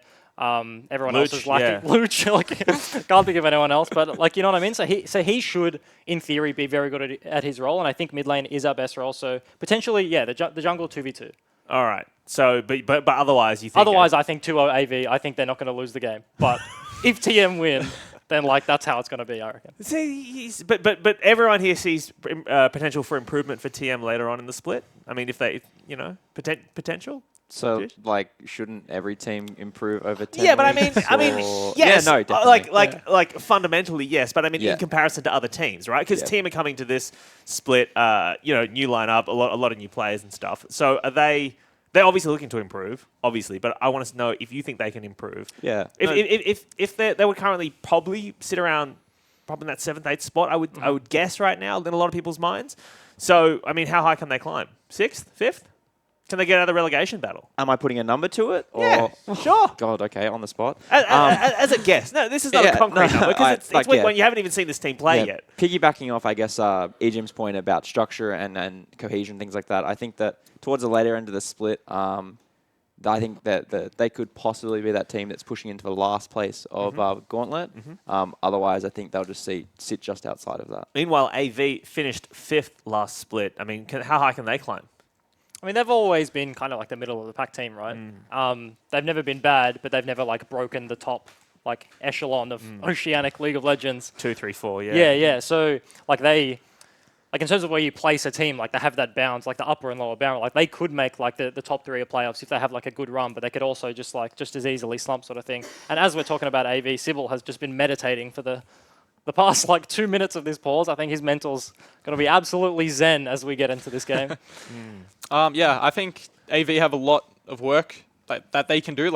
They've invested in the Korean boot camp. They've invested in the sports psychologist. It's really up to them for the long term how much they can improve and if they can fight Sin for that 4th/3rd place spot. So I think this game will definitely show if we've seen improvement or not from them. All right. Well, we are still trying to sort out these preparational issues before we go into the game. So we're going to actually go to another break, and I do apologize for this. We'll be back in 3.5 minutes, and hopefully we'll be able to get into our second match of the day after this.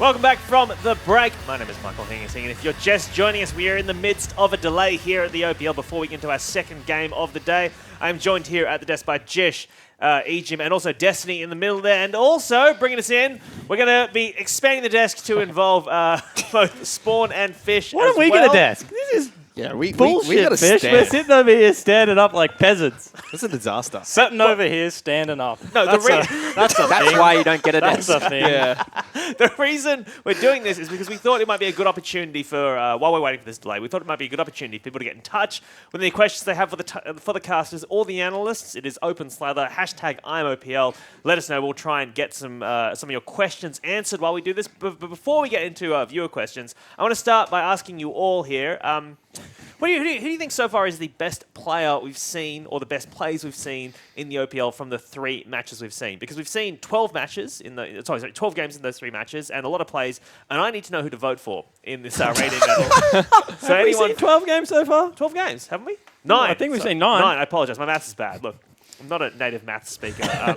So anyone? Yes, Egypt, I think start us off. statistically, Yeah. we played Direwolves yesterday, and unfortunately, I was traveling home and I didn't get to see the second set, so I can't speak for that one. But a lot of teams have won games, but only one team has achieved a pentakill, and only one player has currently killed 5 people in quick succession, and that is Chief Rays. So All right, I'll write I feel it like down. he's got this one in the bag. He's popping. King is actually writing down that. No, I'm writing it down. That's a legitimate vote. Take Anyone else notes. have Someone Guy beat gets me. Someone beat pentakill. Quinn. You can't do it. It's impossible. All right. I'll argue here. All right. Fantix 3-man Vladimir ult after the Baron. Where he just flashed over the wall. Like, that pretty won good. us the game, I think. Like, I don't didn't get know. a Like, pentakill, he never so got a I can't- pentakill, but I don't know. I what don't you know. say. If there's a 3-man Vladimir ult, Siuman's got a 5-man Vladimir yeah, ult, got so me he there. kind of beats him there statistically. So there's a I was going to 3-man say, for flag. me, it would be Fantix, but like just to throw another name out there, like a little bit different. I think that ZZZ actually had a really good initial first couple of games. I mean, the Riven was great in lane. The rest of the team then just fell to absolute pieces around him, so he never got to take off. But the Jarvan game was like bloody impressive. Yeah. And then his Nautilus was also really good, and I thought that he was just going to be stuck on carries. So for me, I would say Fantix is hands down the best player so far. But if I was going to throw a dark horse in there for maybe, a couple of upsets throughout the season, it'll be ZZZ. Jish, you've not ventured any votes here. I thought we actually might have skipped me. No fence sitters here on the desk. Okay, yeah, no, I'm sure. I think I'm going to go from the Chiefs Direwolf series, and I'm going to also agree with Destiny. I think Fantix had a really good performance. Obviously, huge name in Swiffer, and has been touted as probably the best player on the server for a while, and I think that Fantix actually put up a good performance to take that off him last night. So depending on how the rest of the split plays out, I think Fantix is definitely in hot contention for that. Some right Derek smiles there Train from the medal. rest of the analyst desk. But the thing is, the best Nobody else part has a about this is pentakill. not only is he like arguably the best mid laner on the server right now, arguably the best top laner on the server as well. I mean, he flavorized DOS 3 times at Origin, was able to pick up some good victories there, back to back, able to, continue to pull Victoria over the line. So I think Fantix right now definitely has claim to like best title on the server. No, yeah. Did anyone disagree with that? Destiny, you're First thing we've ever agreed on. Yeah, quite possibly. I mean, you're a little bit of a jerk, so it is hard to agree with you at times. Sorry, Destiny, were you going to jump in there and back up your teammate? Schönfire. Schönfire? As well, yes. I don't know who's better, Schönfire or Fantix. Mate, as long as you Sorry, build a guys. Fiend's Unholy Grail or Yeah. Dilly as your second item, you cannot lay claim to the best player on the server. That was... I have absolutely no idea what that build accomplishes. Wow. At Schönfire. At Schönfire. Okay, that's Don't at me, keyboard warrior. Keyboard warrior. Oh, no. Jake, Don't start. Let's start this. I mean, we got to Not keep people again. entertained somehow. We're stuck in a pause here. We're trying to get them through. We're all in this together. I'm gonna rehash a great tweet from Carbon yesterday that has just Please don't. resurfaced Oh, God. on Twitter via Harry. Harry100 has tweeted this in. How has it been having Jason Ackermanis on cast? Obviously, very good sports new haircut. Give me a shot of that. Beautiful stuff. If anyone's not aware of Jason Ackermanis, he's I guess an AFL footballer from the mid-2000s, early 2000s? Yeah, I mean, he was able to win a couple of premierships up in Brisbane, then came down to the Western Bulldogs and had a couple of good games there. Love to do a Famously used to handstand. do a handstand and kiss the ground. on, Was then. a little bit of a confident person. We're Of all course, set. I am much more humble within my roots and would never go to the lakes that Acker did. But yeah, Is that a possibility we'll legend see of the that game. by the end of the split? What, handstand? You a handstand from you? Yeah, potentially I could do a handstand. I mean, No, you don't have to do it right now. we I'm have to just get rid of some cameras and everyone's equipment watching. because I might destroy the studio. We But can it'll be build all right. towards this as the narrative for, Yeah, for grand the rest final, of the split. game 5.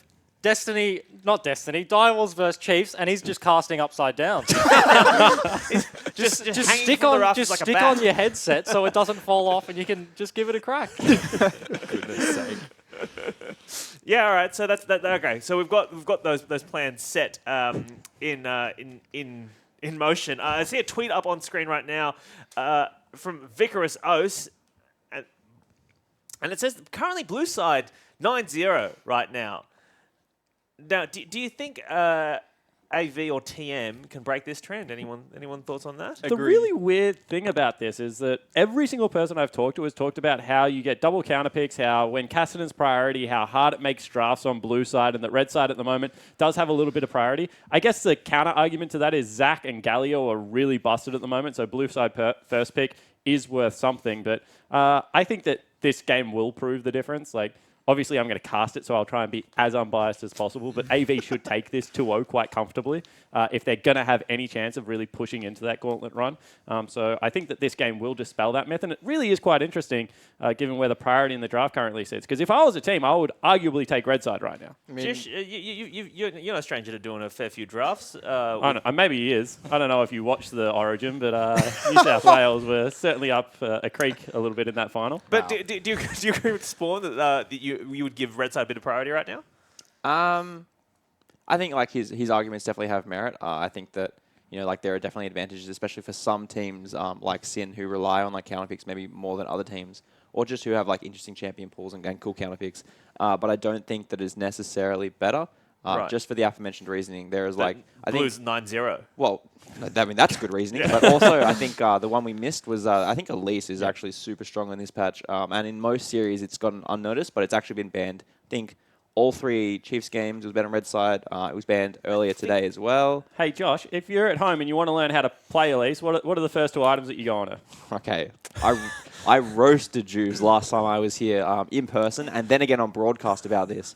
And I think that like the really fun way to play Elise, I don't know if you're going to get LP or not, but you start Hunter's Machete because you get like a significantly faster clear on the first jungle clear. And then you can look for a gank if there's one. If not, you base and you buy your Moby boots. And once you've got your Moby boots, I think there's almost like a surrender option on the other team. That's just like, Elise has Moby boots, guys. You can call it off now. Foregone conclusion. Unless your name is Lucio Park and you buy Moby boots and then you run straight top lane and then you just int. And you just die. And then you've got Moby boots and you've got no stats and your team's like, for bonus points, if you're really confident, throw a Dark Seal on top of it. Moby Boots Dark Seal Elise is legitimately unbeatable. All right. Well, Fish, do you have another tweet for us? Because I feel like we've gone as deep as we can on Elise Moby Boots. Something's happened to Hingen's eyes. He can't see far enough to read this next tweet. So I'll read this one. It's from They put a camera literally in front of the monitor, so I can't read it. Sure. Okay. Yes. Yes, I was struggling because they put a camera in front of the monitor. Yeah, yes. Anyway, sorry. You're struggling really bad. We got another tweet. Who's better looking, Jake or Tegan? Is that Jake with a Y or Jake with a K-E? That is Y. Jake with a Y. I am not both have a K-E. Yeah, I said no Y. This Jake. That guy on your screen right now? Get a good too, though? Get the goon. Yeah, let's throw Spawn in there as well. So we're going Spawn, Jake from AV, or the Goon. Oh, that's a pose. But that is a pose. Yeah. He's heard the He's tweet. ready. He's actually at Giles or die. He's got a phone on the stage. This is twice he's been on to us. He was listening to Hingers before when he was sitting in here when the other cams came up, and now he's already posing. That's actually. if we can go back to T-Gun's shot for a second, that's actually his album cover from his special release. He's actually been working on some R&B tunes. It's actually he's very good. He just needs frosted tips. Yeah, yes. Be good. You know who I will say this from last split, a very good looking player, who mid beast. I think we can all agree he was probably the best looking player to grace O's. Thoughts?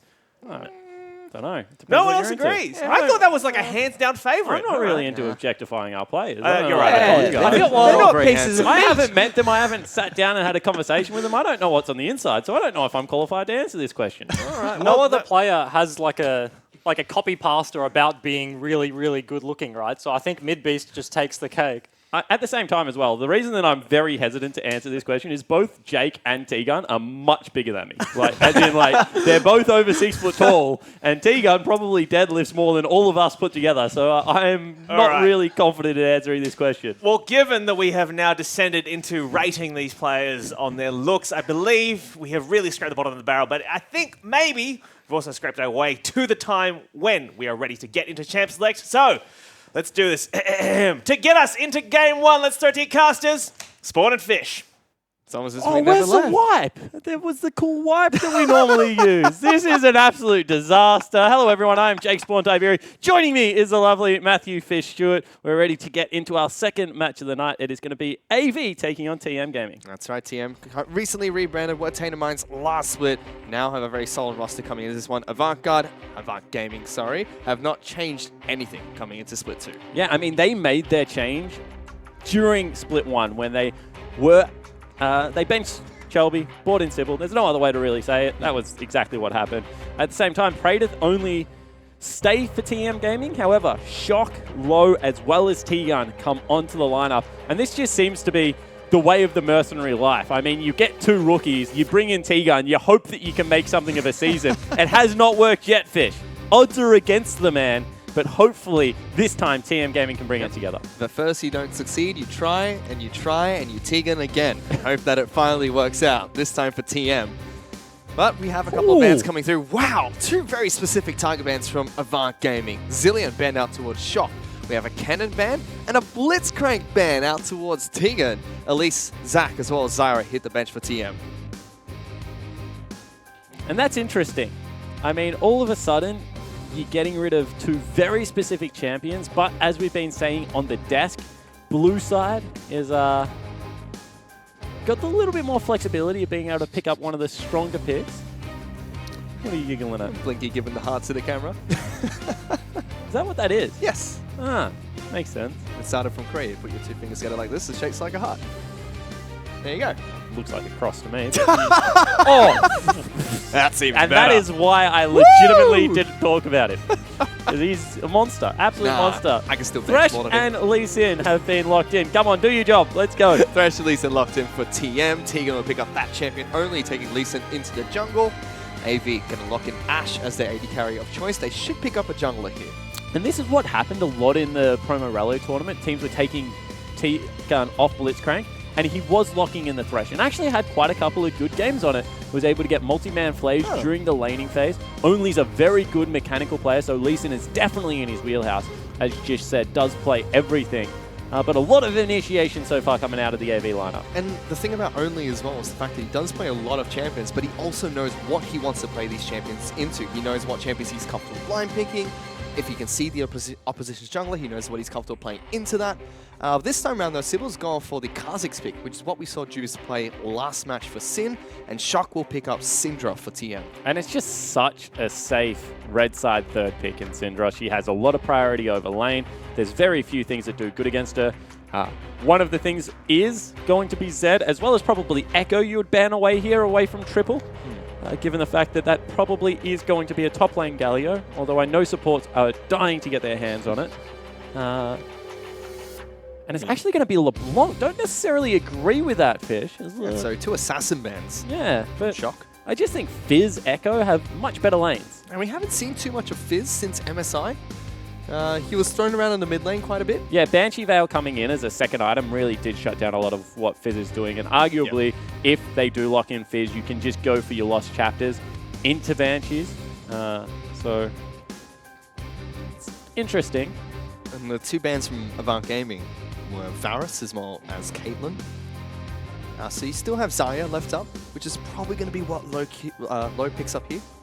And that's locked in. So Zarya Thresh bottom lane, still quite similar to the Zarya Blitzcrank that we've seen running around in North America. I mean, it certainly is. And like the hope towards it is that you pull them in, she's able to get out multiple rotations of the feathers, you know, through auto attacks, the Q and the ultimate. And then you just absolutely rip them apart when you bring them back. T-Gun going to be looking to, you know, flash forward, tie up multiple people, keep them within the box as well. Thresh is very good at locking down key members. However, I think this is kind of getting to a scary point in the draft right now for TM, because that is going to be the Echo lock-in. As we keep mentioning, it is a very good lane against Syndra. And Karma as well for Jake is just such a staple pick. This is a great draft. That is brutal if Avant Gaming get this draft. Karma is a ban that we've seen thrown out as a first ban rotation. In fact, I believe it was the game against Regicide where Abyss permanently banned that champion in every single game they played. Jake will be running around Summoner's Rift for that. He's got Ashe by his side. As you mentioned, Echo heading into the mid lane against Syndra, much more potent than the LeBlanc already said. But TM, Praetor has picked up Fiora heading into the top lane. Yeah, and that's very interesting. I mean, all of a sudden, you've got a legitimate 1-4 comp. Series going to be under a lot of pressure. Yes. One item onwards in this game is Praetor will start to take over the map. In the 2v2 as well, Lee Sin Fiora is certainly a very good combo, even early on at being able to pick up skirmishes. So expect TM, expect only to try and split the map in half and really target that top side, get Praetor the lead, because we already saw it once today. If Fiora is ahead, you cannot answer the split push. Just no one goes with her. And the split push against Echo is very good. In fact, when Fiora first came back into the metafish, it was against top lane Echo, as you're able to scout out the parallel convergence very easily, get the stun in, and then go to absolute town. And speaking of series really quickly, I mean, he had a very contrasting first and second half of Split 1. First half, he was picking up solo kills, doing really well in the top lane. A lot of people are looking towards him to be the next good top lane in the league. Then second half, he just completely fell flat on his face. I mean, yes and no. I think he was a little bit overhyped. Like, he had some good games, sure, but I don't think he was ever, like, really that standout. And the thing about O's is you have to be really careful when you hype up top laners because, I mean, with the exception of Swiper, no top laner has really been consistently amazing. I mean, Chippies is now getting there. He's a much better tank player now and carry player. Tally historically was only able to play carries, and that was the biggest flaw in his game. Now he's got both wheels, so I would say we're adding more good top laners up there. But really, Series, I think, was, you know, able to come in and dominate what is historically one of the weaker positions in Oceania. But in the same time, was able to get solo kills versus people like Flares. He got a return kill on Tally. Definitely not a solo kill Fish. I know you like to say it is, but apparently it's not. It was. But yeah, see whether he can get back to how he was playing at the start of Split 1. Doesn't matter what Tally says, that was a solo kill. You can tweet at me all you want, you keyboard warrior, but for now, as we get onto Summoner's Rift, let's check in with Hingers, who is standing by with Avant Gaming's coach, Pinch. Thanks, guys. I'm here with the coach of AV, Pinch, and I want to ask you about this Galio you guys have snuck through there. Has Series had a lot of practice on the champ? Oh, yeah, definitely. It was one of the main things he played during his time in Korea. We were very prepared for it to be open today, and yeah, it's easy to first pick. And so you guys are feeling pretty confident with this. What do you feel like your win conditions are in this draft? Sure, well, this one is like we thought, just playing around Prey to split push. He picks Fiora, so it's very easy to play around that one. We have a lot of explosiveness at level 6, so we can look to capitalize on that. To play around the Fiora late game, we can win 5v5. What's it like trying to prepare for a team when you don't know a lot about these players because they've not played a lot of OPL? Sure, well, we did some scouting, and just looking at solo queue, their players look pretty one-dimensional. We were pretty easy to predict a lot of what they were going to pick, so we had planned counters, and the draft went accordingly. Excellent stuff. All right, well, best of luck in the match, and thank you for speaking to us. Thanks. Very confident from Coach Pinch about his lineup there. Incredibly confident. I mean, they have linear champion pools, so we knew what they were going to pick. I mean, arguably right now, Fiora is one of the best top laners in the game, so giving that over is certainly a risk. I mean, Series did spend some time in Korea, so did the rest of Avant Gaming. Haven't heard the best thing about Series boot camps, however. Have heard some great things about Triple as well as Sybil, but have heard that Series definitely was one of the players struggling. So see whether he can find some form here, because if the lane doesn't go in his favor, Fish, he's going to be in some and deep trouble. One thing we heard from a lot of the players coming back from Korea was that in Korean solo queue, Fiora has no bad matchups. She is the matchup of the top lane. So if Series had any play on the Korean solo queue, he would know that this is a volatile matchup, not one that Galio does fantastically in. I mean, the thing about Fiora matchups is you're just relying on her to have no wave clear, and to be able to shove her in, make her trade creeps for being able to go aggressive on you.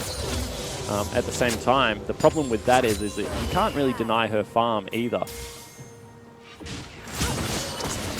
can see in the bottom lane already low as well as Tegan taking quite a bit of damage from Blinky and Jake. Ashe and Karma just have so much more range in comparison to Zaya. Sibyl's actually going to find only here. Who will see whether they now fight. Sybil does have jump. Use the blast cone to get there. There is another blast cone for only. He goes back in.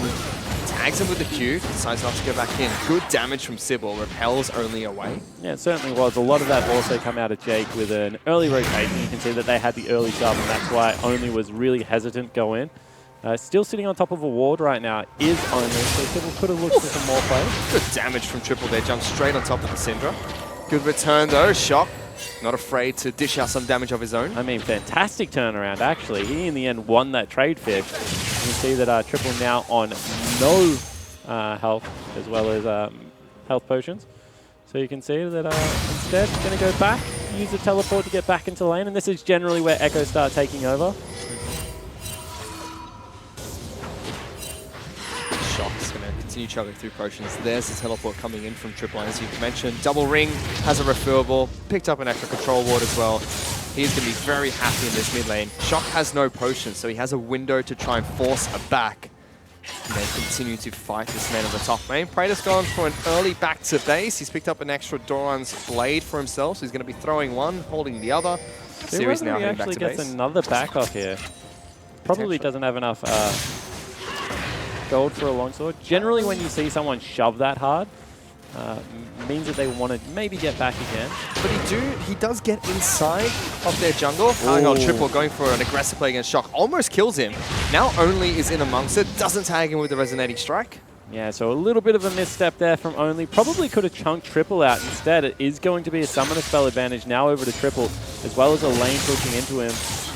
Just clears it so quickly. I mean, Echo is absolutely phenomenal as far as wave clear goes, and we've talked about it a lot, but having a hard counter to Syndra not banned out seems to be a little bit of a mistake here from TM. Yep. And Avant Gaming really looking the goods at the start of this game. They're already up about 500 gold. Yep, doing well all across the map.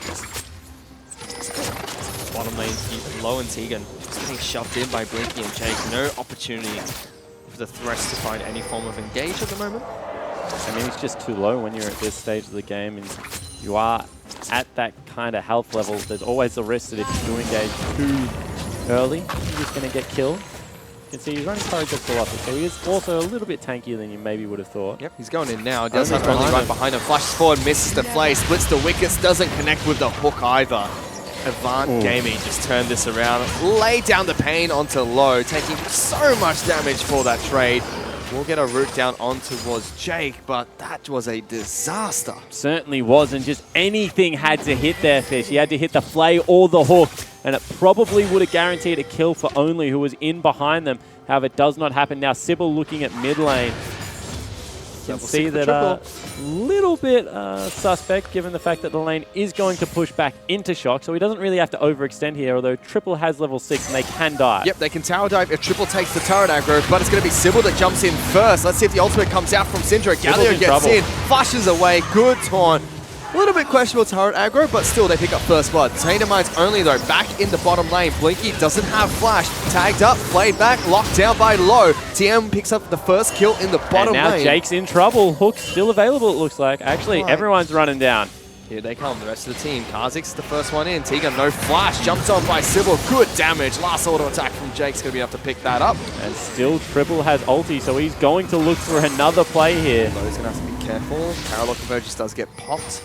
No stun coming out from Triple, but they force Taintermines off that tower. Yeah, so a messy early game. Series, great use of the ulti to get into the mid lane gank and affect that dive. Haven't really forced Low back, so he's going to be able to collect all this farm at the turret. And at the same time, Praetor is able to build a big wave up and crash that in. So an experienced lead at least for Praetor for the meantime. It's good for him, top side, man. Once he picks up his first item, he should be able to go toe-to-toe against Galio. Easy. Normally, Fiora starts to take over once they get any form of sustain. Ravenous Hydra is normally the first item you look towards. Triple back in the mid lane, going to continue farming here. Has his Hextech Revolver, so has a bit more burst damage coming back into the lane against Syndra, who's only sitting on that Amplifying Tome, which is not much. Yeah, exactly right. And right now what you expect is normal build to come out of the Echo. Probably going to go towards the Dash Cannon, Hextech Protobelt, as well as the Lich Bane. Potentially pick up a Zhonya's Hourglass if you're feeling a little bit in danger in between. But as soon as it gets towards that 3 item, definitely going to be a difficult game. Now Tegan is in big trouble. Everybody from Avant Gaming piles on in. Tegan tries and tries and tries, but just can't shake the 3 members collapsing. Another kill for AV. Yeah, and so far AV is storming ahead. Now 1,700 gold in the lead. Sybil's going to be able to take away this blue buff. You can see that Shock just absolutely cannot get anything, and now has to be very careful. Triple charging on in, looking for a fight. Only is just behind him, but with the ultimate for Echo, it's difficult. I mean, as soon as you burn your stun, that means Echo can just ulti out of any of your damage, so there's no point really for Only to go in there. Really nicely played at the moment, out of Triple. During this time, Sybil's taking down a Mountain Dragon. Low's been completely zoned off of any form of CS because Blinky and Jake have so much priority with Tegan dead. This turret's also taking quite a beating. So, about a 10 CS lead for Blinky. They're going to get a Mountain Dragon and the bottom lane turret's almost down. I mean, the other thing is they know that Lee Sin is on top side of the map, so there's absolutely nothing they can do. At the same time, you can see Galio has collapsed away from TF as well. He knows that Lee Sin will be playing towards that side of the map. Now spots out Only, so we'll look back towards it. Sybil's managed to grab a blue buff, deny some farm, as well as pick up the first dragon of the game. So everything really right now pretty firmly in AV's favor. We'll see whether the TM squad is able to make anything happen. So they even force Shock out of lane. Again, 86 CS to 64 and 2 kills in Triple's favor. Not looking good. The rookie support having quite a few problems against a veteran who almost single-handedly was able to carry Avant Gaming through the first Gauntlet game. In fact, he was the standout performer for his team. Every time he got Orianna or picked up Syndra, Sin had a difficult time dealing with this man. Yeah, certainly did. Triple had a really good Gauntlet run. A little bit disappointing throughout the rest of the season, I think it's fair to say. Definitely would have liked to play it a little bit better. Just really stepped up to the plate in that best of 5 series. I mean, Avant Gaming, they were falling apart across the map. Sybil was not doing well, Series was not doing well. Blinky and Jake, who were really hyped up at the start of the split, were kind of falling behind to Rogue and FBI. But Triple was just a constant in mid lane, giving Ryoma so many problems. This game, he's giving Shock even more problems here. We know this is a counter matchup, but my goodness, he's 2 levels ahead. I mean, this is a baptism of fire for Shock. You can see that right now there's just no control anywhere on the map for the TM squad.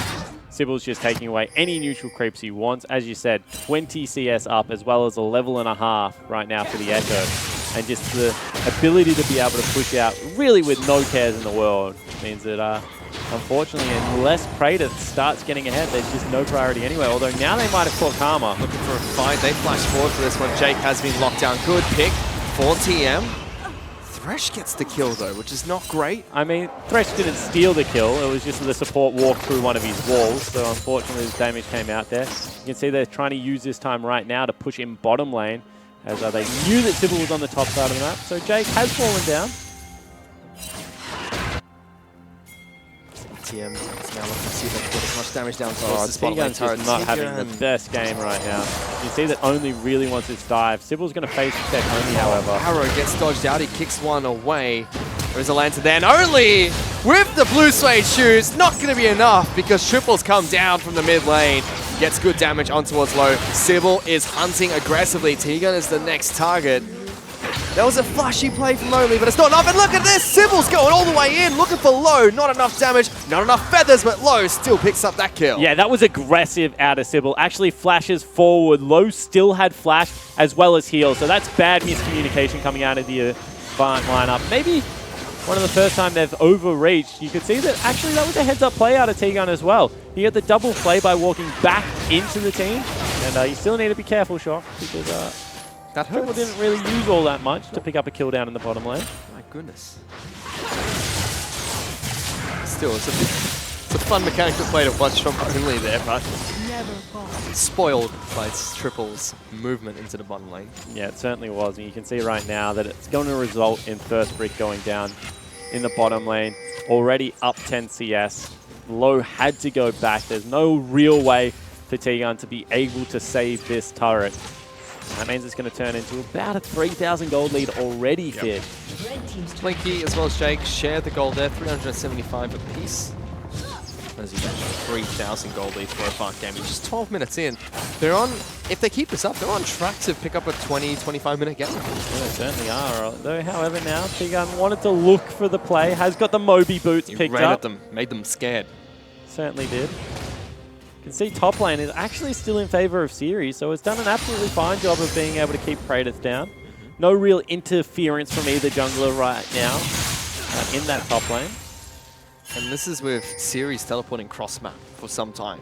Praetor has been top lane the entire time and still hasn't been able to pull ahead. Just barely scraping even at the moment against Series. Shock has had his turret absolutely demolished so far, half health left. Sybil tried to go for an invade, is found by Only. Shock tries to collapse. They don't get anything as the Avant Gaming team make movements into their jungle. They got a couple of wards down. No one saw that. Triple just pulling a little bit of a god V there with his Proto Belt. Doesn't matter. I mean, it doesn't matter at all. Proto Belt has such a short cooldown. You can see it's already a third of the way there. As now Sybil wants in on Only. Oh, jumps over blind. Still finds him. Blast Cone is there. Does he take it? It'll be a 3-on-1. Jake's trying to lock down Low. Gets him, slows him down, good damage. I mean, it wasn't all that blind. He saw that he ran over a ward just behind the red buff.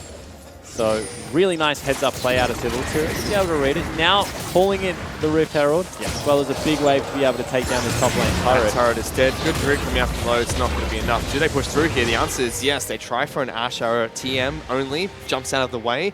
Triple is rotating up. In fact, maybe baiting for Shock to try and match his movements as well. Hiding inside the fog of war. Rift Herald's going for the second charge. You can't stop that man from charging, T, and it doesn't work that way. We saw Juve try that earlier. Turret down to half health. Only will finally take down that Rift Herald, but look at Shock. He's dead. Jumped on by Sybil. Easy execution by the Avant Gaming jungler. They're going to try and transition this into a dive top side of the map. TM back off, and AV pick up 2 turrets back to back. And this is so clean right now by Avant Gaming. They're just able to pull the TM squad around the map. You can see massive advantages absolutely everywhere. Now 5,000 gold in the lead. Really, the last thing left for TM to try is just stall out everywhere and isolate Praetor for some split pushing. But really, the Galio still has enough wave clear, enough armor that he's not all that disturbed by it. And, should be able to continue to roll this one through. Consolation prize for TM as they're going to try and take Mountain Dragon. There are pings from Avant Gaming to move towards that pit, but it's too fast. This will fall. Yeah, it certainly will, but only going to be able to pick that one up for his team. Will retreat. Unfortunately for Series, wasn't able to get in there and start up a fight because the rest of his team, as you said, was in base after what was a very successful pull top side of the map. Yep. Sybil will find that ping forward. Takes that down with ease. He just wrapping around the moment. The rest of TM grouping up, looking for a pick. Good use of the sweeper there. We'll spot out the members of TM, and someone decides they're not too happy with Sybil. They knock him out of that. Now Avant Gaming sieging up bottom lane inner turret as 5. Currently a little bit split up. Only is the only TM member down to the defense so far. No one else moved in time. That turret falls one by one. These structures are just clinically falling for Avant Gaming. And I mean, they just have no priority right now. When you have a look at it, they have to walk the long way around every single time. Only tries and gets a jungle camp. You can see that he's cut off by absolutely everyone. So there's just no real way for TM to be able to survive this onslaught. They don't have the tools needed to fight, and unfortunately, the more they seed objectives like this, the more that they just fall further and further behind. And you have to think this is the next objective for Avant Gaming on your screen. Mid lane, outer turret. One of the harder turrets to take early in the game, but with inner turrets falling on top and bottom, this should be a breeze for AV, especially with the setup Triple has already created for his team. Yeah, exactly right. The one shining light is that right now Praetor is starting to split push. Arrow. Tegan's locked down. Triple jumps on top of him. He uses his flash nice and early. The box will keep him nice and safe. Immediately Triple backs out with the ultimate. Actually coming in. That should be cancelled. Yeah, Praetor, just keep going. I mean, if you're on the same screen as your teammates, you're probably not going to be able to win the fight. However, you can see they're still chasing right now. They're looking for that engagement. And it could have been good for them because Series had no teleport available, only ultimate. And at this rank, not as far as a range. But with Tegan caught out, without them being able to lock down anyone else from AV, no great play from them. 5,000 gold behind AV. TM just looking for something, trying to find any avenue of attack to get back into this game, but Avant Gaming, they're clinically shutting out TM. They're not giving them any chance to try and pull themselves back into this one. I mean, yeah, so far they're doing a very good job. There is still the fact that eventually the Fiora will come online. Good stun here, could be a kill. Getting good damage on towards Blinky. Good Galio ultimate. That actually kept Blinky alive. Now chasing on towards low. Tegan will keep him safe, and a good route to stop any follow-up from Avant Gaming. Yeah, completely agree. I mean, that Galio ultimate was the clutch ability there because he'd already cleansed off the exhaust that had come out from Jake. So that would have been a full damage Syndra ultimate. Instead, Galio swoops in, saves the day. You can see that they're just starting now to rotate Praetor around Summoner's Rift. He's now in the bottom lane, waiting for the wave to crash, waiting to see who comes and responds. You have to think that Sybil won't be too far away from the Galio, and that should be enough to do some damage. But if Praetor is isolated one-on-one, might be able to continue to shove in. Potentially.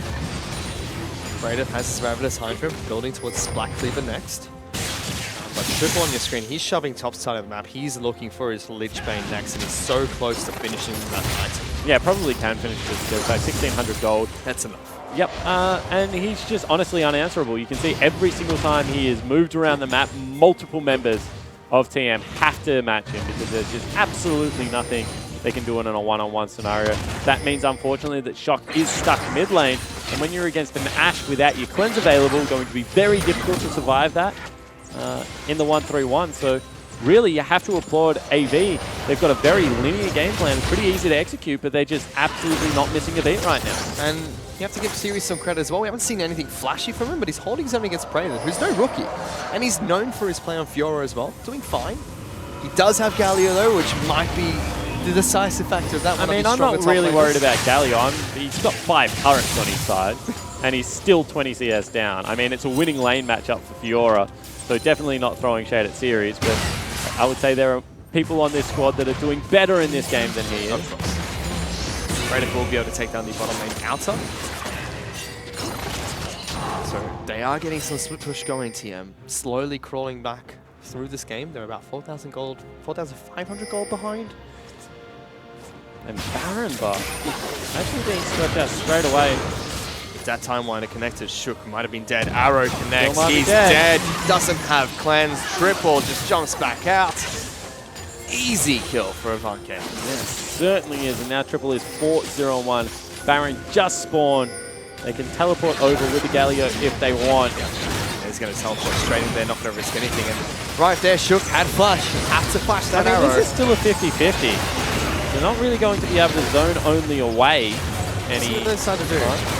Low's looking to try and find the flank at the backside. They don't have a control ward is the problem, so they can't get vision. 2,000 health, only has to throw the Q soon. Throws it in. Tegan's been jumped on by Triple though, and Series over the wall, locking down low, and instantly kills the 80 carry. Blast cone used by only. He doesn't get too far. Sybil has gone hunting. Peels off the Baron, so they lose 2. But during this time, Praetor has been split pushing quite effectively for TM. Exactly right. Praetor is just starting to knock down structures, and they've gone back to the Baron, but now they're low fit. So at the same time, this is going to be pretty difficult to execute upon. Only still is the same level and can potentially go for a steal. Yeah, Triple dead. Shock snipes him inside the Baron pit. There goes Only. He killed Sybil. He got it. He takes Baron. Only comes up with a miracle play, and he gets out of there alive. This whole time, Praetor is split pushing. Now he has Baron buff minions. This game has been turned around by TM. And what the heck? TM all of a sudden, they steal a Baron. They've taken a base turret. They're about to take an inhibitor. They're within 1,000 gold. That was a 6,000 gold turnaround in one play. That was an absolute disaster for Avant Gaming. Couldn't be worse for them at this time. I mean, the big shutdown comes through. 3 turrets on the bottom lane, as well as an inhibitor. Mid lane turret is now going to fall down. They're also going to be able to pick up another dragon. This game is back to completely even. And after such a clinical start from Avant Gaming, one mistake throws it all away. And they just didn't respect. They should have pulled off. They had already picked up 2 kills for the Baron bait. They could have gone back to base, shoved Praetor off, and then looked for another team fight. Instead, no one has any ultimates, no one has any mana. Just did not respect it. And he goes in, he snipes the jungle. And that's what allows him to pick up the smite, because no longer Sybil available. And potentially, they could have looked to chase that. I mean, Shock is still full health, full mana. Just looking at their player cam, so everyone from TM, calm, collected, no one's getting hypey, no one's getting excited. Which is good to see from a much newer team. Yes, they've got a couple of veterans, Tiga and Praetor. Only's kind of has a split under his belt.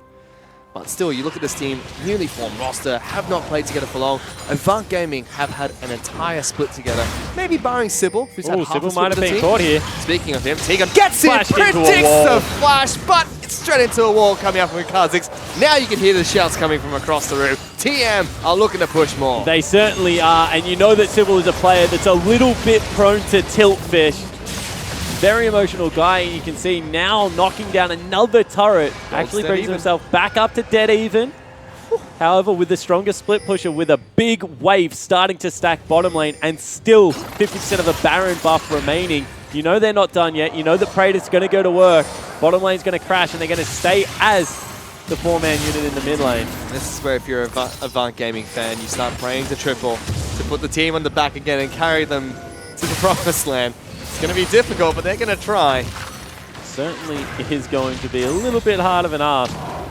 I mean, they've just given so much of the gold away, and whilst Echo deals very well with normal creeps, certainly isn't the best against super creeps, although they have managed to push him back. You can see they want to wait for that big wave bottom because that means that Triple will have to go deal with it. Blinky just doesn't have enough items at this stage of the game. It's not just a big wave, it's super minion wave from Tainamize. There'll be about 2 to 3 super minions down there stacked up with a ton of range minions. This is also the cannon creep wave as well. Looking for a deep engage here, Triple, trying to fake out TM, but they're playing very passive. They know they've just let Praetor go to work top side. He's on top of Series. All the vitals are gone. Where you going, Series? You're not going to fly to your team for safety anymore. That's just going to cost you a turret. Yeah, it certainly might. I mean, they've rotated more people over already, and you can see that huge creep wave is bottom. This is a wave that if they go, it will be on this. This is such patient play from TM. They're taking the right play at the right time. That's 3 super creeps in that wave. There's no way Blinky can take it down. Hide as much as you want, Blinky. That wave is going to crush you as soon as it reaches your turret. TM, use this time. They break open the final inner turret for themselves. They now have 1,000 gold in their favor. 7 turrets to 5. They have 2 Mountain Dragons. Top side of the map, Praetor is clearly dominating Series. I mean, there's just absolutely nothing Series can do anymore. Praetor's about to hit level 16 as well. This game was so over. AV were in complete control, and what was one of, I mean, the most questionable Baron setups of all time. Like, let's call a spade, may have made this game blow up. I mean, it's still very even. It's just when you're 5,000 gold up at 17 minutes, you don't expect to be even at 25. I mean, we see teams take 50-50 Barons all the time, but in this case, it's not really a 50-50 when you have a Fiora smacking on your bottom lane inhibitor. And it wasn't even that. In the end, the jungler was dead. Yeah. It was a 0-100 Baron. Only was going to get it as soon as Sybil died. Even if Avant Gaming got that, no one died, they still would have lost bottom lane inhibitor turret for that. Yes, better situation for them, but still not a perfect Baron, which when you were 6,000 gold ahead, you expect to make these little bit safer plays almost. I mean, they just reached the first initial Baron was very good. They were able to get 2 picks. They should have been able to go back to base, really punished out Praetor for overstaying in that bottom lane. Instead, they burnt everything to try and get back. Now they're trying to cut the Fiora off. The question is, can Series actually survive long enough in the chase? I don't think so. I think that if the team's that far away, Praetor turns around and kills him. Team with great pressure though. As soon as they see people running towards top side of the map, they run straight through mid lane, making sure that they can't chase down Praetor. Now where do they go? Inhibitor in the bottom lane is going to respawn, so they probably only have 1 super minion left down there to push with that giant wave. TM though, just hiding in a bush. Typical TM Different style. roster, exact same strat. Means We now see they try and engage onto Triple. I think they should be pressuring bottom lane right now.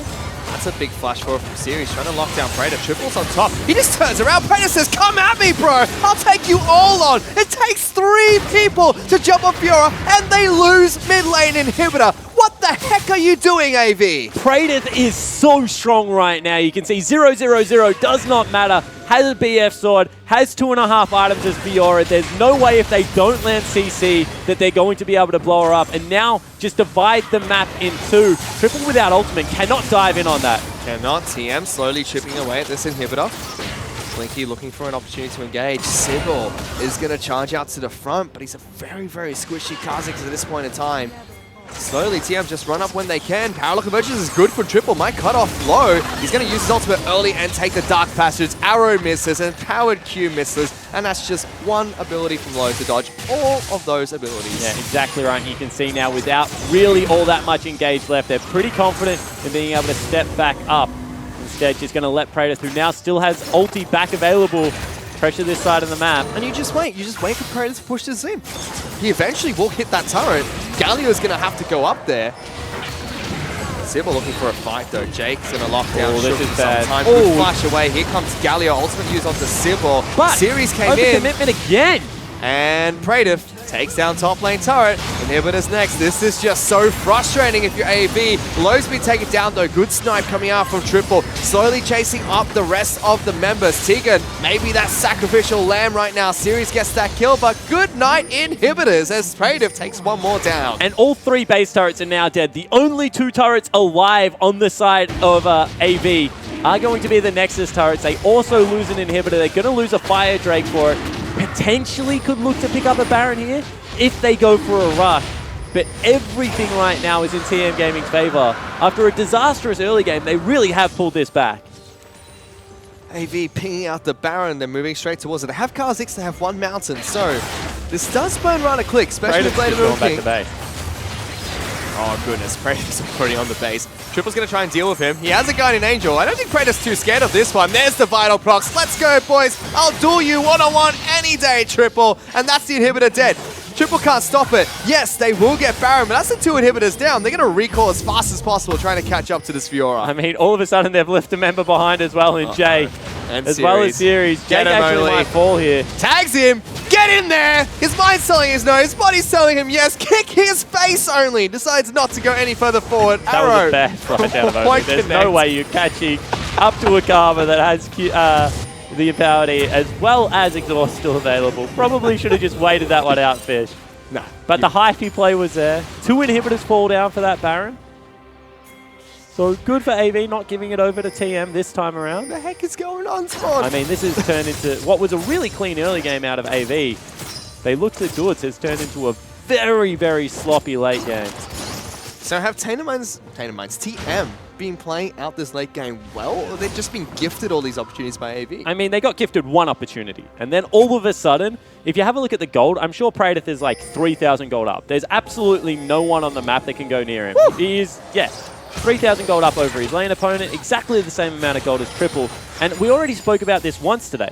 In a 1v1, no one goes anywhere near even with Fiora at the moment. It's just impossible to do. And you can see that Triple, unfortunately, every time he steps up, just has to burn ultimate and is forced to retreat. And that means you're ceding objectives over to the Fiora. And now with top lane, bottom lane, super creeps coming in, they can actually just sack and allow Praetor to continue to chip away at turrets. He's going. Praetor's going in. AV trying to rush to start ASAP. I believe they'll just all spam recall, get back and deal with this monster of a Fiora. Sybil's gone. I mean, but you don't want to send Sybil back by himself. Do they collapse? It seems like that's what they're going to try and do.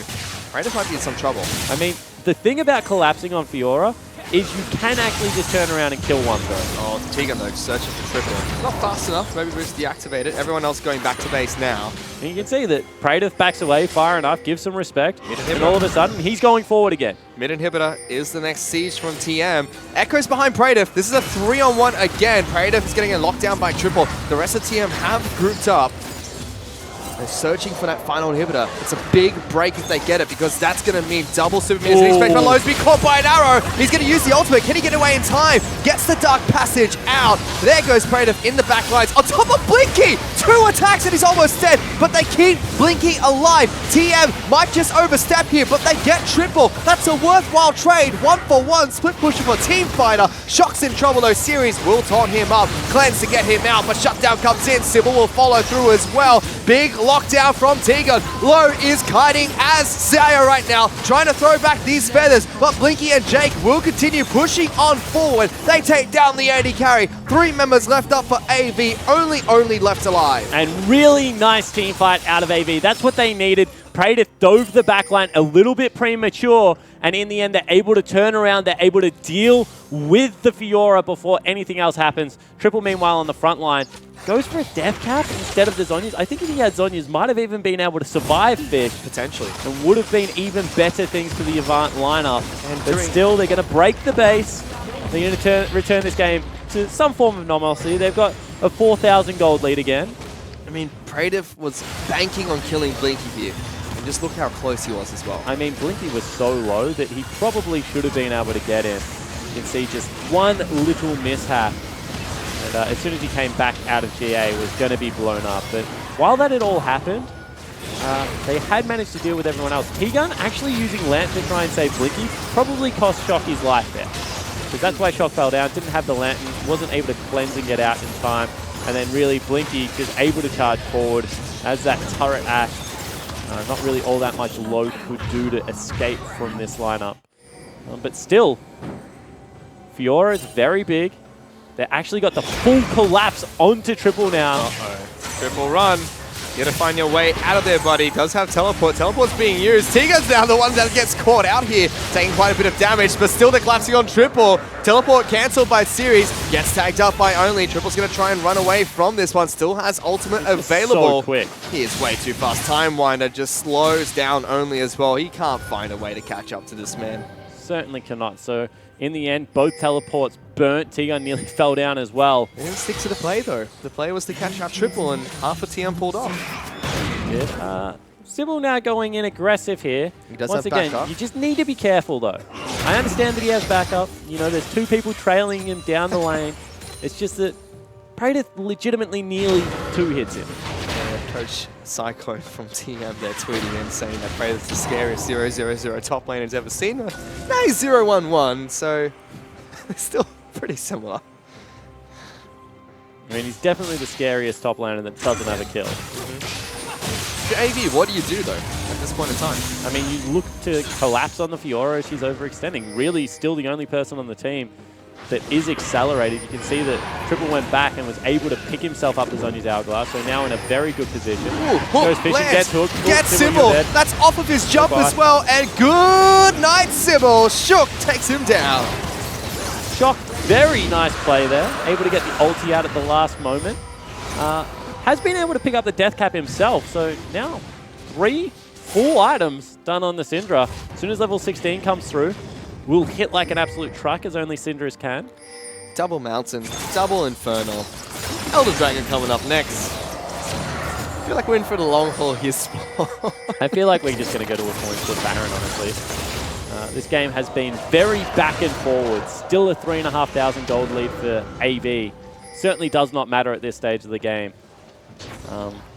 And I feel like it's just going to be park Praetor's bottom lane, pressure Baron, and hope you don't get collapsed on. Because that is one way you can just guarantee that there's going to be a one-on-one isolated play. If they send 2 people towards Praetor, there's no guarantee they still kill him because he's very mobile, and Baron will fall incredibly quickly to this TM Gaming lineup. 15 seconds to that respawns. Praetor's now bottom side of the map, so split pushing on the opposite side of where they want objectives. Arrow's been thrown. Connects onto Tegan. He's locked down for some time. Series looking for that fight. Tegan have to force a flash, but Jake flashed to try and catch up to him. So support for support flashing. Not too bad. Praetor's already on the inhibitor. Yeah, exactly right. You have to really track how quickly Praetor is able to take down these objectives. They're going for Baron. They have to go for it. You can see split pushing already. Praetor is going to be able to take down this inhibitor. Do TM try and stop this? It looks like they want to go in. Only doesn't get the Baron. Will be taken down by AV. Do they chase? They're going to try and stop as many backs as possible. Series trying to get out. It will be Sybil that gets out first, I believe. Actually stopped here. Will take down Shock. That's 2 inhibitors down, though. Praetor's already got 2 in exchange for the Baron. And they're cornering Blinky and Jake. Instead, Praetor will back out through the mid lane. Sybil gets out. Series is trying to recall himself. T-Gun not going to be able to get there in time. Oh! Press Q. Decides not to go through to the base. That was so close to T-Gun catching out a crucial member. You can see once again they trade Baron buff for inhibitors, but still not able to get a team fight. Potentially can now look for it, given the fact that the Fiora has summoner spells available as well as the GA backup. I mean, now it's kind of good for TM because they continue split pushing top. Elder Dragon's the next objective, so it's good that that's the last inhibitor up because that's where Praetor can sit. But the thing is they're split pushing, but they're never really collapsing for the fight. Ooh, might have found out Jake here. Get him, Tegan. Throw that hook. Decides not to, but look at the collapse. Teleport right behind him. Jake's the first target, though. Praetor is low. He's in this team fight. He's not split pushing. Tegan's the target. Big taunt coming out from Series. Only's got to flash away. Low is in trouble. Jumped on, tries to flash out. He's trying to be a turret, but it's not going to be possible. Shock uses his ultimate onto it. Ulting Triple, so no damage comes through. Praetor still fighting with Triple, though, in the back lines. Tries to slide back in. He's going to hold up this minion wave. Stop AV from pushing any further forward. Well, potentially stop them from pushing any further forward because at the same time they still have Baron buff. If they have any creeps there, it is still going to be quite easy. It's just going back to that inhibitor. You can see that instead they're going to send Sybil back with an empowered recall to try and deal with him. They get one. Praetor's now in trouble. They're pinging the collapse. Still chasing. Still doesn't have ulti. Praetor wants to go for this one. He's got the ultimate down. Triple uses Zonya's. This is going to be close. Triple has to run away. Power Convergence does come down. Praetor gets out. Can't find the Vital against Triple. Good collapse from AV. Yeah, you can see that Praetor's really disappointed with himself there. Thought that he had the outplay, but does come up short one more time. And if TM can't win a team fight, they can't end the game because they keep giving up Barons. The empowered recall has actually been super core to being able to get multiple members back to deal with the Fiora. And Shock, as you mentioned, he ultied Triple, which I actually think was the right call because it made Triple burn the ultimate. Arrow straight down mid lane. Does miss. However, I think it was the missed skill shots afterwards that should have killed Sybil and then would have made that a 1v1 play. Creative said for another 20 seconds. AV marching down empowered minions towards the Nexus. Teleport from series. They're going all in on this. Yeah, they actually want to end the game right now. 10 seconds left. There is no GA Hook available. on the Sybil. Tiga's looking for the fight. First turret's gone. Series jumping in on top of his team. There goes the next turret. They're going for the win. AV are trying to finish this game, and they've done it. They just run it straight down mid and take down TM in game 1. And I mean, it looked like TM were caught napping. It looked like they thought they had time to be able to get their top laner back into the action. But AV, decisive call. You can see they're not real happy about it. That looked like it was going to be done and dusted in 24 minutes. Instead, we're here for about 40 on. But a win's a win, Fish. They managed to pull it back with some pretty decisive late game plays. TM were just so close as well. Huge props to them, only with a big steal. Praetor tried so hard. But again, a couple of lackluster performances on the TM side, just not stepping up to the plate enough to pick up the victory. And just some crucial whiffed abilities in the team fights. I mean, that could have been so close. What it would have been if they had been able to, you know, proc the Vitals one time to be able to get Praetor to heal up in the team fights. If there had been a couple more crucial lanterns, or maybe even the Syndra being able to follow through with some more damage. Just little mechanical mishaps, I think, is what cost TM badly. But really, TM have to fix the early game. Because you can't trust a team to throw a 6,000 gold lead at 15 minutes. I mean, if that's your game plan, I mean, that's some WE level mind games going on right there. Because that game should have been over from the 15-minute mark. Yeah, definitely shouldn't be. Avant Gaming had that in the bag there, but TM shot calling late was fine. Yeah, so I agree with you. They really need to fix something early game so they can get to that late game point. Yeah, I mean, and it comes down to, you know, get through the early game, clean up some of the execution, and stick with the guns a little bit more. And I mean, that could have been a different story, but at the same time, AV, go back and watch that Baron like 15 times because, I mean, you shouldn't have been there after the first bait, and then the persistence to stick with it was just, that was a crazy call. Yeah, it was a surprisingly long game between AV and TM, but that's just game 1 of this best-of-3 series. To break that game down further, let's send it back to our analyst. Thank you, Fish. Thank you, Spawn. Well, AV, a narrow escape, would you say, Destiny? Very narrow. Because they obviously went out to a huge lead, and then just... It was basically both teams were throwing the game. You know what I mean? They're just both, you know. AV had a huge lead and then they decided they didn't want it anymore. Like, I think Jake just touched on it towards the end of his comments there. Like, TM really need to look at their early game because AV just completely startled them. In almost every lane, I think top lane was a bit more even. Praetor, mainstay on the TM roster now. In a good matchup, the Fiora versus Galio. So I think he did fine, but the mid and bot just kind of got crushed. Yeah, Destiny, when you look at that, I mean, we'll get to that Baron throw later and the sort of 6,000 goal team fight. Yeah. But in that early game, what in particular did you see from TM that was pretty disastrous? It was mainly in that bot player where T-Gun missed his flay and his hook, but I have to give a bit of praise to them because this game they played very aggressive, and after the Baron, like, they got their stuff together, and for a rookie team that's only played for like a week or so, they actually played pretty good considering the circumstances of the throw. But I still will give them the praise. Like, they're not hesitant to make the calls, and obviously it didn't work out, but that's just how it happens with new teams. Like, they just learn and progress, and I think I ruled them out too early. Like, I still think it's possible for them to take the next game if they just get it together. He just got roasted by like Denyon on Twitter. So yeah, sorry guys. Now back in the bot lane thing, I think in terms of the matchup, the Ashe and the Karma, I think obviously they win the war of attrition. They outrange Thresh and Xayah. But I think the Thresh Xayah lane should win. They have the kill pressure. They have a Lee Sin, like an early game jungler with gank potential. Thresh is one of those lanes that's really easy to gank for. You just like lantern flash your jungler in, and if you don't flash play nothing and then miss your hook, somebody dies and then you win the lane. But Goon, he's just like, I don't know, he gets in there, flash plays the wrong way, misses the hook. It's a little bit awkward and they get kind of punished for it. Well, let's talk about this draft that we just brought up here.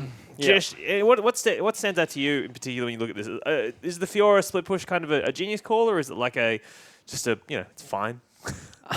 So like everyone knows, I think the Predator's actually a pretty big Fiora player, and it's probably one of the only answers I think that's actually decent into Galio right now. So we actually praised what we said last series how good the Galio pick is, and that it's like really OP on this current patch. I think the thing that Fiora does really well is that should she get to 2 items, she has like basically unstoppable split push. And you'd have to rely on the Galio to get good team fights and just to win like 5v4 whilst Fiora like tries to dent turrets. What happened that game was it actually, like, credit to TM, was that they backed off fights really well. So every time that AV did go for the engages, Blinky shot out maybe 44,000 arrows across that game.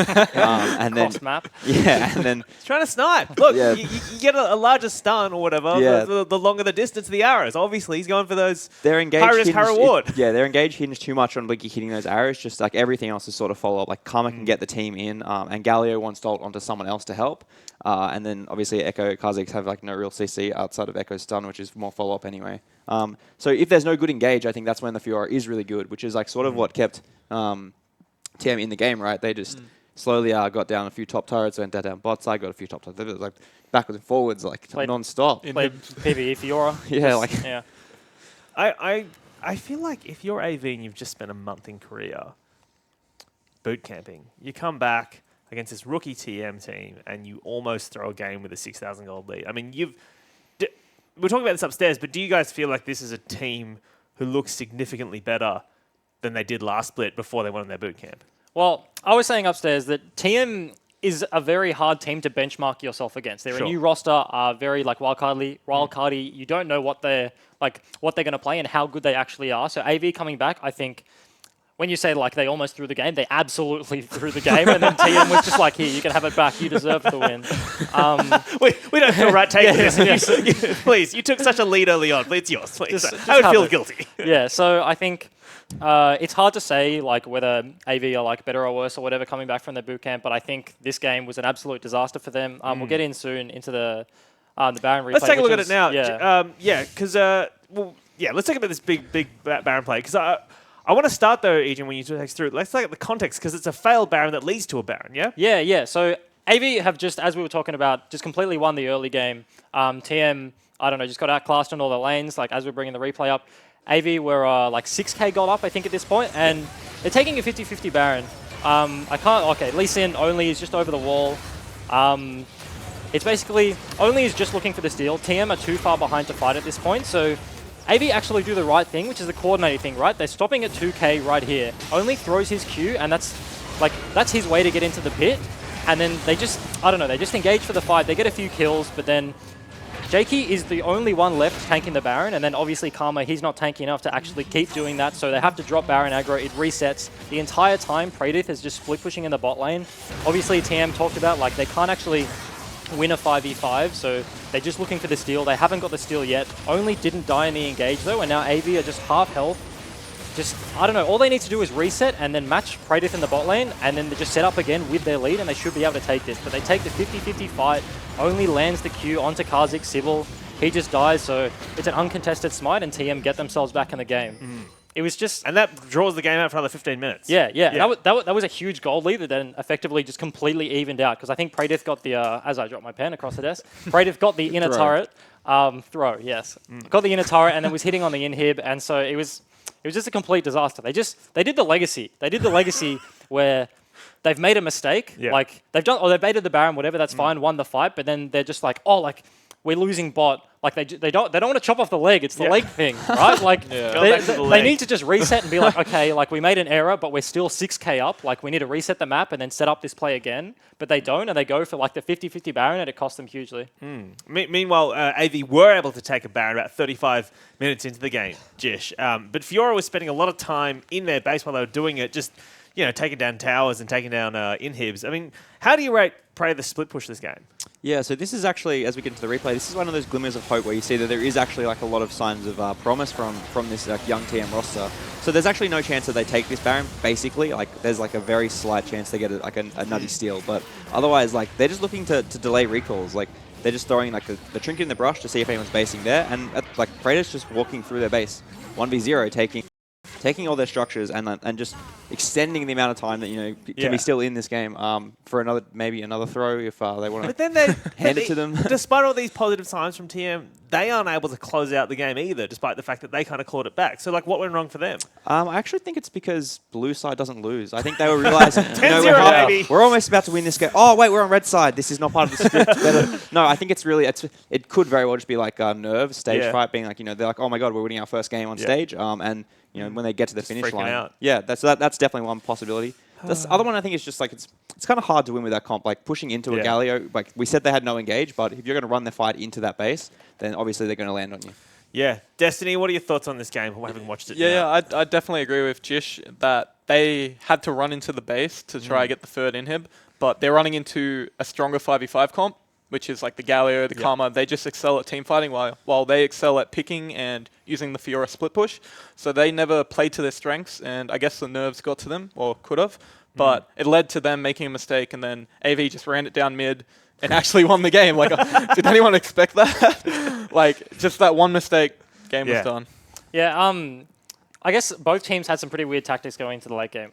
In terms of when TM had the lead after we just went through that replay, they got the first Baron. I think they actually played pretty clean for a while, right? Like there was a good 10 minute in there. 5-10 minutes, whatever it was. Like they were actually like setting up around the map and playing like decent League of Legends. They were letting the Fiora use the pressure. So there's good signs there. I think they do have some interesting tactics. I think Jish was saying like it probably stems from Pradith, seeing as he's like the one left over from the old roster, where TM just waddles up mid and they're like, this is a bush, we can sit in here for a while, surely someone's going to walk in here. And so like that, we're like, so they waste a bit of time on the deploys and on the setups when they should be like pressuring for Fiora to split in the side lane and hitting the mid inhib.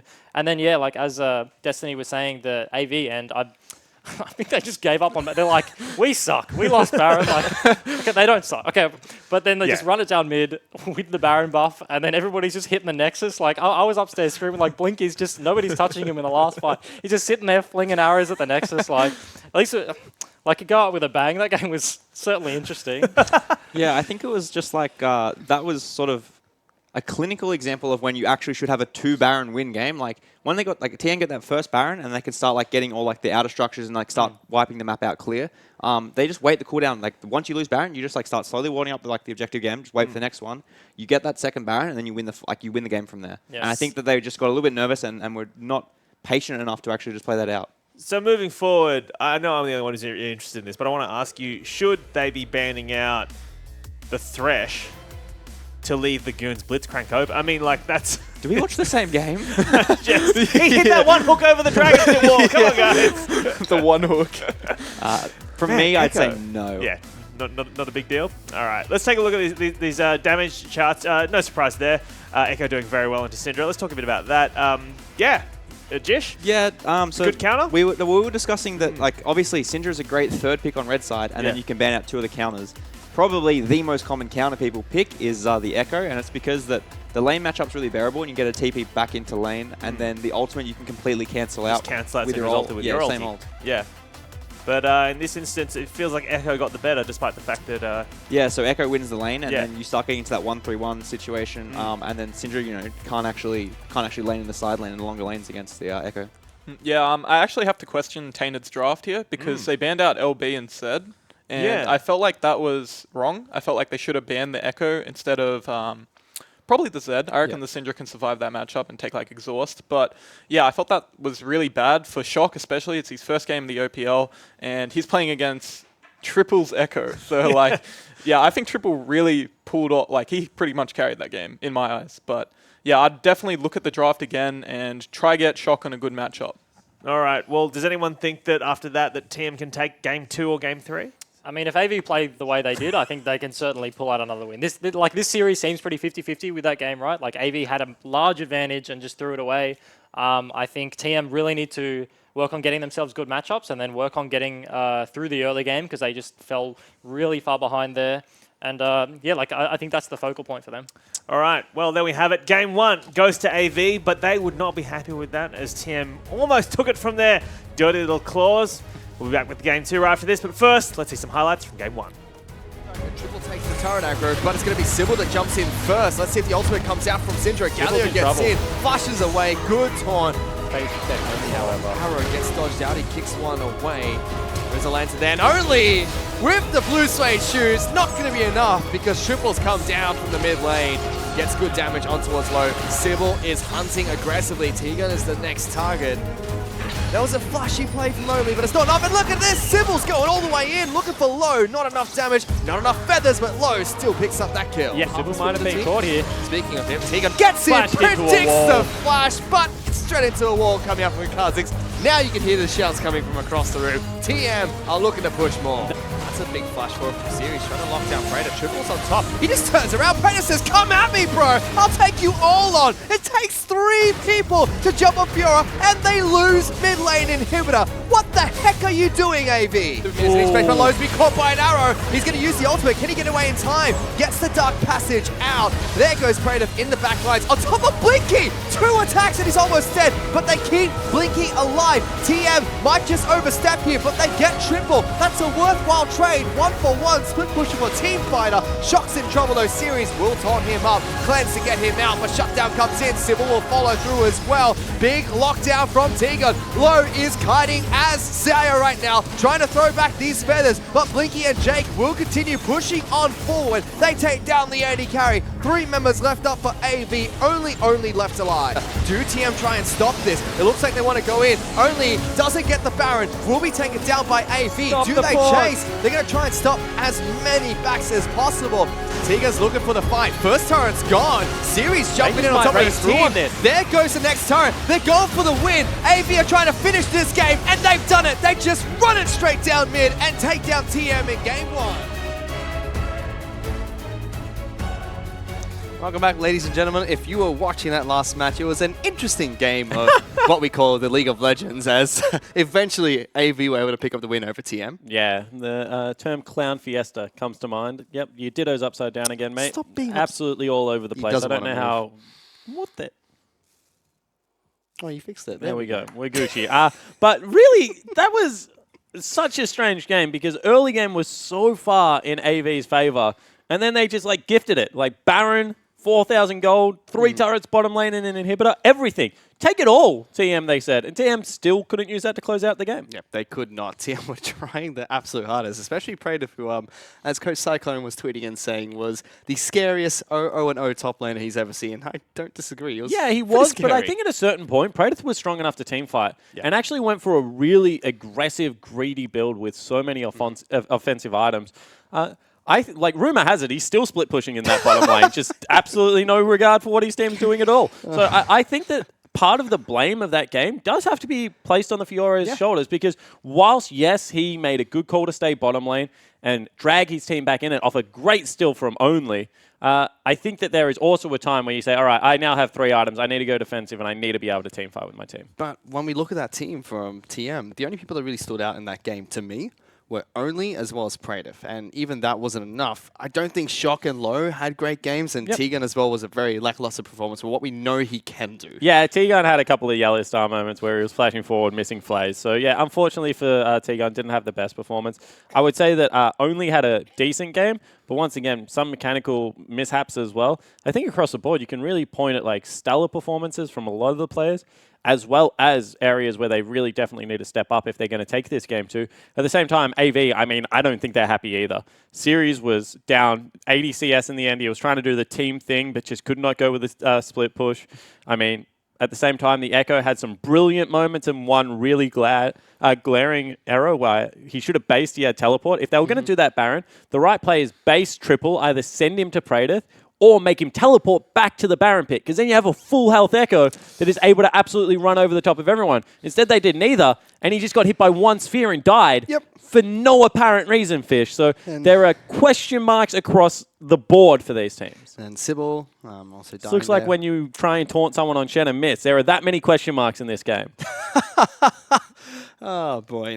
There was a lot of errors between AV and TM, and at the start of the match, it just looked like it was going to be a clinical AV victory. It looked like, they were able to stick together as a group throughout the offseason, improve, their shot calling looked great, and then Baron.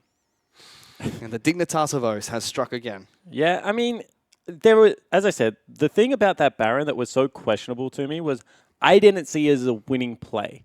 At worst, they were going to trade members for Baron. At best, sorry. At worst, they were going to give the Baron away. And they had tools available to be able to mitigate those risks, which was the teleport, which is, going over the wall again and contesting as opposed to staying in the pit. So it was a strange call. I will be interested, however, to see if TM change up their strategy. They didn't really have a tank line. They weren't very good at team fighting in that game. Only was on a very skirmish heavy jungler, but one that can't really build up a CS lead. Would prefer to see him on Nidalee if that's what the game plan is. And we'll see whether they do adapt and change up the draft at all. So when we think of the bottom lane for AV, because Blinky and Jake, they've been together for some time now, looked good at the start of last split. I'm not quite sure if they had a great start to this game. I mean, they took the turret at 8 minutes. That's true. They took down Tegan and Low. Yeah. But during the game, during those hectic team fights, was anything their fault or was it just the other side of the map? I think they were completely fine. I mean, I think Jake got caught out once or twice. But at the same time, I mean, when the game devolves that rapidly, everyone kind of loses a little bit of focus. I thought their early laning phase was actually very good. They were able to push down the turret, as I said it, 8 minutes in. They had some teleports coming into their lane. They were able to really stand up. They avoided some crucial ganks. Potentially could have fallen down if T-Gun was a little bit more on point with some of his plays. But, I mean, you can only play against the opponents that are next to you, and they won the lane pretty comprehensively. Yeah, that wristband that Blinky has, he needs to give that one over to Cupcake. Ward save lives. Fire Ward. This is turning into the biggest meme. Poor Cupcake. Save a life. I mean, everyone, it's so funny. Cupcake plays Brand or Misfortune. Everyone's like, wow, look at the damage. Look how well he's carrying the game. And then, Ejim comes on the desk, roasts him because that's what Ejim does to everyone. And everyone's like, yeah, you know what? Stuff Cupcake, buy more wards. He does the most damage in the game half the time he plays League of Legends. I mean, poor Andy. I mean, it's definitely an interesting dynamic that they have. But, I mean, until Chiefs beat Legacy, Ejim can shut his trap. Shots fired already here. Lucky he's not on this desk anymore. I mean, that's someone you might be able to outbench. At least he's not a Tegan or a Blinky you have to be afraid of. Is that right? Nah, I'm still pretty scared of Egypt. He's got those crazy eyes. He's a Thunderlord's Lulu player, but you can never trust those guys. But, I think that getting back to this game at hand, there were certainly windows for TM to win that. Should they have had the windows available? Definitely not. It was like Jake had punched through a brick wall to give them a window. In fact, that's how hard they tried to give the game back. But see whether they're able to have a better early game, because that's what will tell us a lot about this TM lineup. Yeah, it certainly will. We'll have to see if TM can pull back the early game, because their shot calling late game, it was okay. Let's see if they can get to the late game by themselves and not be gifted a few extra players from AV, which we've seen a couple of times this week. Sometimes players just don't understand what team they're actually playing for, and it's mostly when they get that pick, which has been banned out by AV, Zach. And we'll have to see if any of the bans change here. So far in the last game, we saw Triple get a very good counter pick mid lane. We saw very targeted bans. We saw a Blitzcrank and a Zillion ban. Maybe those won't go through this time around because AV are on red side. Yeah, exactly right. And the thing is, Fish, we are still 10 of 10 games blue side victory. That's why TM couldn't win last game, Spawn. So if anything, this game will be a wash in TM's favor. Blue side OP at the moment, 100% win rate. Well, let's see if they can do just that.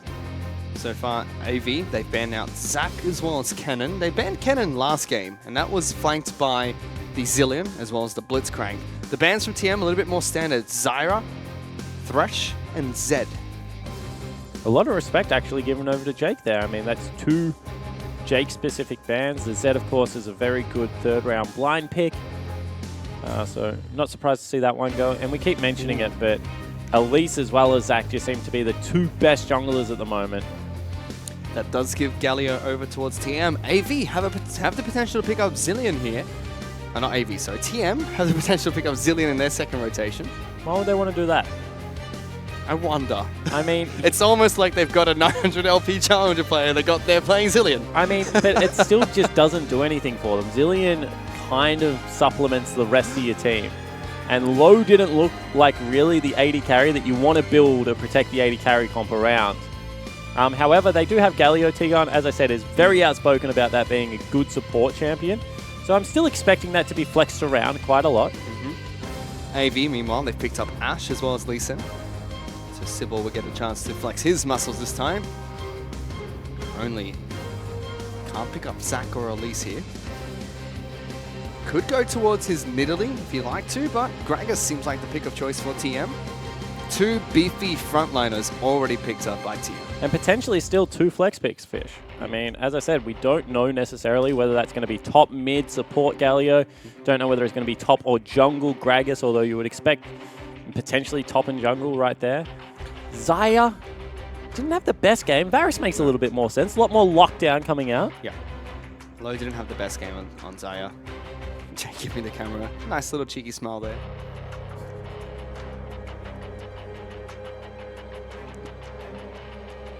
I don't know what you want me to say about it. He Don't smiled. worry, you just looked over at me and I got very confused about what you're trying to imply this one. Syndra is being locked in here for AV.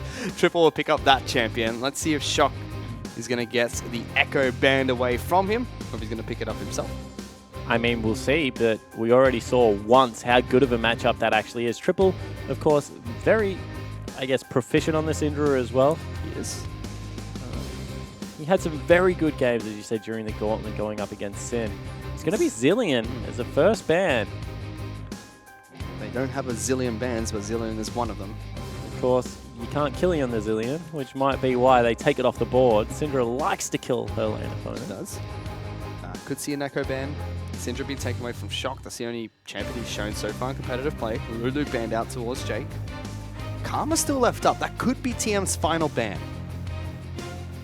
But also, if they're not flexing this Galio as a support, they're taking away potential champions that Tegan can play here. Yep. AV do get first pick in this rotation. Although the Blitz is still available. If you're banned out, they don't want to repeat the last game. They know that Galio could be going support. Yeah, they certainly do. Or it could just go mid lane. I mean, Galio is actually one of the better matchups into Syndra, in my opinion. Very hard to kill a Galio. He just wave clears for days in the mid lane. Able to go towards that Abyssal Helm, I think it's called now. The item that was Abyssal Scepter. And nullify a lot of the damage. Still output. Abyssal Mask. Sorry. You put it on your head. So no, it goes on your face. That's a mask. On your head, that's a hat or a helm. You know, they rest in 2 different spots. And Rakan's locked in for Jake. Rakan has been locked in for Jake, going with the Ash pick for Blinky. But Swan's about to kick me off my chair again. I can feel it coming. No. Oriana's been locked in for Shock. He's going to take a control mage into the mid lane. And we do get the flex here as Jarvan's been locked in. That's just the most flexible flex ever. All of a sudden, it is going to be support Galio. It's going to be jungle Gragas. It's going to be top lane Jarvan. It's going to be mid lane Oriana, unless something really wacky is happening here, Fish. I mean, I don't know if you can get a stranger comp than that, but it's got a lot of R buttons, and we'll see if they can press them together. And Series wants to take the interior Crocodile Alligator to the top lane to try and take on this Jarvan. So no flexing coming out from AV in this game. A little bit more stock standard, but TM, much better front-to-back team comp, and Tegan with the Galio support. It's going to be fun to watch. I mean, the thing about this composition, it really just comes down to Praedyth being able to ult the 2 carries and then have the Oriana ball on him to be able to blow everyone to smithereens. As long as they stay even here, TM, they have a chance in the team fights. At the same time, a little bit harder to execute out of AV. When you have a Renekton, it's always about being able to get him on the back line or in positions to do damage. Jake going to have to be on point with the knockups as well as the charms. Let's see if they can get that one going for Jake. But lots of initiation coming out from AV. So has a chance to, as you mentioned. I mean, they've got the Ash Arrow as well as Flash Rakan. So I don't know if that's a lot of... You're going to... Leasing Kick is not a reliable form of initiation. It just doesn't come off all that much, especially when you have a Gragas that can knock you out of your kick as well as a ward hop with just a body slam. I mean, I think majority of the initiation is going to have to come from Blinky in this game. Probably. Blinky's going to have to hit those Ash Arrows for them to get in on the initiation. I just love that you look at these 2 team comps and you're like, AV have a lot of initiation. They've got Jarvan ultimate, they've got Varus ultimate, they've got... I give up. No initiation this side of Absolutely TM. no initiation. Yeah, it's all protection. You know, just trying to keep low alive in this game, I believe. Or maybe Tegan. He could be the true hard carry of this match. You know what? Thank God for SSDs, because we're about to get on Summoner's Rift really quickly through a loading screen because of SSDs. So they're just a blessing to everyone. Yep. If you don't have an SSD at home, please get one, because it gets you onto the Rift quicker. Makes it go really fast. No potato computers here at Riot Games. We are on to Only Summoner's that was Rift. true. We are on to Summoner's Rift for the second match here between TM and Avant Gaming. Avant Gaming currently lead 1-0 against TM. But they had the blue side buff, Yes. which is unfair at the moment. Now TM get to pick up the blue side buff, see what they can do with that. 30 seconds until And AV, they'll be looking to try and be the team that picks up the first 2-0 here. Most of the predictions were going their way. It's already going for quite an aggressive trade here against him. Knock-up potential. Doesn't go in. He was looking for it. He decided not to go for the engage. I mean, it looked like he was in range there. Wonder if he's just taking Q and maybe was going for some harass trading. So we have seen Galio top and mid. I believe internationally it has been played support, but I'm not quite sure how or what it brings to the table here in the bottom lane. Curious to see how Tegan's going to play this champion. He's picked up Ignite as well. It seems like he has some form of kill pressure at least. And interestingly enough, the lane matchup that I want to concentrate on at the early stage of the game is going to be Series versus Trader. Because Series... Ooh, that's actually cute from Triple. So what Triple just did is he used an orb there, pretending that Sybil has started on the Raptor camp. Joff, I have absolutely no idea what that was. And it was command attack and missed. Triple didn't even sidestep. But the reason top lane is incredibly interesting for me is because when you have a look at it, Jarvan trades incredibly well onto top laners. However, Renekton can just keep his rage bar here and sustain through a lot. So, aggression early. Yeah, lots of aggression coming out from TM here. Tegan getting a couple of punches down into Blinky and Jake Low taking no damage. Both AD carries going for Warlord's Bloodlust. This is a big change we've seen for quite a few of the AD carries. Yeah, it certainly is a little bit unique. Especially when these two AD carries in particular build Both Blade of the Ruin users, King yeah. first. Let's see how that works for them later on in the match. Is Shock misses another command attack. And the big thing for me is, like, generally both of them are double Zeal users as well. And if you don't have Fervor, you just really don't have all that much damage with double Zeal. Fervor just gives you so much late game as well. Scales really well with levels. Yeah. More than a BF sword, I believe, at 18. Series having a chuckle in this lane. Praetor laughs back. But you can see Praetor can't actually approach, and all of a sudden, out of mana, not going to have a great time CSing anymore. We'll go Triple. Only's found him, forcing a flash out of Triple. No follow-up from Shock. Didn't even get a single Q proc down, which... I mean, they got the flash, just not enough damage to force Triple out of lane or to use both his potions. Yeah, exactly right. So we'll see whether that continues. You can see furthermore in the top lane, Series continuing to win out on this. And they have called Sybil up, so a dive is definitely on the table, Fish. And this is a lane that just goes so well for Renekton until Praetor's at least being able to pick up his Tiamat. Lee Sin's nearby. They could go for this. Double dash is available for the Renekton. It's a double buff Sybil. They're going to go in. Praetor has been stunned up. They're going to take the turret first on Renekton. That was clinical from Avant Gaming. Certainly was, and the flash came out of Praetor as well. Absolutely no reason to flash there. It had already been tagged, was definitely going to fall down. Lane's going to bounce back against him, and now it becomes incredibly difficult. This is what you need as a Renekton. You need to turn into that much of a pressure vacuum that not only are you winning the 1v1, you're bringing up the mid lane, you're bringing up the jungler time and time again, or you're getting pressure onto the turret. He gets a really bad back as well, Praetor. He's gone back to base, picked up a cloth armor, control ward, and refillable potion. So Series gone back. He's got himself Ruby Crystal, long sword, as well as that extra control ward, still holding on to his initial potions. Not good for Praetor at the moment, especially with no summoner spells. And Renekton's just going to walk back to base. Walk back to the lane. Exactly right. Doesn't have to burn the TP. Already is a full creep wave ahead. Not really that big experience gap to really worry about when you've already got yourself this much of an advantage. Thanks to Sybil. So we check in with the mid lane here. Shock against Triple. Shock's been controlling the lane, pushing it in against the Syndra, but has burnt through all his potions. He's also down in CS and quite a lead as well there. He should be able to pick up all these minions. That will mitigate that advantage, but still Triple no flash. It's only really 4 CS, and you can see that Triple actually had to use a lot of his mana to get that advantage. So this is going into the turret incredibly quickly. See whether Sybil stops by to leech some experience, or whether actually Orianna can actually shove it in. It does go eventually. You can see that will be a recall as well. So All's okay in the mid lane, a little bit more equal. Bottom lane, of course, dead even.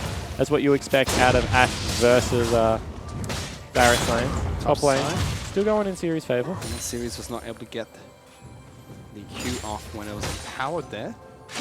Now will. Heals back up quite nicely. No sustain available for Creative at the moment. A very mana-hungry champion, Jarvan. And they do have only on the top side of the map, but I don't see a chance where we can get initiation down on towards series. Trust me, pre-6, you just do not gank Renekton. As they actually go in, get a big knock-up. Tegan looking for the taunt. Doesn't connect onto Blinky. Blinky turns around and shoots a couple of arrows into the Stone Gargoyle's back. Triple's gone hunting inside of AV's jungle. Oh, sorry, TM's jungle. They're looking to dive top lane again. You can see level 6 has been achieved. Flash is still up for series. And they're forced Praetor completely off that turret. Going back to base. Bottom lane as well. Blinky getting good trades onto low. Jake was keeping Tegan occupied. Nowhere close enough to stop the harass coming out from the Ashe. Praetor is in such a deficit though. He just got away, pushed into his turret. That's going to get killed before he can get back. So he's 20 CS behind the Renekton. Without teleport, 20 CS down, no teleport advantage, is not yet level 6. And as I said, you just cannot trade with the Renekton early because you run out of mana. He doesn't run out of health. And then he's able to just turn the lane on its head. If you wait out until you have Tiamat, it is a winnable lane. You just have to be patient, Fish, and unfortunately, Praetor wasn't patient. He let a big creep wave build up, and it bit him really hard. It did. Silver now is going to use this time to donate blue buff over to Triple. AV have 1,000 gold lead just through incremental advantages at the moment, and that single kill picked up by Sybil in the top lane. Really flexing his muscles on the Lee Sin at the moment. Blinky's gone back to base, picked up Boots 2 straight away, so decides not to go for the Bilgewater Cutlass, which a low has picked up. I mean, that's an interesting pickup. Potentially to get rid of the melee Galio, but also isn't the normal Boots 2 you see. So keep going back to it, but we've seen so much around the world lately that Boots' priority on 80 carries are defensive Boots. We're going to have another game of offensive Boots. And we just saw top side of the map when we were checking in there. Series is holding the wave off the turret. Just to add insult to injury against this Jarvan. 39 CS to just about 60. Blinky going to take some damage in the bottom lane. Low, harassing him there. Rakan can't quite find his way back into the Blinky's lane, being cut off by Tegan. But you can see eventually, just because of the fact that they still didn't know where Sybil started on the map, that they have to back away, they have to give up priority because Only was on top side, handing off blue buff over to Shock. Also still isn't level 6, even though he is up in CS right now only. Sybil has been on level 6 for quite a little bit now, has the ultimate available. Also now going to contest a red buff, it looks like. Will be spotted out by a ward that was placed into the Raptor pit. See if the collapse actually comes out. There's an on the way ping coming out from Tegan. He's moving in, but Only's not there. He's trying to take away Raptor K. They do get spotted out by the Asho, but mid lane Shock taking some damage from Triple here. Trades back and forth, both ultimates used. Yeah, actually not a bad trade out of Shock. I mean, the creep wave was pushing in. He's going to be able to secure himself this. Probably will be able to push the next wave and go back as well, so he's not going to lose out on all that much. Bottom lane gets rid of the blast cone that normally gets you over that wall if you're going for the big roam. So really, apart from top lane, TM are doing absolutely fine right now. In fact, they're winning bottom lane. The winning's bottom. They had a small deficit mid lane, but it seems like Shock's been able to even that out. Since Triple was the one that based early, he will be slightly ahead in CS as he collects the last bit of the range minions mid lane. Oh, and Tegan doing well in this lane. I mean, just seems like Blinky and Jake can break through the tankiness that Tegan provides in this bottom lane. Yeah, certainly. And now all of a sudden, Low just has the added sustain that comes out of having a Cutlass as well as Warlords. Oh, you hate to see it. That should have been a killed ward. One of them cancelled an auto. But yeah, Tegan, he was pretty vocal about this yesterday, actually, how he believed that Galio was a good support pick. Might be onto something. Potentially. And also frees up enough to pick for the top side of the map. I mean, if you can get through laning phase with it, it is good. Oh, of course. The only problem is maybe they would have preferred to have it into the Renekton, who's 40 CS up.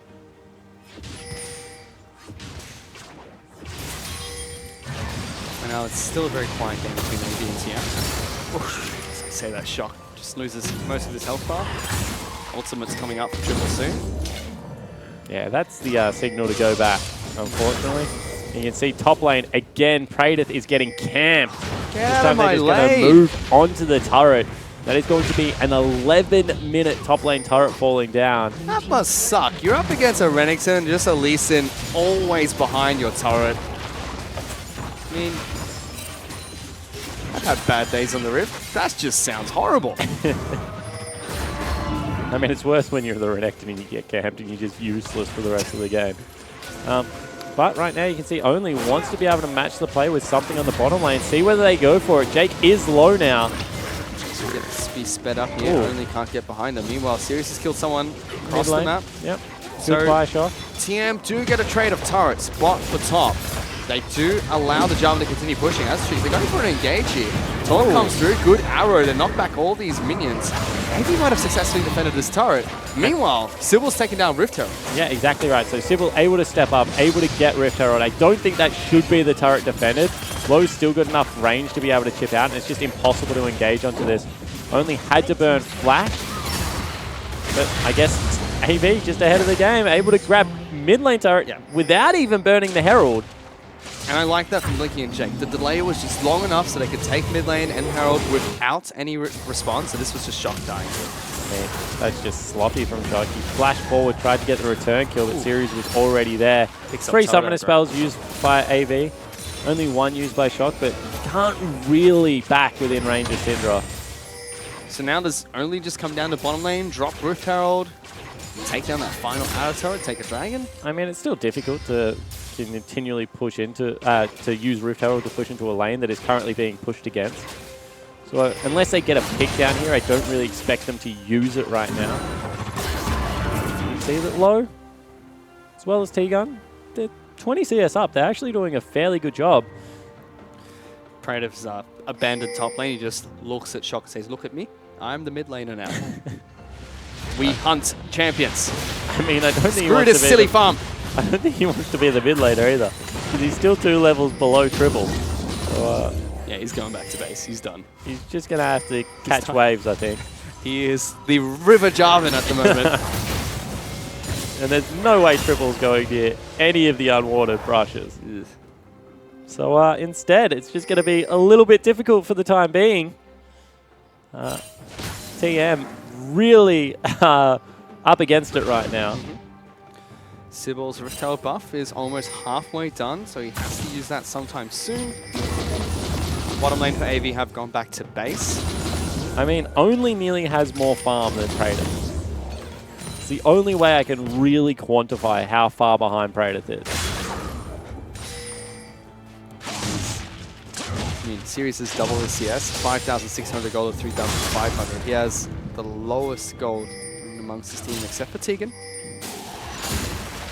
That's not really T-Gun's fault. No. He's a support.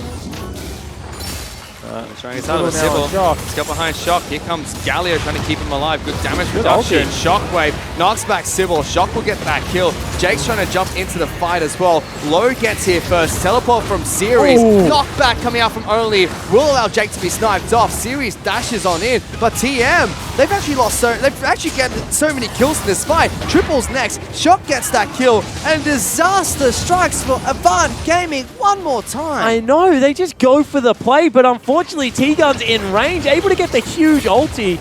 The percentage damage reduction was just enough, and that means they're going to be able to break open the mid lane turret. Much needed assist over onto Praedyth. Jarvan still does his job of being able to lock down flashless targets. And no matter how much gold you're ahead, you're still erected, which means you're not very useful in team fights, Fish. You got to think that Coach Pinch now will be standing behind them and screams with a ruler and just tap them and go, "Stop it. Don't do this." And you can see that, once again, this looked like it was going to be a good setup, but Sybil didn't kick first, didn't want to use the ultimate, gets absolutely blown up. And you're just hitting the tanks at this stage of the game. Low does a lot of damage. Jake gets stuck against the wall and therefore has no way to go.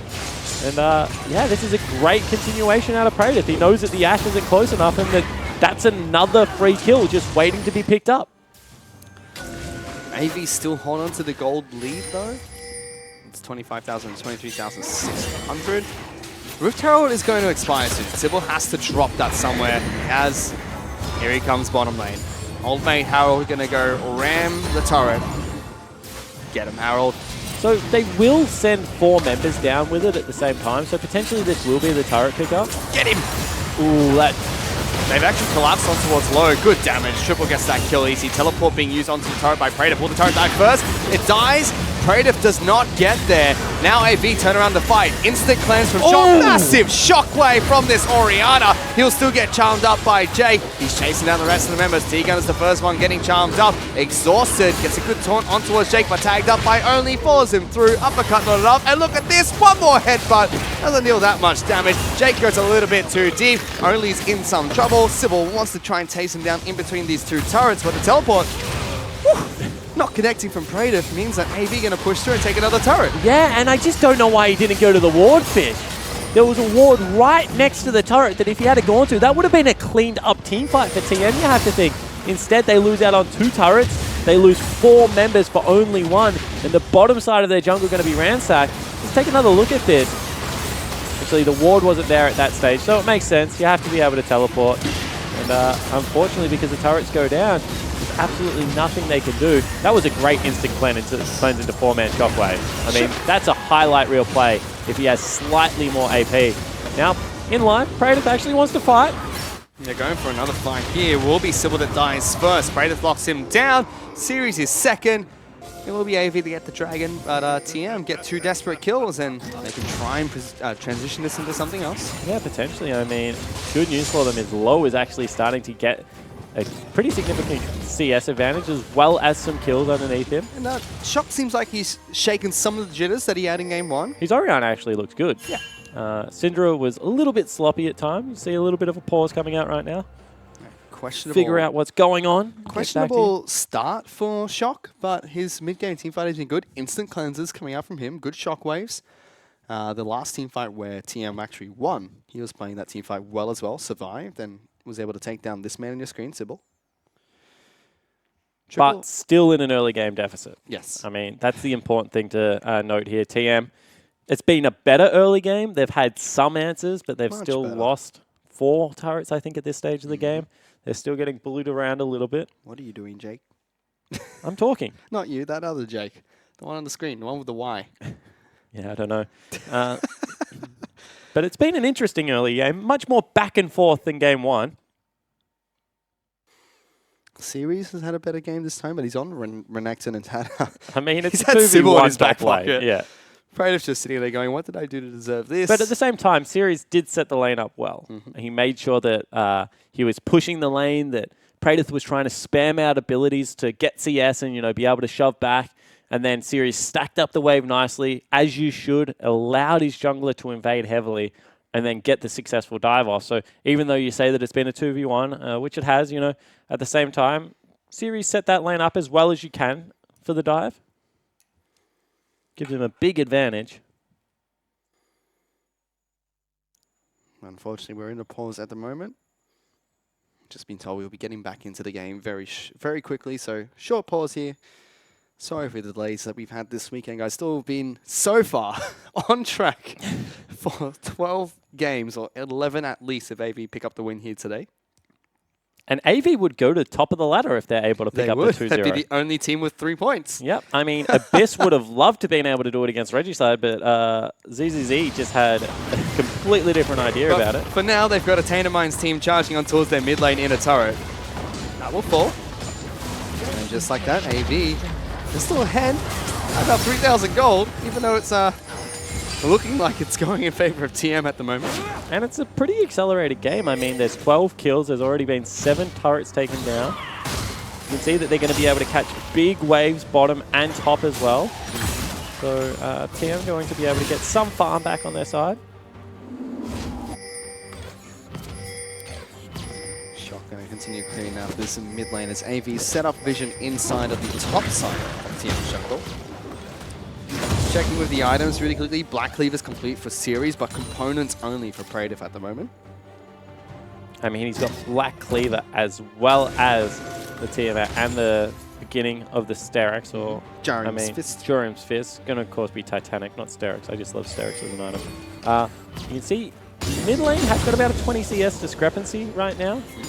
Maybe even more, 30 CS when Triple picks up this wave. So quietly has begun to take over the mid lane again, Triple. He has. And it is Shock's first game in the OPL. Dave Tours looks much better out of the rookie mid lane. And we've seen this from so many rookies that step into Split 2 as well, you know.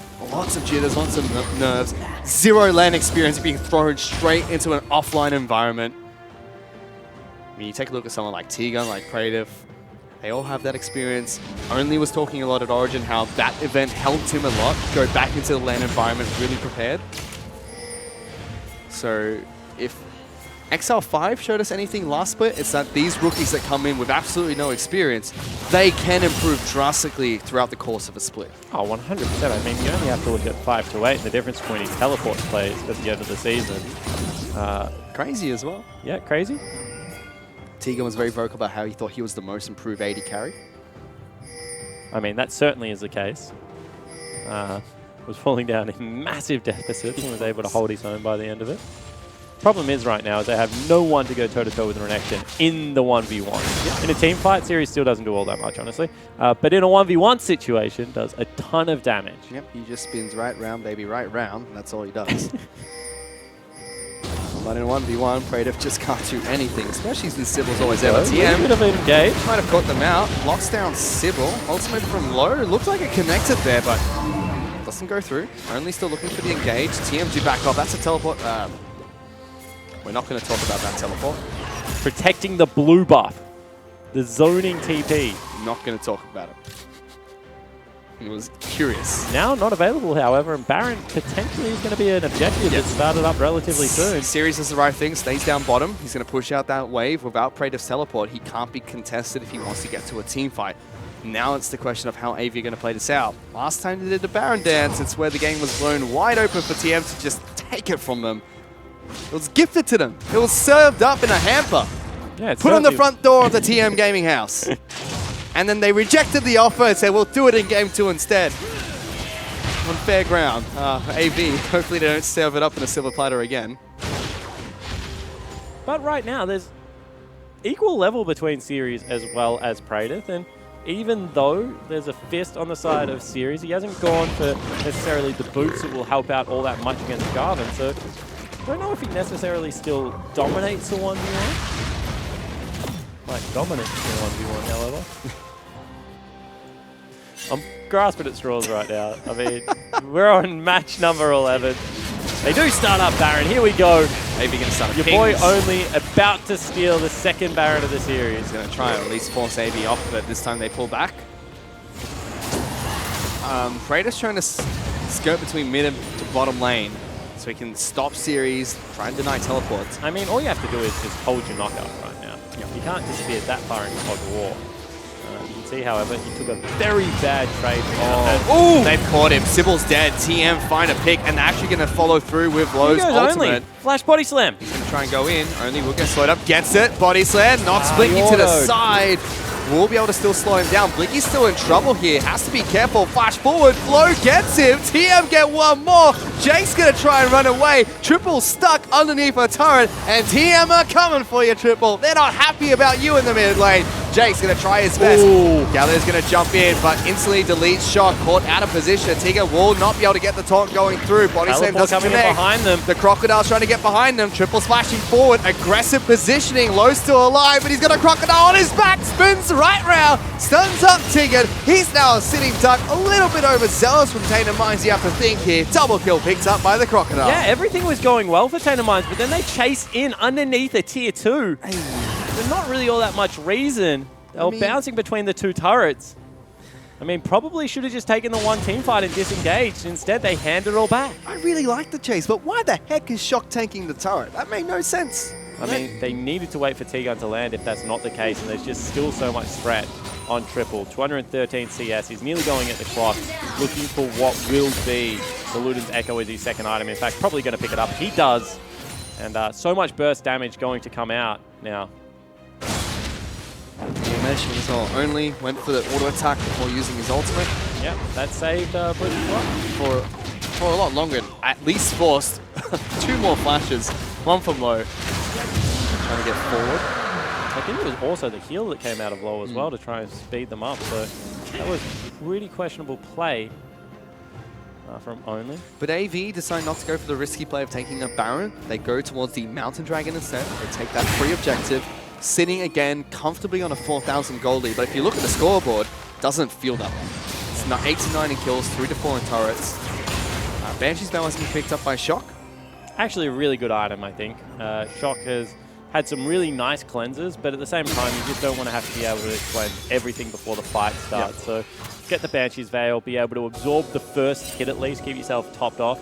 Also the fact that, you know, Triple just does so much magic that any EMR you can have in your build is going to be useful.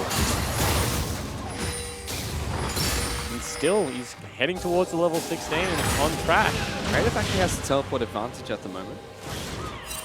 Redemption has been picked up by both supports. Holding on to that item at the moment.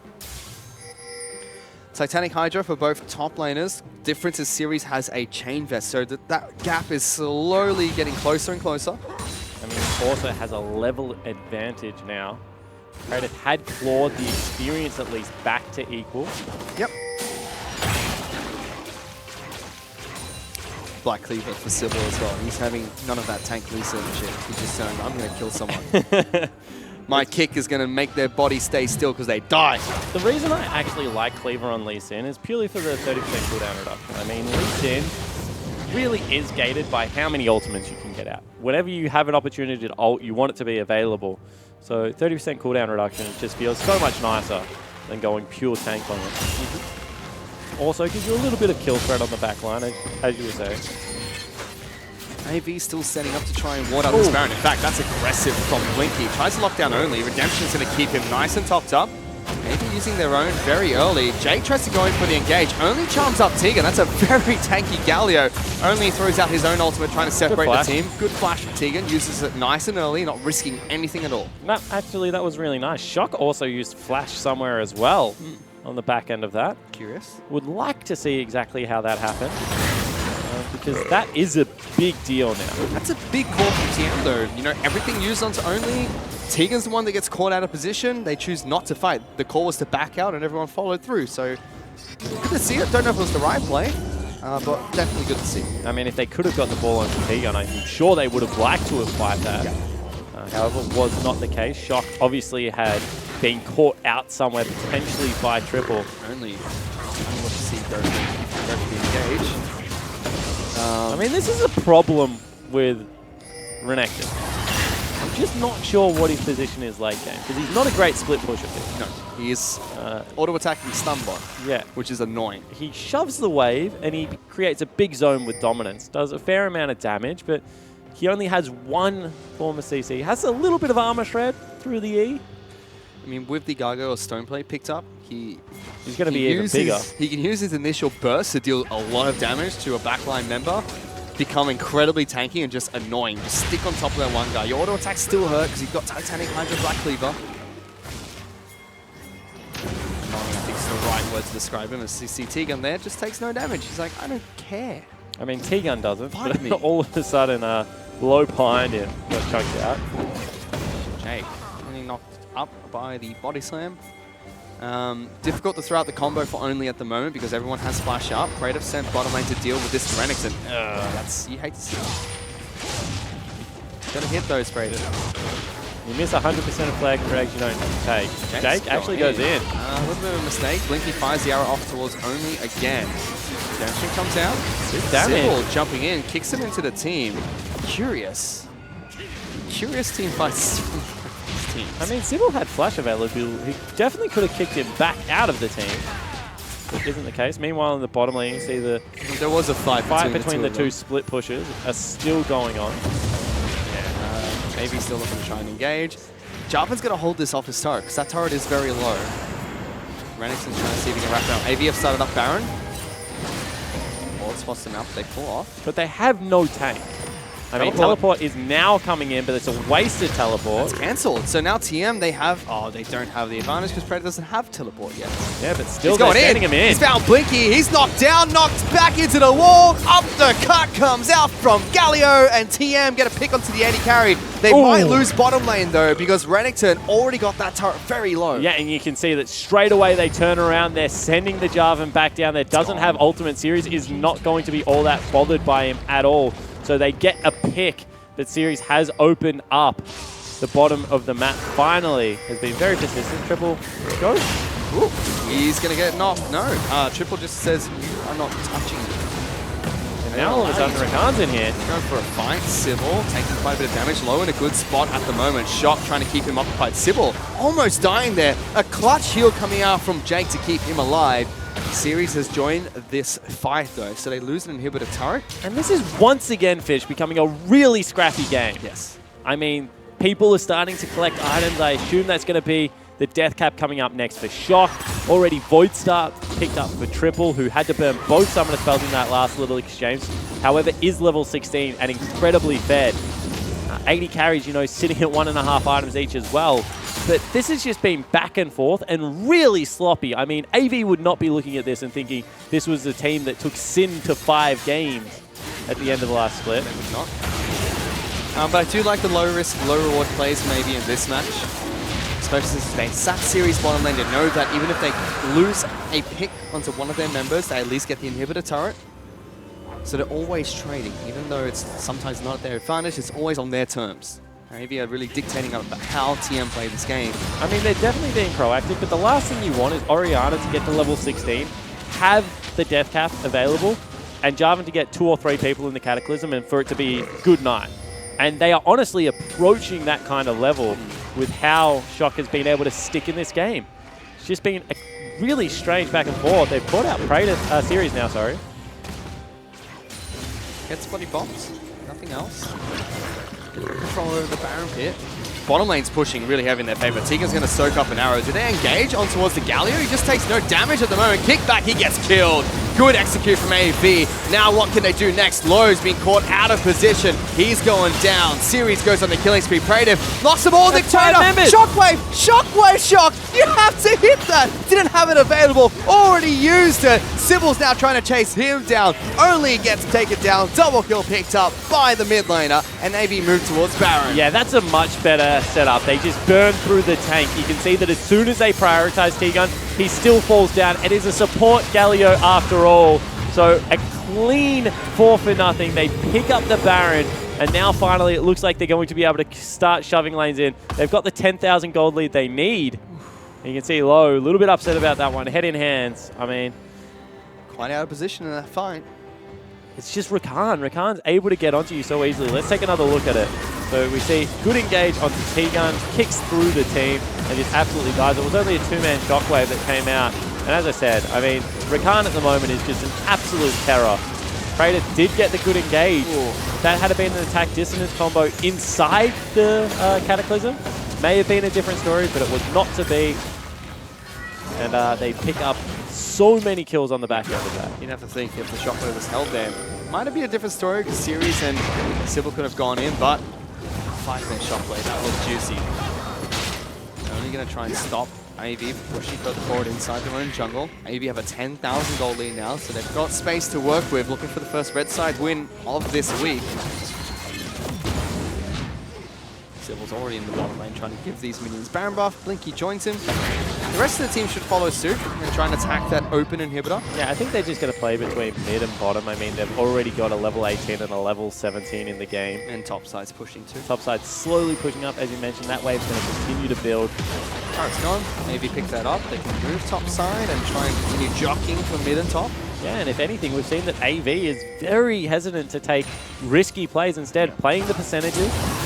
Don't think that's necessarily a bad call. Let's see if Praetor can get to this top side wave before any Baron buff members get there. Seems like he can, so that wave has been trimmed completely. That was a massive wave that AV couldn't get to in time.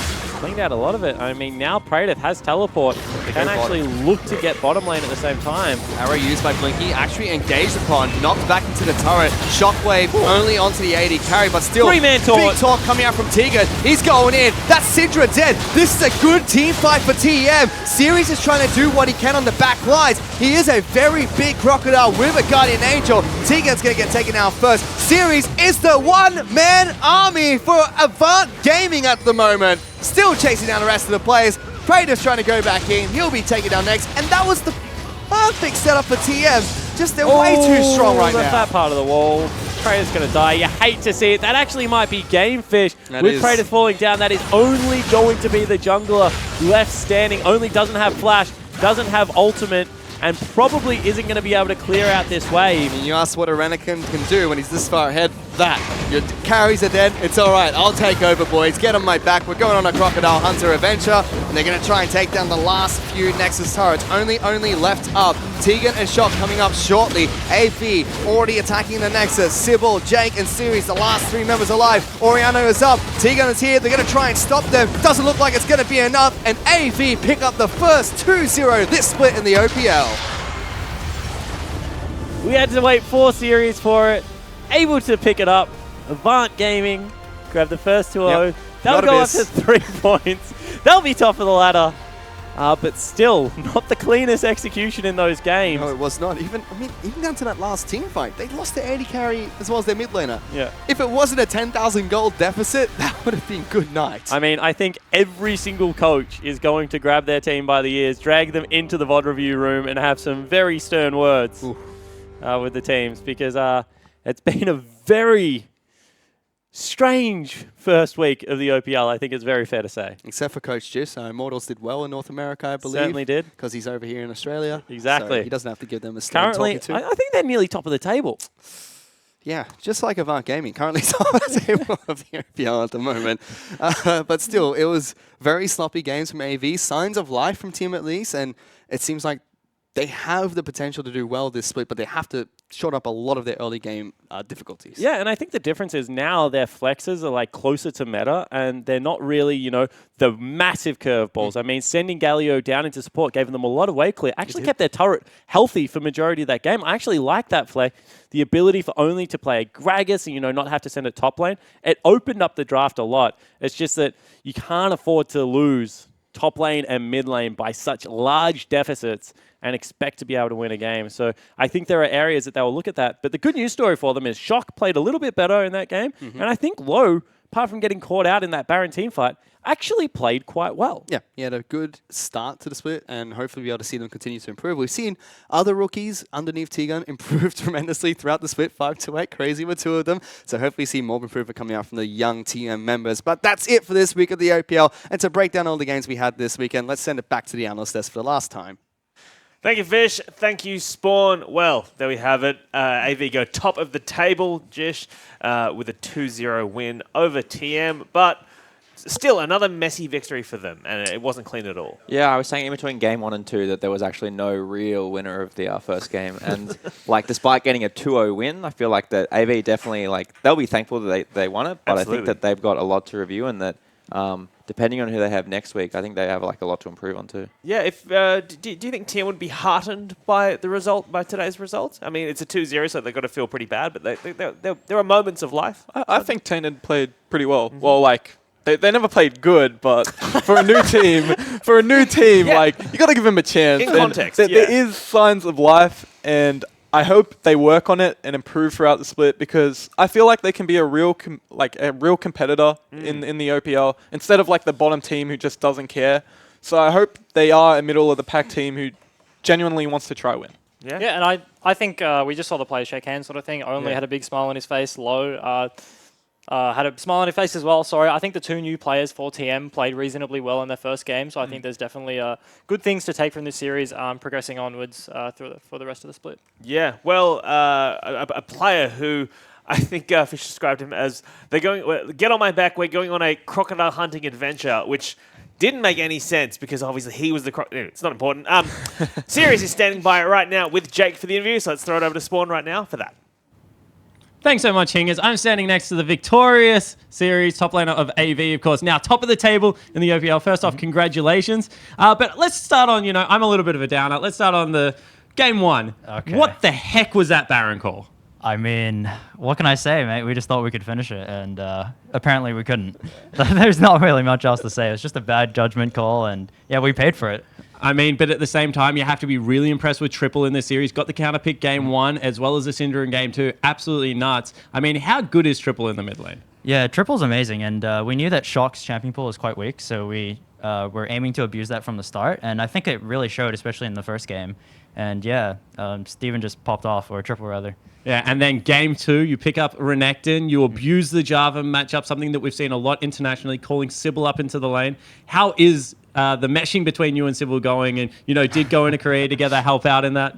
Well, when we went to Korea together, we all played kind of individually. There was a lot of individual focus, but I think upon returning, I feel like our game knowledge just individually has improved so much more. So there doesn't really need to be a lot of like duo queuing or anything like that to have the synergy. It just comes naturally with being better players. All right, cool. And at the end of the last split, you guys went to 5 games versus Sin, just secured the 5th place. It nearly was the dream run through the gauntlet. I mean, now that you guys have had a little bit of extra time together, what are the goals of this split? What are you hoping to achieve? I mean, we're aiming to win, go to Worlds. Is that simple? That simple. All right, well, congratulations on being top of the table. We'll send it back to Hingers and the guys at Dex to close out the night. AV, after that win top of the table, they're aiming to win it all and go to Worlds. Very confident from series given the sloppy play. And, well, no, I don't mean, but I was going to broaden it out and say every team, like Spawn was saying on the cast, every team would have things they want to work on after this first week of the OPL. I feel like, and feel free to comment on this, this is an open question to say, I feel like everyone coming off the back of Origin, it would mean that there's been a lack of preparation perhaps going into week 1. You guys agree? Yeah, I think I agree with that. A lot of the Oceanic teams, like a lot of them, or 3 of them specifically, I think, went to Korea and then straight into Origin, and then so haven't been playing with their actual rosters for too long, maybe a week and a bit sort of thing. So a lot of the games, as we saw, were messy from today and yesterday. So I think that can be attributed a lot to the lack of practice and lack of cohesion, I guess. Well, let's take a look at this draft. In particular, I want to look at this Galio pick. We're still leaving it up, and it's lost. It's certainly taken a chunk out of its win rate here in OS. A couple of Galio games being lost. When you look at this, I was interested to see the first picking Ashe into Galio, but you were defending that, EJ. Oh, no, fine. Well, it wasn't like the first rotation, Ashe and the Lee Sin. I think the first pick Galio from TM makes a lot of sense. Yeah. Obviously, very strong champion. Ashe, good AD carry. Blinky plays it a lot and good engage. Obviously, Lee Sin, Elise is banned, so Lee Sin, good, solid all-around jungler. The thing I do want to note that a lot of people might not think about too much, in the support position, the Karma, the Lulu, the Thresh, the Zyra were all banned, right? And we were sitting upstairs, like, watching T-Gun, like, hoping he comes up on the player cam, like, is he going to pick Blitzcrank? Because I thought that the TM were going for the bait, because Jake, I always call him Jakey, is just, like, known as, like, the Nami guy. Yeah. I thought they were baiting the Nami so that they could pick the Blitzcrank into that. But to be honest, I think the Rakan was really smart, because Rakan into the Blitzcrank is so good. Like Blitzcrank pulls your ally in, and then that ally just becomes your engage, and you Rakan E shield him, and then they all just like group up on the hook, and then you get like a 5-man knock-up sort of thing. So I think the Rakan pick there was super smart. Denies the Blitzcrank, and then obviously team were just planning on flexing the Galio anyway. I say flexing the Galio as Goon was flexing his muscles in Champ Select. But I think it was a very interesting draft, and I think there was like cool things from both sides in the Rakan and the Galio. And the Galio flex. All right, well, let's take a look at a replay, Ejin, because once again, AV took an early lead, but still looking sloppy from them in the mid game. As we bring this up. Yeah, I think as we bring this up, the game state, AV is obviously ahead. They had a big lead. In the top lane, diving that early. They get a good team fight mid. This is actually, I think, a different fight than I was thinking about. But Renekton TPing in, I don't know, got a big advantage. 60 CS up right now, bit of a monster. Yeah. You can take it. I think the main problem with this play is that Blinky's farming bot lane, and they've got priority in top lane. So AVM forcing a play mid, but they don't have priority. And because TM have the priority, they can counter-engage. And because they didn't 100-0 anyone, they just win the fight. Right. So I think this was a big turning point for TM because they were actually behind heavily in top.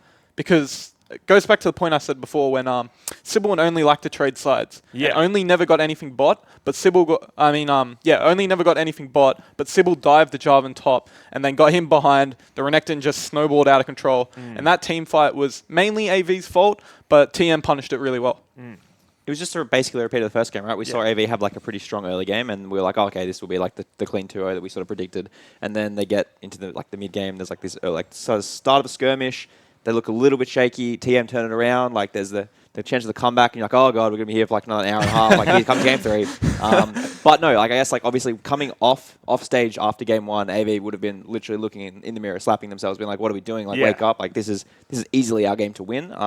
So I think that they did turn that one back around. Well, speaking of turning things around, it is week 1, and all the teams are going to be wanting to turn things around from this week 1. So let's take a look at something that TM can be working on, which is just an overextension through the jungle. Jim, I think this is the replay you want. Yeah, this is the one I was talking about. I think that's my bad. My apologies. Yeah. But prior to this, we've seen I think it was Jarvan getting picked off. No, sorry. They got a pick in the top side jungle. Yeah. And this is a mistake a lot of teams make when they fall behind. As we're watching, TM have just like instead of like taking the pick and resetting, they've dove the top lane. Series has got his TP up.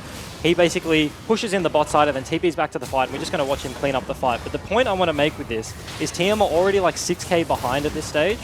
And then like, you need 2 team fights or 2 big wins to get back in the game. One to stabilize the game and then one to take that stabilization into a victory, right? So like they've got the pick in their topside jungle. They got 2 picks, I think, and then like they overchased it. They kind of like got a bit of cake and then like decided it was really good and then just devoured the whole thing instead of just waiting, right? Like they just wanted everything, and so like they just overchased instead of stabilizing, resetting, and then looking for the victory in another 5 minutes, sort of thing. Setting yourself up for more cake. Yeah, I was just gonna say it's like sort of piggyback with the point. It's like they were playing to win the game at that point, and it actually wasn't their game to win. You have to play to not lose for a while, right? And then once you sort of stabilize it, you can start playing to win the game. Once you get ahead, get more ahead. You had no right to play to win the game just there. Yeah, don't try and end from a chase through the jungle. Yeah.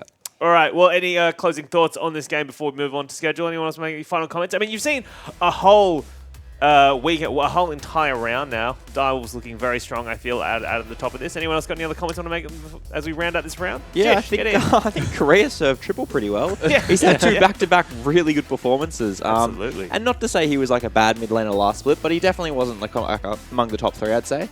So I think, looking to this split, let's see how far he can go. Yeah. All right. Well, all right, let's take a look at the schedule then, shall we, for next week, because we have round 2 coming up very soon. Direwolves, your boys, Destiny, they're going to be taking on Regicide. Legacy will take on AV. Chiefs, featuring EGM and maybe a new coach, will be taking on Abyss. And Sin versus TM.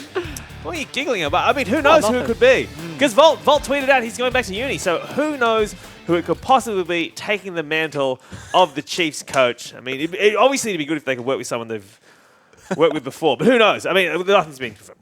I mean, Jake's casting, it can't be him. Right? Exactly, can't be Jake. I mean, Raz is busy with the LPL, so who knows who it would be. Nothing. All right. Well, we'd like to, from me here, and I said the right studios, we'd like to thank our guests, Jish, Ejim, and also Destiny for being here. And we'd like to thank you at home for watching, and we will see you next week. Good night. They're going to go in. Raiden has been stunned up. They're going to take the turret first on Renekton. That was clinical from Avant Gaming. Sybil, let's go behind Shock. Here comes Galio trying to keep him alive. Good damage reduction. Shockwave knocks back Sybil. Shock will get that kill. Jake's trying to jump into the fight as well. Low gets here first. Teleport from Series. Knockback coming out from Only will allow Jake to be sniped off. Series dashes on in, but TM, they've actually gotten so many kills in this fight. Triples next. Shock gets that kill, and disaster strikes for Avant Gaming one more time. Now AV turn around the fight. Instant cleanse from Shock. Massive shockwave from this Orianna. He'll still get charmed up by Jake. He's chasing down the rest of the members. T-Gun is the first one getting charmed up. Exhausted. Gets a good taunt on towards Jake, but tagged up by Only. Follows him through. Uppercut not enough. And look at this. One more headbutt. Doesn't deal that much damage. Blicky's still in trouble here. Has to be careful. Flash forward. Flow gets him. TM get one more. Jake's going to try and run away. Triple stuck underneath a turret. And TM are coming for you, Triple. They're not happy about you in the mid lane. Jake's going to try try his best. Galio's going to jump in, but instantly deletes shot, caught out of position. Tegan will not be able to get the taunt going through. Body save doesn't connect. Behind them. The Crocodile's trying to get behind them. Triple splashing forward. Aggressive positioning. Low still alive, but he's got a Crocodile on his back. Spins right round. Stuns up Tegan. He's now sitting duck. A little bit overzealous from Tatum Mines. You have to think here. Double kill picked up by the Crocodile. Yeah. A kickback, he gets killed. Good execute from AV. Now what can they do next? Lowe's being caught out of position. He's going down. Series goes on the killing spree. Praetive locks them all. Dictator. Shockwave. Shockwave shock. You have to hit that. Didn't have it available. Already used it. Sibyl's now trying to chase him down. Only gets taken down. Double kill picked up by the mid laner. Big talk coming out from Tegan. He's going in. That's Syndra dead. This is a good team fight for TM. Series is trying to do what he can on the back lines. He is a very big Crocodile with a Guardian Angel. Tegan's going to get taken out first. Series is the one-man army for Avant Gaming at the moment. AV already attacking the Nexus. Sybil, Jake, and Series, the last three members alive. Oriana is up. Tegan is here. They're going to try and stop them. Doesn't look like it's going to be enough. And AV pick up the first 2-0 this split in the OPL.